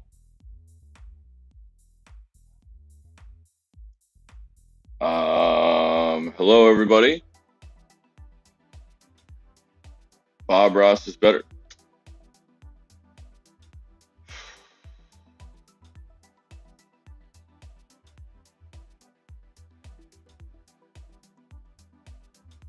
That might be true, you know? Might be true. I worked hard on that, Brie. You know? I worked hard on the Mort Goldman.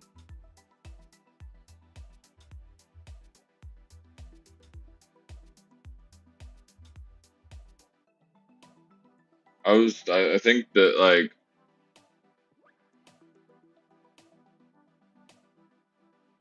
yeah, I got a lot of good ones, but none of them I can actually use. Some of them are just messed up. Tesla 184.90. Oops, coming into, I don't know, about 42 minutes left. Aloha.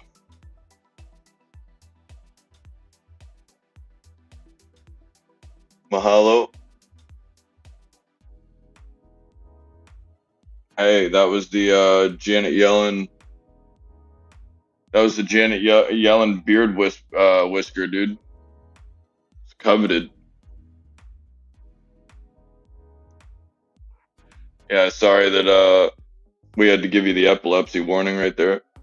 We probably should have.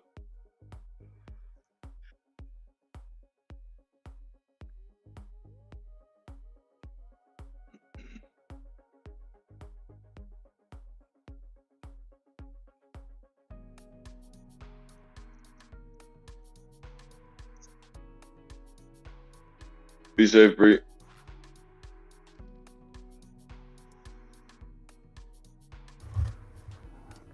Man, I just watched two kids on my street throw a fair one, and then shake hands and walk away. Good shit. Yeah, me and Nikki were watching it. I thought I was gonna have to go out if things got a little, you know, I'm not gonna let kids beat the shit out of each other in front of my house. But how old were they? Like high school kids. Good for them. I mean, not good for them, but you know what I'm saying. Like, yeah, considering what they could go to, that's actually that's a good thing. Yeah. I'm not too confident in the fighting skills of our youth. Well, hey, you know what I mean? You know, we can only you only can lead the horse to water. You know what I mean? You can't really go and help them beat the pond up, I guess. How you doing? How's everything? Everything is awesome. Oh, Michael liked the beard whisker, bro. Should we throw it back up one time? Why not? We're probably already gonna get contacted by the whatever that organization is. We're good. What, the copyright people? No. Those other people, just because of Mort's ancestry. Oh shit. I didn't think about that. Well, if they say anything, just tell them you're friends with one that's in a canoe, so you're good. Isn't that what it's called? No, it's not. No, it's not. Next subject. All right. Yeah. Let's just keep that one on moving. Nikki D, appreciate you. Yeah. Shout out to Nikki D for that one. That can be on Nick DePrima's playlist, Feds, if you're listening. Nick Yeah, DePrima's playlist. Nick DePrima. Yep. Even hey, don't get the Italian association. I have nothing to do with that. That's all him. God, I mean, the first one slapped. Every single one of them after that were garbage. I couldn't hear the And music. bro, don't be no. I just heard Nick's request after he won the poker game to play music, and I gotta say, I wasn't sure that I heard it correctly. Yeah, do not type that in the chat either. No. Those are a couple words you don't say together. No, but I think honestly though, looking at it as a business perspective, the kid is very smart.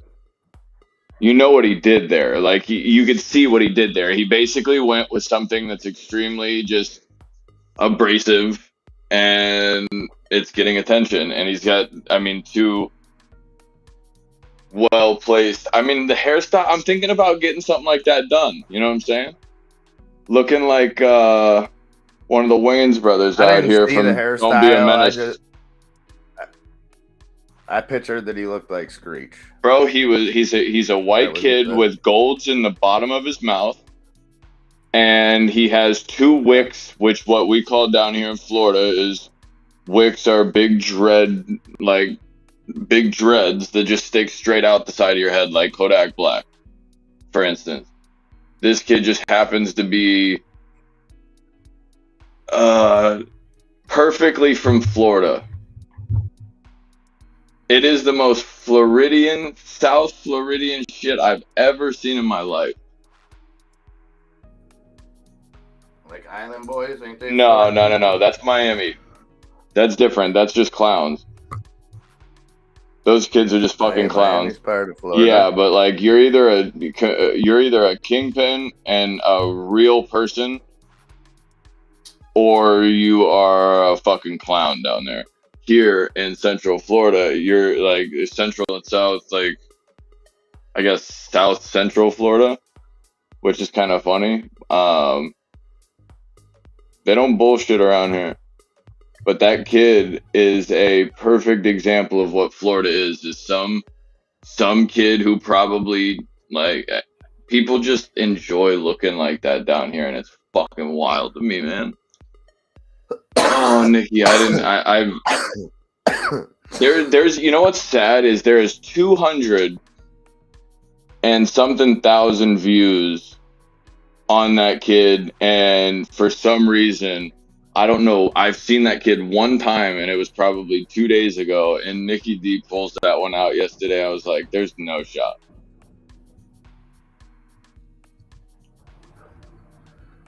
FRC on the move again. Nice. Yeah, and the SQs are trying to go through 33.9. Hey, I'm holding the 9.3. I did see a possibility of the SQs at like 29 something, but I mean, I would be very, very shocked if that was the case. I think that everything that is good right now is not going to be good tomorrow by $3. It might be good tomorrow because there's going to be alcohol involved. It's St. Patrick's Day. Things are going to get loose. Oh, shit.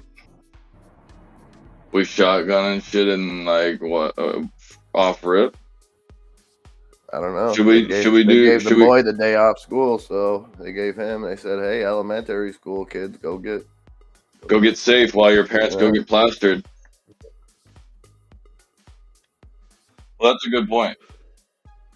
Like, I don't know if we could, that's probably alcohol abuse or whatever they call it. When you egregiously drink or something like that, but I don't know. I think it'd be kind of cool. I think if you put green food coloring in it, you're good. Right. That's definitely what I heard. That also like make sure that you don't get the vid too. You got to keep those vids nice. We got pristine vids coming out soon. Oh, a group of banks to make $30 billion deposit into First Republic Bank. Yeah, they're bailing them out without saying they're bailing them out. They're fucking rats. Excuse my French, This but they reminds are me rats. of the meeting that was like three The li- meetings before the actual crash in 2008, 2009. Yep, when they were trying to figure out how to bail out Lehman Brothers, and they knew that what's its face was going to go with them, and Charles Schwab is probably the one that's going to go with them. Yeah, I think that I told you that the other morning. I think Yes, that you video did. is going to go down. It very much parodied The Big Short when the I guy don't. from Lehman was getting I don't know what questioned. it was, but when you said that, I looked at that and I couldn't see anything differently. Like I could see what you were saying on a lot of them, but the Schwab one, the Schwab comment was just a. It was almost word for word. He was like, "Well, Right. I was as soon as market opened this morning, I bought some more in my personal account." Yeah. Just all cheesy. It's just it's sad, man. What's sad is that we don't learn from history. We continue to make the same mistakes and just repeat the same bullshit. And then they tell us how they safeguard, like this morning. I'm watching her tell me how strong the banking, how everything is good and banks are all gravy, as I'm watching them show me 5 banks that were all down over 25%. And these ain't my local credit union. These are publicly traded banks. So they're big enough to be publicly traded, all down between 25 and 75%. No, nothing to worry about. Everything's good. Trump, Dude, don't Putin. worry about it, buddy. Relax. You got yourself too worked up. You got to relax. You got to do some breathing treatments. Take a deep Because breath. it's just a show. How many of these things do we watch, right? Where whoever's in power, half the team, half the people up there spend half the show giving handshakes and hand jobs, tell them how great of a job you're doing, thanking them for being awesome and how great they are and how the other side sucks. And then you get the other side that talks for half the time and tells you why these people suck and how all this shit could be doing different. And we see all these problems and not a goddamn thing happens. We just move on. It's like, hey, you're doing this. There's laws being broken here. You fucked up there. This cost people millions. You guys are screwing people over here. All right, meeting adjourned. See you guys same time next week. It's just ridiculousness. Send him home. Send him around, coach. Oh, so Nikki D, coming through in a canoe, thinking about putting the fate of Credit Suisse on the slots. I like it.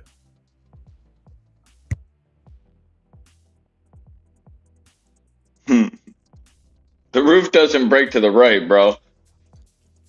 I gotta fix those slots. Boom, beautiful. The ceiling is the floor, dog. Oh, you're going to the putt.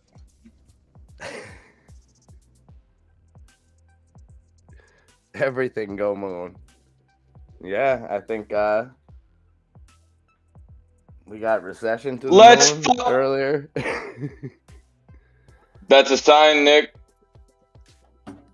What are those? What is that? 3 piñatas? I guess, dude. I don't know. It should have been. Yeah, I think so. I thought it was like a llama or something. Yeah, they're the llama piñatas from Fortnite. Yeah, dude. There you go. Hell yeah. I'm about to change them. Maybe we can draw some tweens in here with that. That could be taken completely out of context. Mm-hmm. Yep. That's pretty tight, Nick. I like that. That reminds me of some old Bubba Sparks. Booty, booty, booty, booty. Sorry. So yeah, I don't know. We're getting Band-Aids put on all over the place. We got Call of Duty style medics out in the field right now with this market, as far as I'm concerned. I mean, No. Caesar sucks at picking people up. This is Patchwork Orange. How long does it last? This is DEFCON 5. Okay.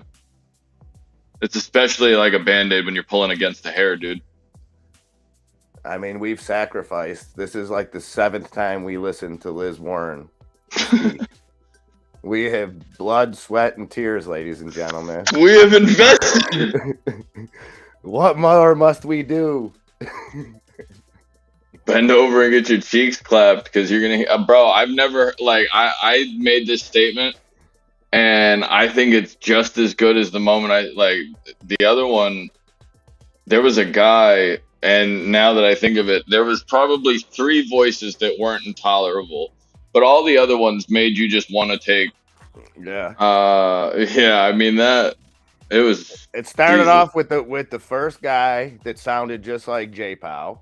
Yep. That lulled you right into sleep, where you forget you're that meme where that dude just wakes up in the crowd clapping. You're that guy because right. Guys, just end already. I don't care. Raise the rates, whatever the hell you want. Just shut up. Just shut the hell up. Then you had the Philip Morris representative. He's always a good time. Who else? Obviously, we had Mort. A lot of ums. Speaking. A lot of ums out of her, man. I would like to see a transcript on how many ums. Speaking of, if you go and type in, or if you go and direct yourself down to your reactions, you now have a Yellen GIF and a free Scoot Scoot. Yeah, see, that's the upgraded Scoot Scoot. Goddamn right it is. Only the best hover-rounds for our grandmothers. They got appointments to go to. But I think there were some really good questions asked. She didn't really have answers for them. No, she didn't want to answer either any questions either. And I'm sorry, that lisp. I feel I couldn't pronounce my R's when I was a kid, so I feel the guy's pain. But you're gonna be in that kind of speaking role, you're gonna have to take language lessons or something. Bro, one of the guys was so sauced that he kept smacking his microphone. I was lost, bro. I was lost. I thought for sure at that point Ashton Kutcher was about to jump out from behind yelling like, "Yeah, you're punked. Like, this shit ain't real. This dude." Bro. And then as soon as he, started talking about marijuana, it's like, okay, can we talk about Colorado's marijuana laws, please? So here we go. Yeah, I mean, we've all heard him.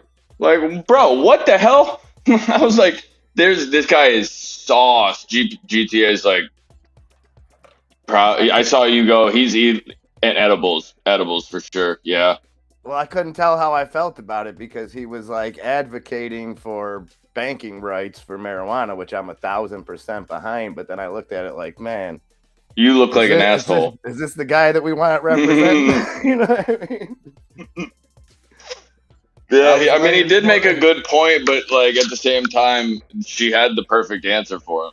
Yeah, it's like putting Jim Brewer in there and his, friggin' whatchamacallit role. Like he just, I don't know. He was good though. I could watch that guy. I got to see what other committees he's on. No, I just need to see like a vlog, like a daily vlog of that guy. They're good entertainers, man. FRC. Martin Apollo's calling FRC out 60 aftermarket. Maybe, but just remember, guys, with all of these banks, it's a very fragile, complete ecosystem. Oh, here we go. Hey, what's up, guys? Are you ready for the sex girls? The real fine, the real sex girls. Are you ready for Thank you, guys. Girls? We're about to get copyrighted by Revenge of the Nerds. Please don't. Bro, I just literally got done 3. We just got 3 of them. No. They're all dog shit.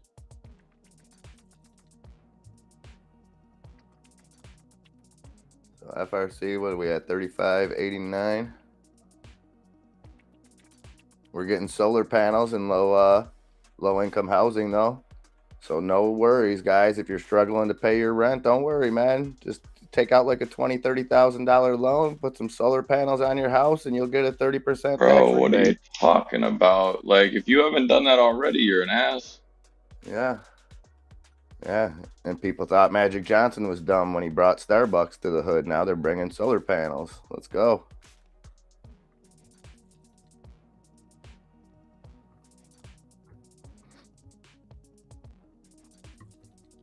Yeah, I think it's kind of funny that they gave us 3. There's strength in numbers.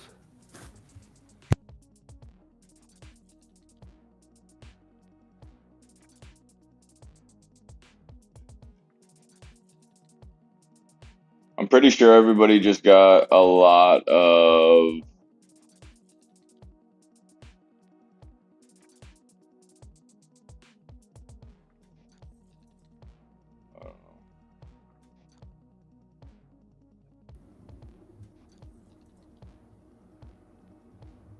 I mean, I'd say now too, after the ECB thing today, now it's, I would say all eyes got to be on Jay Powell. I mean, this is, and I'm going to sound like an idiot even for saying this, because how many times have I said, I've said it every month for the last fucking 8 months, 9 months, 10 months, that this is going to be the most important FOMC yet, but here we are.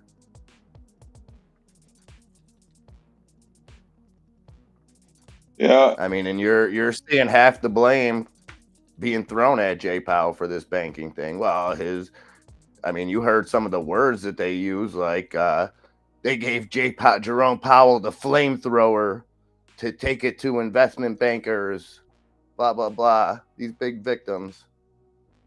Yeah.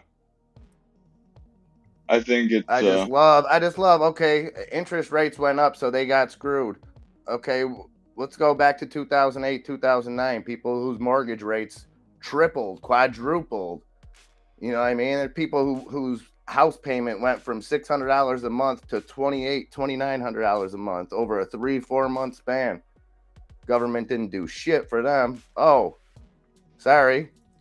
Your mortgage rates are a little too high. Fuck you, pay me. Oh, you ain't got no money? Well, we'll just have your house then. we'll just have your house. That's fine, thank you. FaZe Clan's getting a little rally going. Hell yeah.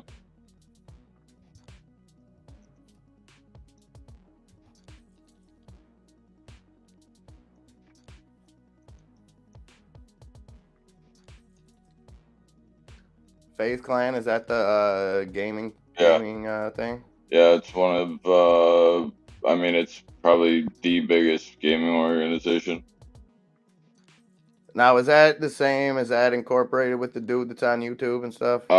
Banks basically went and made it what it is, but no, he doesn't go and deal with the business side of things anymore. He's more just a content creator face of it. What about the kid? I don't know if he's a kid. The one Nikki watches, FaZe Ruggs, is that his name? I mean, I don't know how much equity Rug has. I'm assuming that Tommy and what the hell's the other kid's name? I like him. No, he's always put all his. I don't know him really much from gaming. I just know Nikki watches his YouTube, and he's always doing. He's not on Mr. Beast level as far as doing shit like that, but he's always keeping it positive and rewarding everyday people and shit. I like that.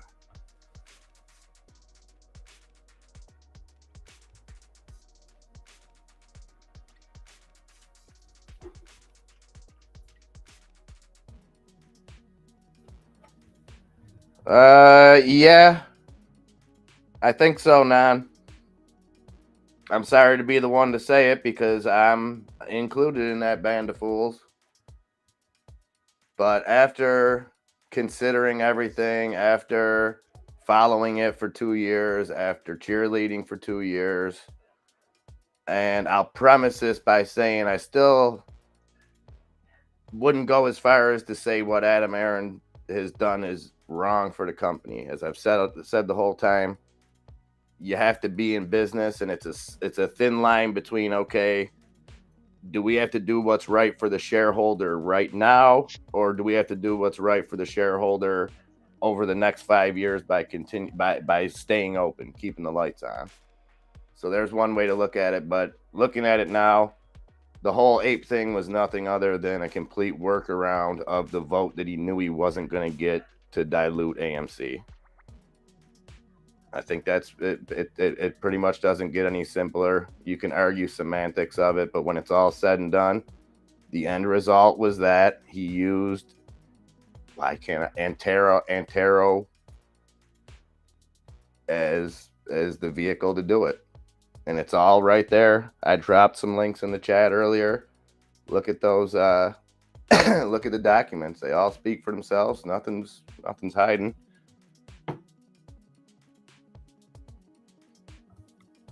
No, I used to watch a lot of CS:GO, like competitive CS:GO, Nick. So them and Astralis and all those originals, I still look at. G2's, I believe, French though.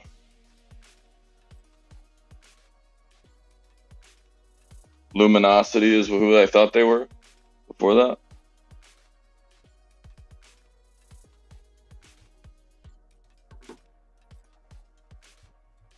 $18 minutes left, ladies and gentlemen, on this unexpectedly greenish day. So I'll tell you though, I told her so. I told her so when we were still red this morning. Not saying that thing's gonna work every day, but you can get some good indicators here and there. Oh yeah. The more pressing thing I'm concerned about is that Baker Mayfield's coming to Tampa, ladies and gents. Who's coming to Tampa? Baker Mayfield. Oh yeah, that's a good sign. Good sign for Tampa. They just signed somebody else too. iBuyPower is a computer company now. They actually make a shitload of Amazon and basically off-brand NX or NTNX or NX NTNX. Okay. The fuck is the name of that?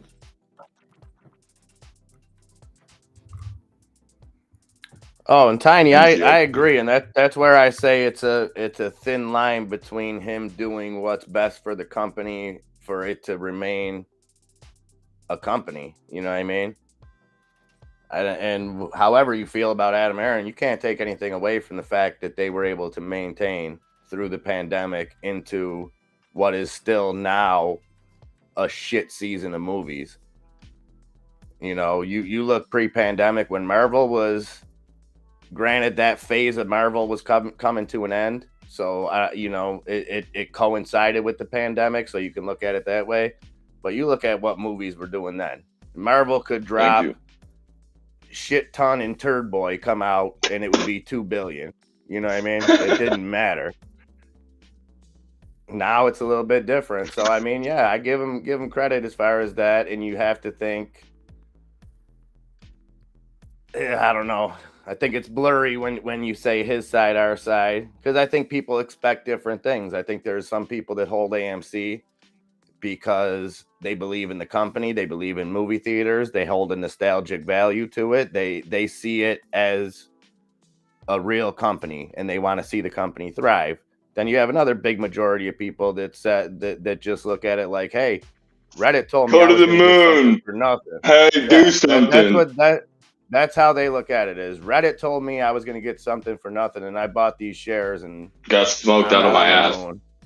Yeah. So it's tough. It's tough. And I think any opinion is valid. You know what I mean? When you've put up with something for over 2 years, like, I don't care who you are. I don't care if you're holding one share of it. You have a valid opinion on what's gone down. You know, everybody's got a different story to tell. Bro, you gotta Some think. people tell you AMC is the best thing that ever happened to them. Some people probably go piss on the side of AMC theaters when they're closed just because they lost all their money.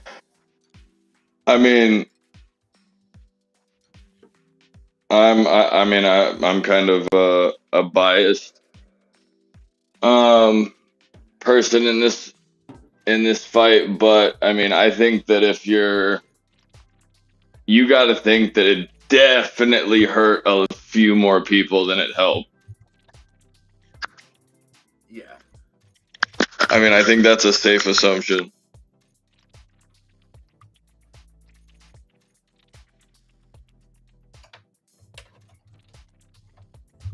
But there's also a lot of different ways to judge that, because I look at AMC and GameStop as it changed my life regardless, and I don't mean not a dime that I made or lost off of it, just us.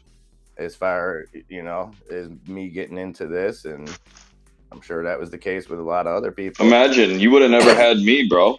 You would have never been able to, like, have me as just this, like, lifelong friend. It's just such an endearing thing. It really is. It's like that Family Guy when they showed Ireland when they didn't find alcohol and they were all futuristic, living in just big jets and cities and stuff. But I digress. 13 minutes, Are you guys. calling me? 13 minutes. Are you calling me the town drunkster? No. Put your hands up, sir. I challenge you. Hold my beer.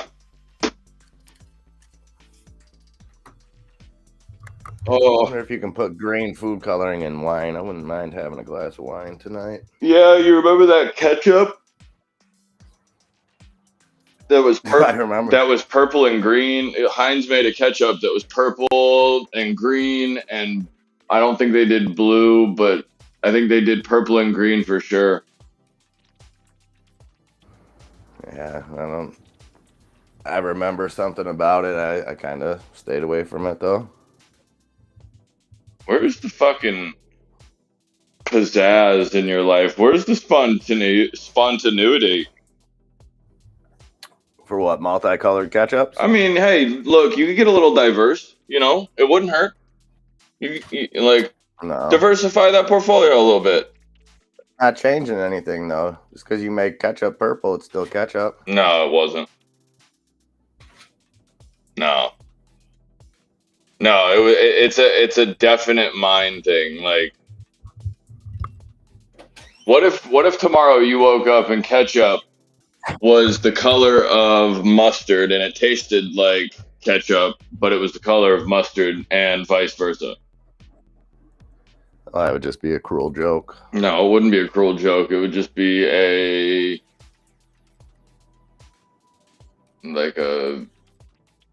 cool social experiment. Like putting acid in the coffee pot at 7-Eleven. I mean, I don't know that that's exactly the same. I've heard rumors. Oh, they're putting acid in the coffee pot? No, that was always one of those. I prefer CLR. Those stories in my city growing up, like somebody's older brother, some guy that he used to work with or something did it. Oh, they did acid. Yeah, they would throw. Acid. Oh, I thought you were talking about like corrosive acid, not like microdose. No. Oh, that would be fun. If you went, that's definitely good. But putting it in like the actual like thing that people get their caught, like the big right, and folding that pots would be. Somebody would be very gone. Imagine getting the last cup of that. Red food coloring is squished cactus bugs. I did not know that. That is weird, wild stuff, man. It's super cool.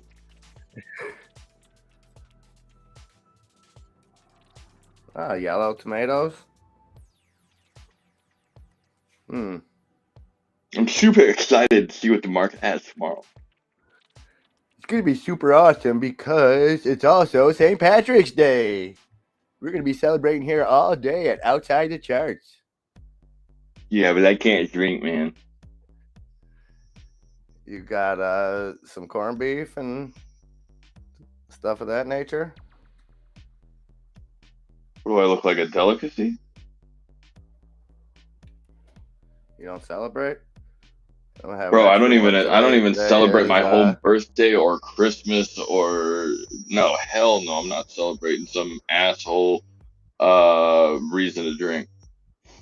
today is the 5-year anniversary of my divorce too, so I will be popping bottles. Oh, well, congratulations. Yeah. Yeah, yeah. That's a it's a very interesting date, but congrats either way.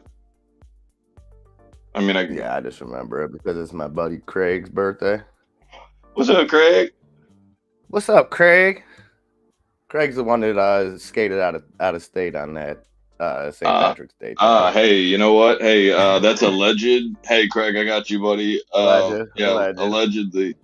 Craig's a That's good okay. guy. Craig's a good guy Craig's now. a great guy, and actually, Craig just recently, I would say, more than fulfilled that bar tab with his speaking of tomatoes, vegetation, and whatnot. You know what I mean? He Oh yeah, that he dabbles in the guy. arts. I have heard his tomatoes are great. Craig's tomatoes are sought after. I do remember. They're the third best on this side of the Mississippi.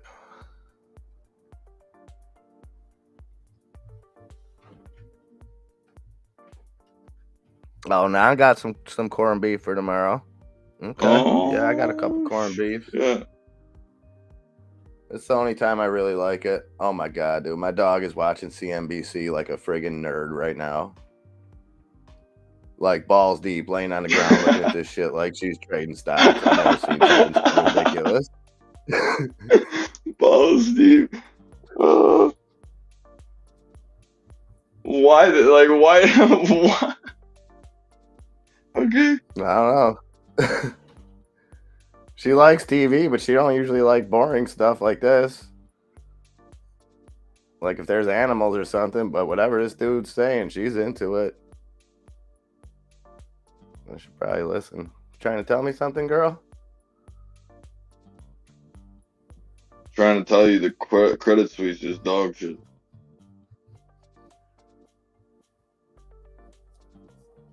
How long? So any possibility? Does anybody think that we get a possibility with Credit Suisse that it ends up like Evergrande? Where it just kind of, it happened. And then it's just, don't hear much more about it. Maybe it continues to just go down. Bro, it's a tax write-off. I don't know, man. When the Saudis tell you you're beat, we're not giving you any more money right now. That's like, that's tough. That's bad. No, that's like, bro, the Saudis will literally give anybody money. You have had to seriously fuck up for the Saudis to not give you money. It's like they literally wipe their ass with it. Yeah. They think it's a joke. And then you're sitting here. No, not good.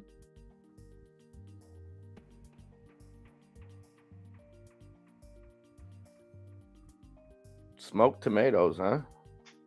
Never had those. Smoked tomatoes are definitely a thing that you gotta get an eye on. We dedicate our tomatoes to making the sauce up here. Oh, we could definitely get the tomatoes all sauce. go to my buddy. ma. She can throw down. I got more sauce than you would ever imagine, bud. Dripping.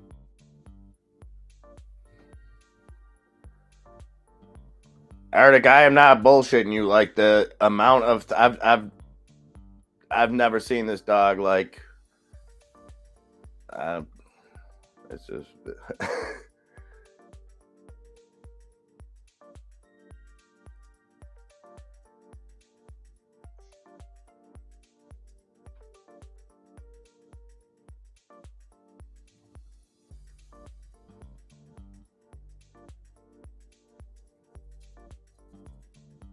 So predictions tomorrow: upside, downside, left side, right side. I think we come back in and burn all those fucking calls that people just made a buku amount of money on, and everybody gets burned thinking it's going to 400. You think that, or do you think everybody just automatically thinks now, well, hey, we're running on nothing. We gotta play puts to the downside. We gotta play this back to the downside, and then they come out tomorrow and just shit on that. That's fine. I'll be at buying. the open and rip it up and then dump it. Yeah, no, I would. That lady had the nerve to say that this budget having 3% inflation in it is okay, is attainable and looks good. We're on track for that. We're nowhere near 3% inflation. No, dude, we're fine. I just don't understand how you could just lie. And this is your job. This is the stuff that you do. Me and you get on here every day, and you could ask us questions about shit that we've never heard of before, and we'll give you some kind of answer. This is stuff that she does every day as that's it. This is what you're in control of, and you don't have answers for these questions. No, she has answers for the questions. That's not what I think the problem is. Oh, those are definitely the smoked tomatoes. None. Oh, yeah. Okay. Over my head.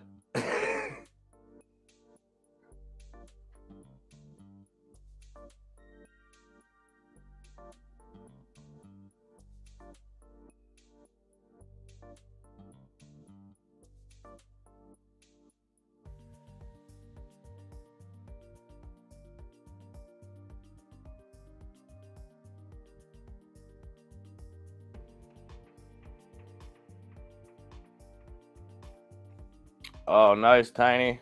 What kind of fixings you got? You got a little cabbage, little tomato or potatoes. I like to keep it simple: corned beef, cabbage, potatoes, a couple carrots. Keep things moving. Yeah, I usually make sure all my shit's blessed by a rabbi first. That's, again, I think it's the ACLU that's going to contact, or the AFM, one of those. They got No, a couple dude. letters in there. Hey, buddy, we're all kosher around here, bro. We're all good. You don't need to come hem us up. Stay the fuck away from us. I didn't do anything. You don't know me. I'll kiss your mouth.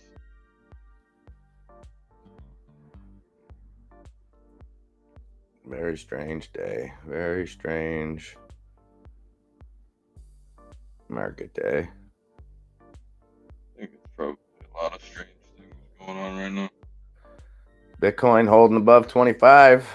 Yeah, Bitcoin's dog shit.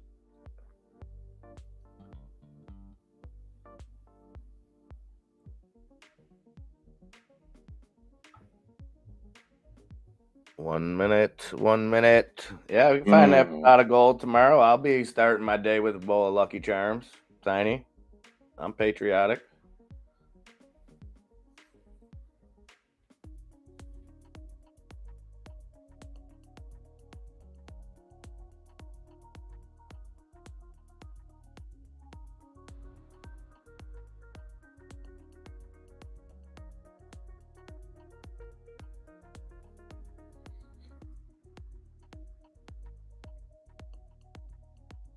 The AM/FM Commission. Gotcha. Not to be confused with the UHF/VHF Commission. So good stuff. There's the bell coming now. I don't understand. The Dow closing up 1.17%. S&P 500 up 1.76%, and the NASDAQ up 2.5%, 2.48%.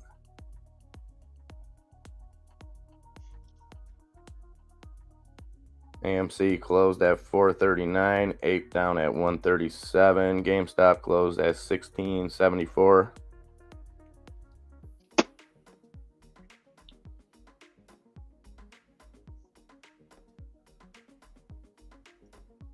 The legendary Credit Suisse closed down just 0.25%, 215 on Credit Suisse.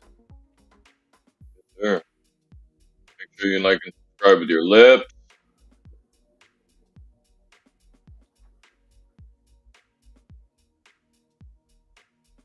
Now, real quick, the one question that I wanted to ask you guys about that she presented, because I think this applies to all of us. Okay, I keep my money in a local credit union. Okay, I don't have over 250 grand in there, so I'm not worried about what's insured, what's not. Okay, but there's a lot of people that are around that range. You know what I mean? Savings of whatever. And when she was asked, okay, if you're telling us your money's not protected in a local bank, but it's protected in a big bank, what is going to stop what's going to stop people from making runs on all these small banks?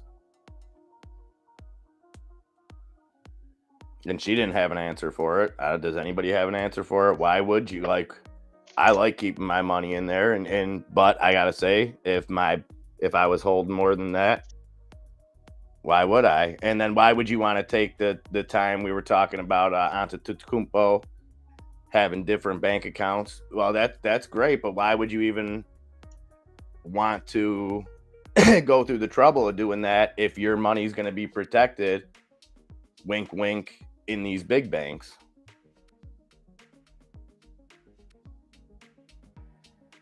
That makes sense.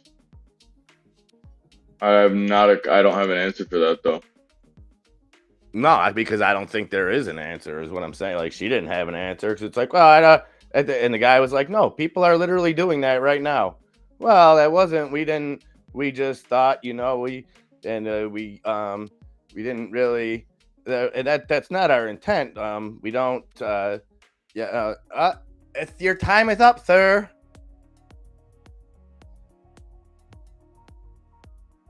Yeah. It seems like if people were less worried about their time and more worried about getting to the root of the problem, that might help.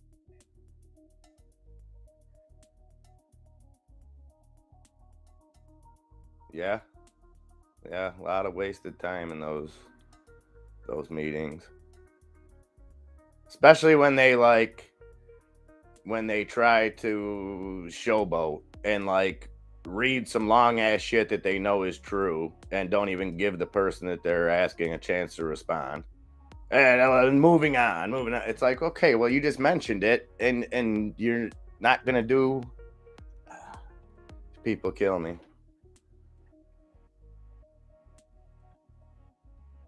Put these same people, put Janet Yellen in a room with 5 regular Americans and let them ask the questions and see where we get. It's not a bad idea.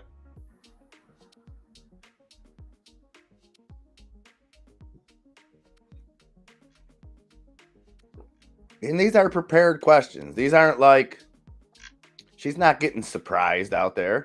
She's not, oh my God, I can't believe they asked that. These are questions that she's had plenty of time to know exactly what they're going to ask her, what they're going to bring up. We didn't have any of the cool people with the giant cardboard signs in the background like we do with some of these. Those are always a good time.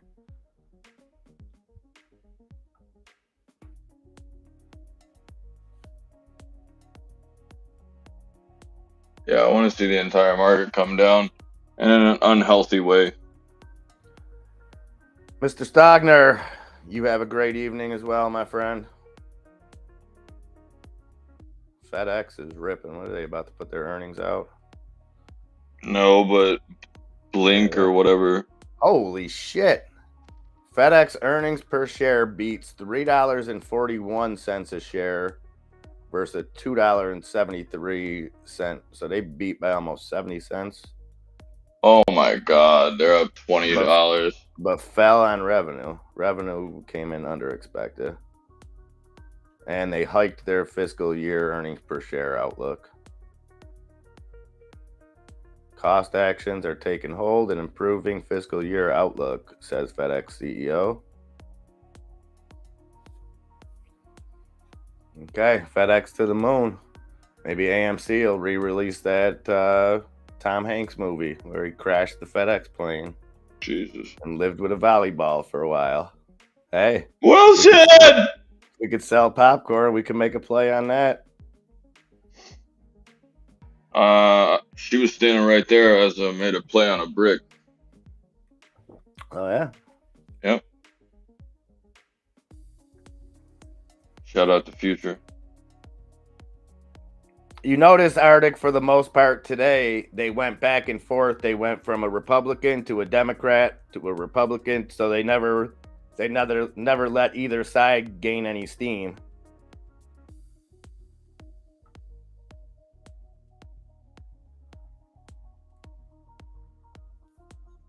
I didn't see it dumping, Birdie. It was right around flat. Still at 215. I guess it dumped down to like 211 real quick, then popped back up, but nothing too big. Just a couple credit swaps, Birdie. Nothing to worry about. Everything's good.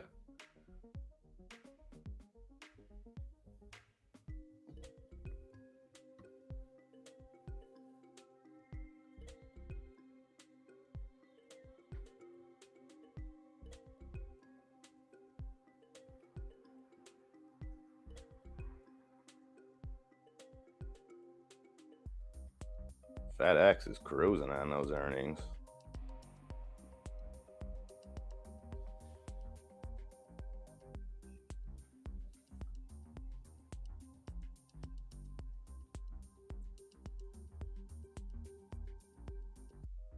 Cocaine bear to the moon? Yeah, I'm hoping next round of Oscars we have the first animal that identifies himself as a bear winning an Oscar. So I think that could, you know. Okay.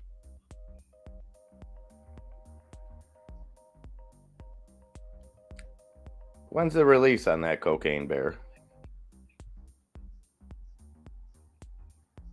That hasn't come out yet, right? Who knows?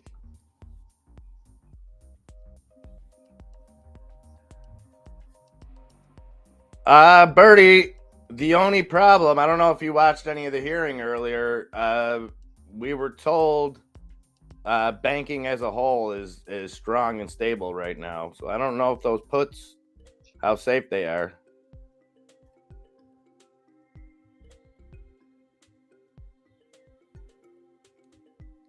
And Kramer also said European banks, nothing to be afraid of.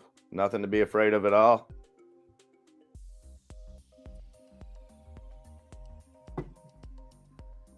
Came out last weekend? Okay.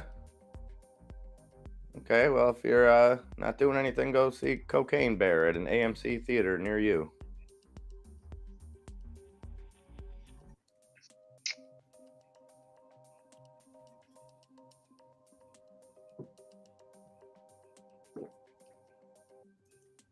The same week the new Scream came out. I actually did see a few people whose opinions I cherish as far as movie critics say that Scream was pretty good.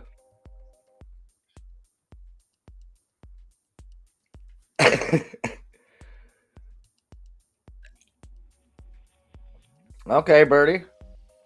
Hey, I'm just calling it like I see it, brother. That's all. Her words, not mine. Ms. Yellen, you know, she let me know everything is good.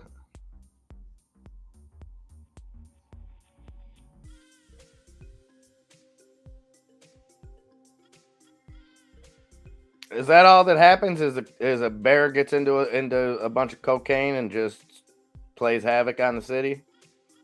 I'm assuming. Is there a dark side to it, or is it like humorous? Does the bear turn homicidal? Is what I'm wondering.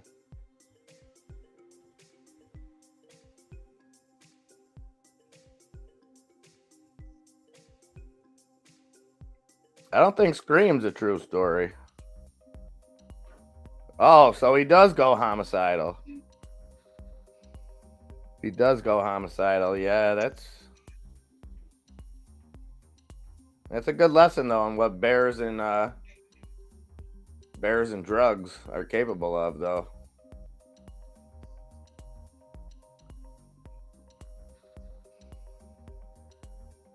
Enzo, any thoughts? Not really. Just trying to figure out what.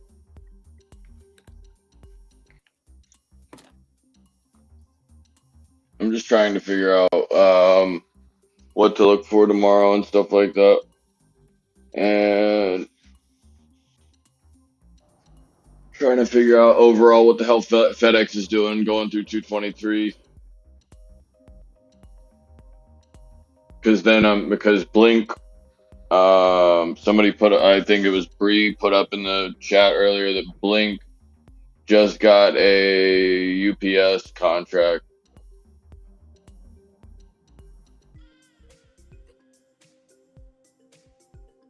So I would be looking to see what happens with that. Okay. I will be looking again to Europe to give us some clues of where we're heading in the morning. Oh yeah. Well, let me know. I will be around here shortly. Yeah, I'll be around. The boys' weekend starts because he's off tomorrow. I'm hang with him. Is there? Oh, it's your classic plane crashes with a ton of coke. The bear finds it and proceeds to ingest it and murder people. Oh, man, bear, pig. Yeah, it's your classical whodunit.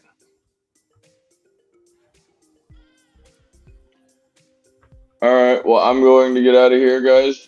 I appreciate each and every one of you. We'll be back here tomorrow at 9 o'clock, like usual. Like, subscribe, send it to your grandmother. Get the word out. We'll be here tomorrow and try to have more for whatever this green is. Yeah, there may or may not be drinking games, party gifts, things like that. I got You nipple never know. tassels. It is St. Patrick's Day. I think he killed a bunch of snakes in Ireland or something, or chased the rats out of Belgium, or maybe he did something along those lines. But St. Patrick? Yeah, I'm not quite He sure. was a what cool. He did. I think he was a cool cat. Yeah, I don't know. I just assumed he was the dude on the Lucky Charms box, and once a year it gives you a excuse to get shit faced and act like you're Irish. Let's go. Okay. Well, let's see. Aaron go brah. Braveheart, all that good shit. I'll see you tomorrow. All right, folks. Everybody have a fantastic evening. Be safe. Hug a loved one. Save a horse. Ride a cowboy. Oh, no. Pause.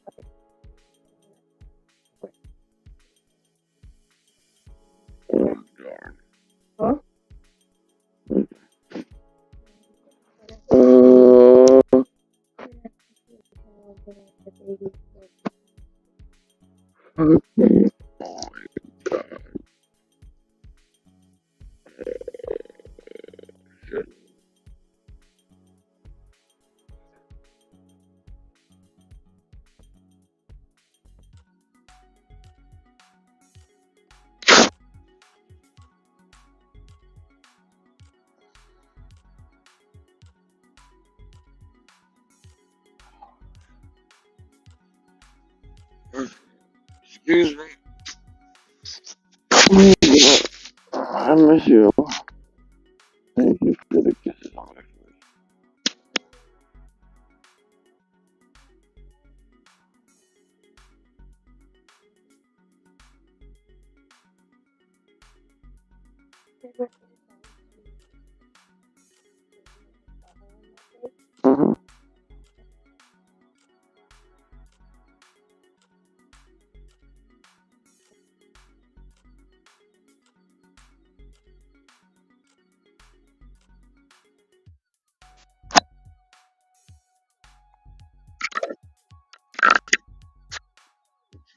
What, bitch? This stream has an open mic. Fuck. Yeah.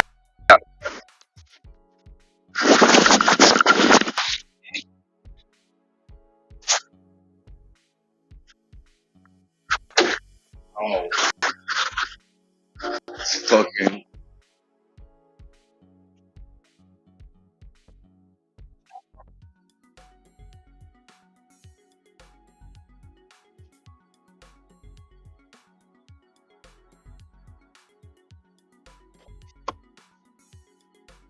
This is why we don't have. I'm an idiot.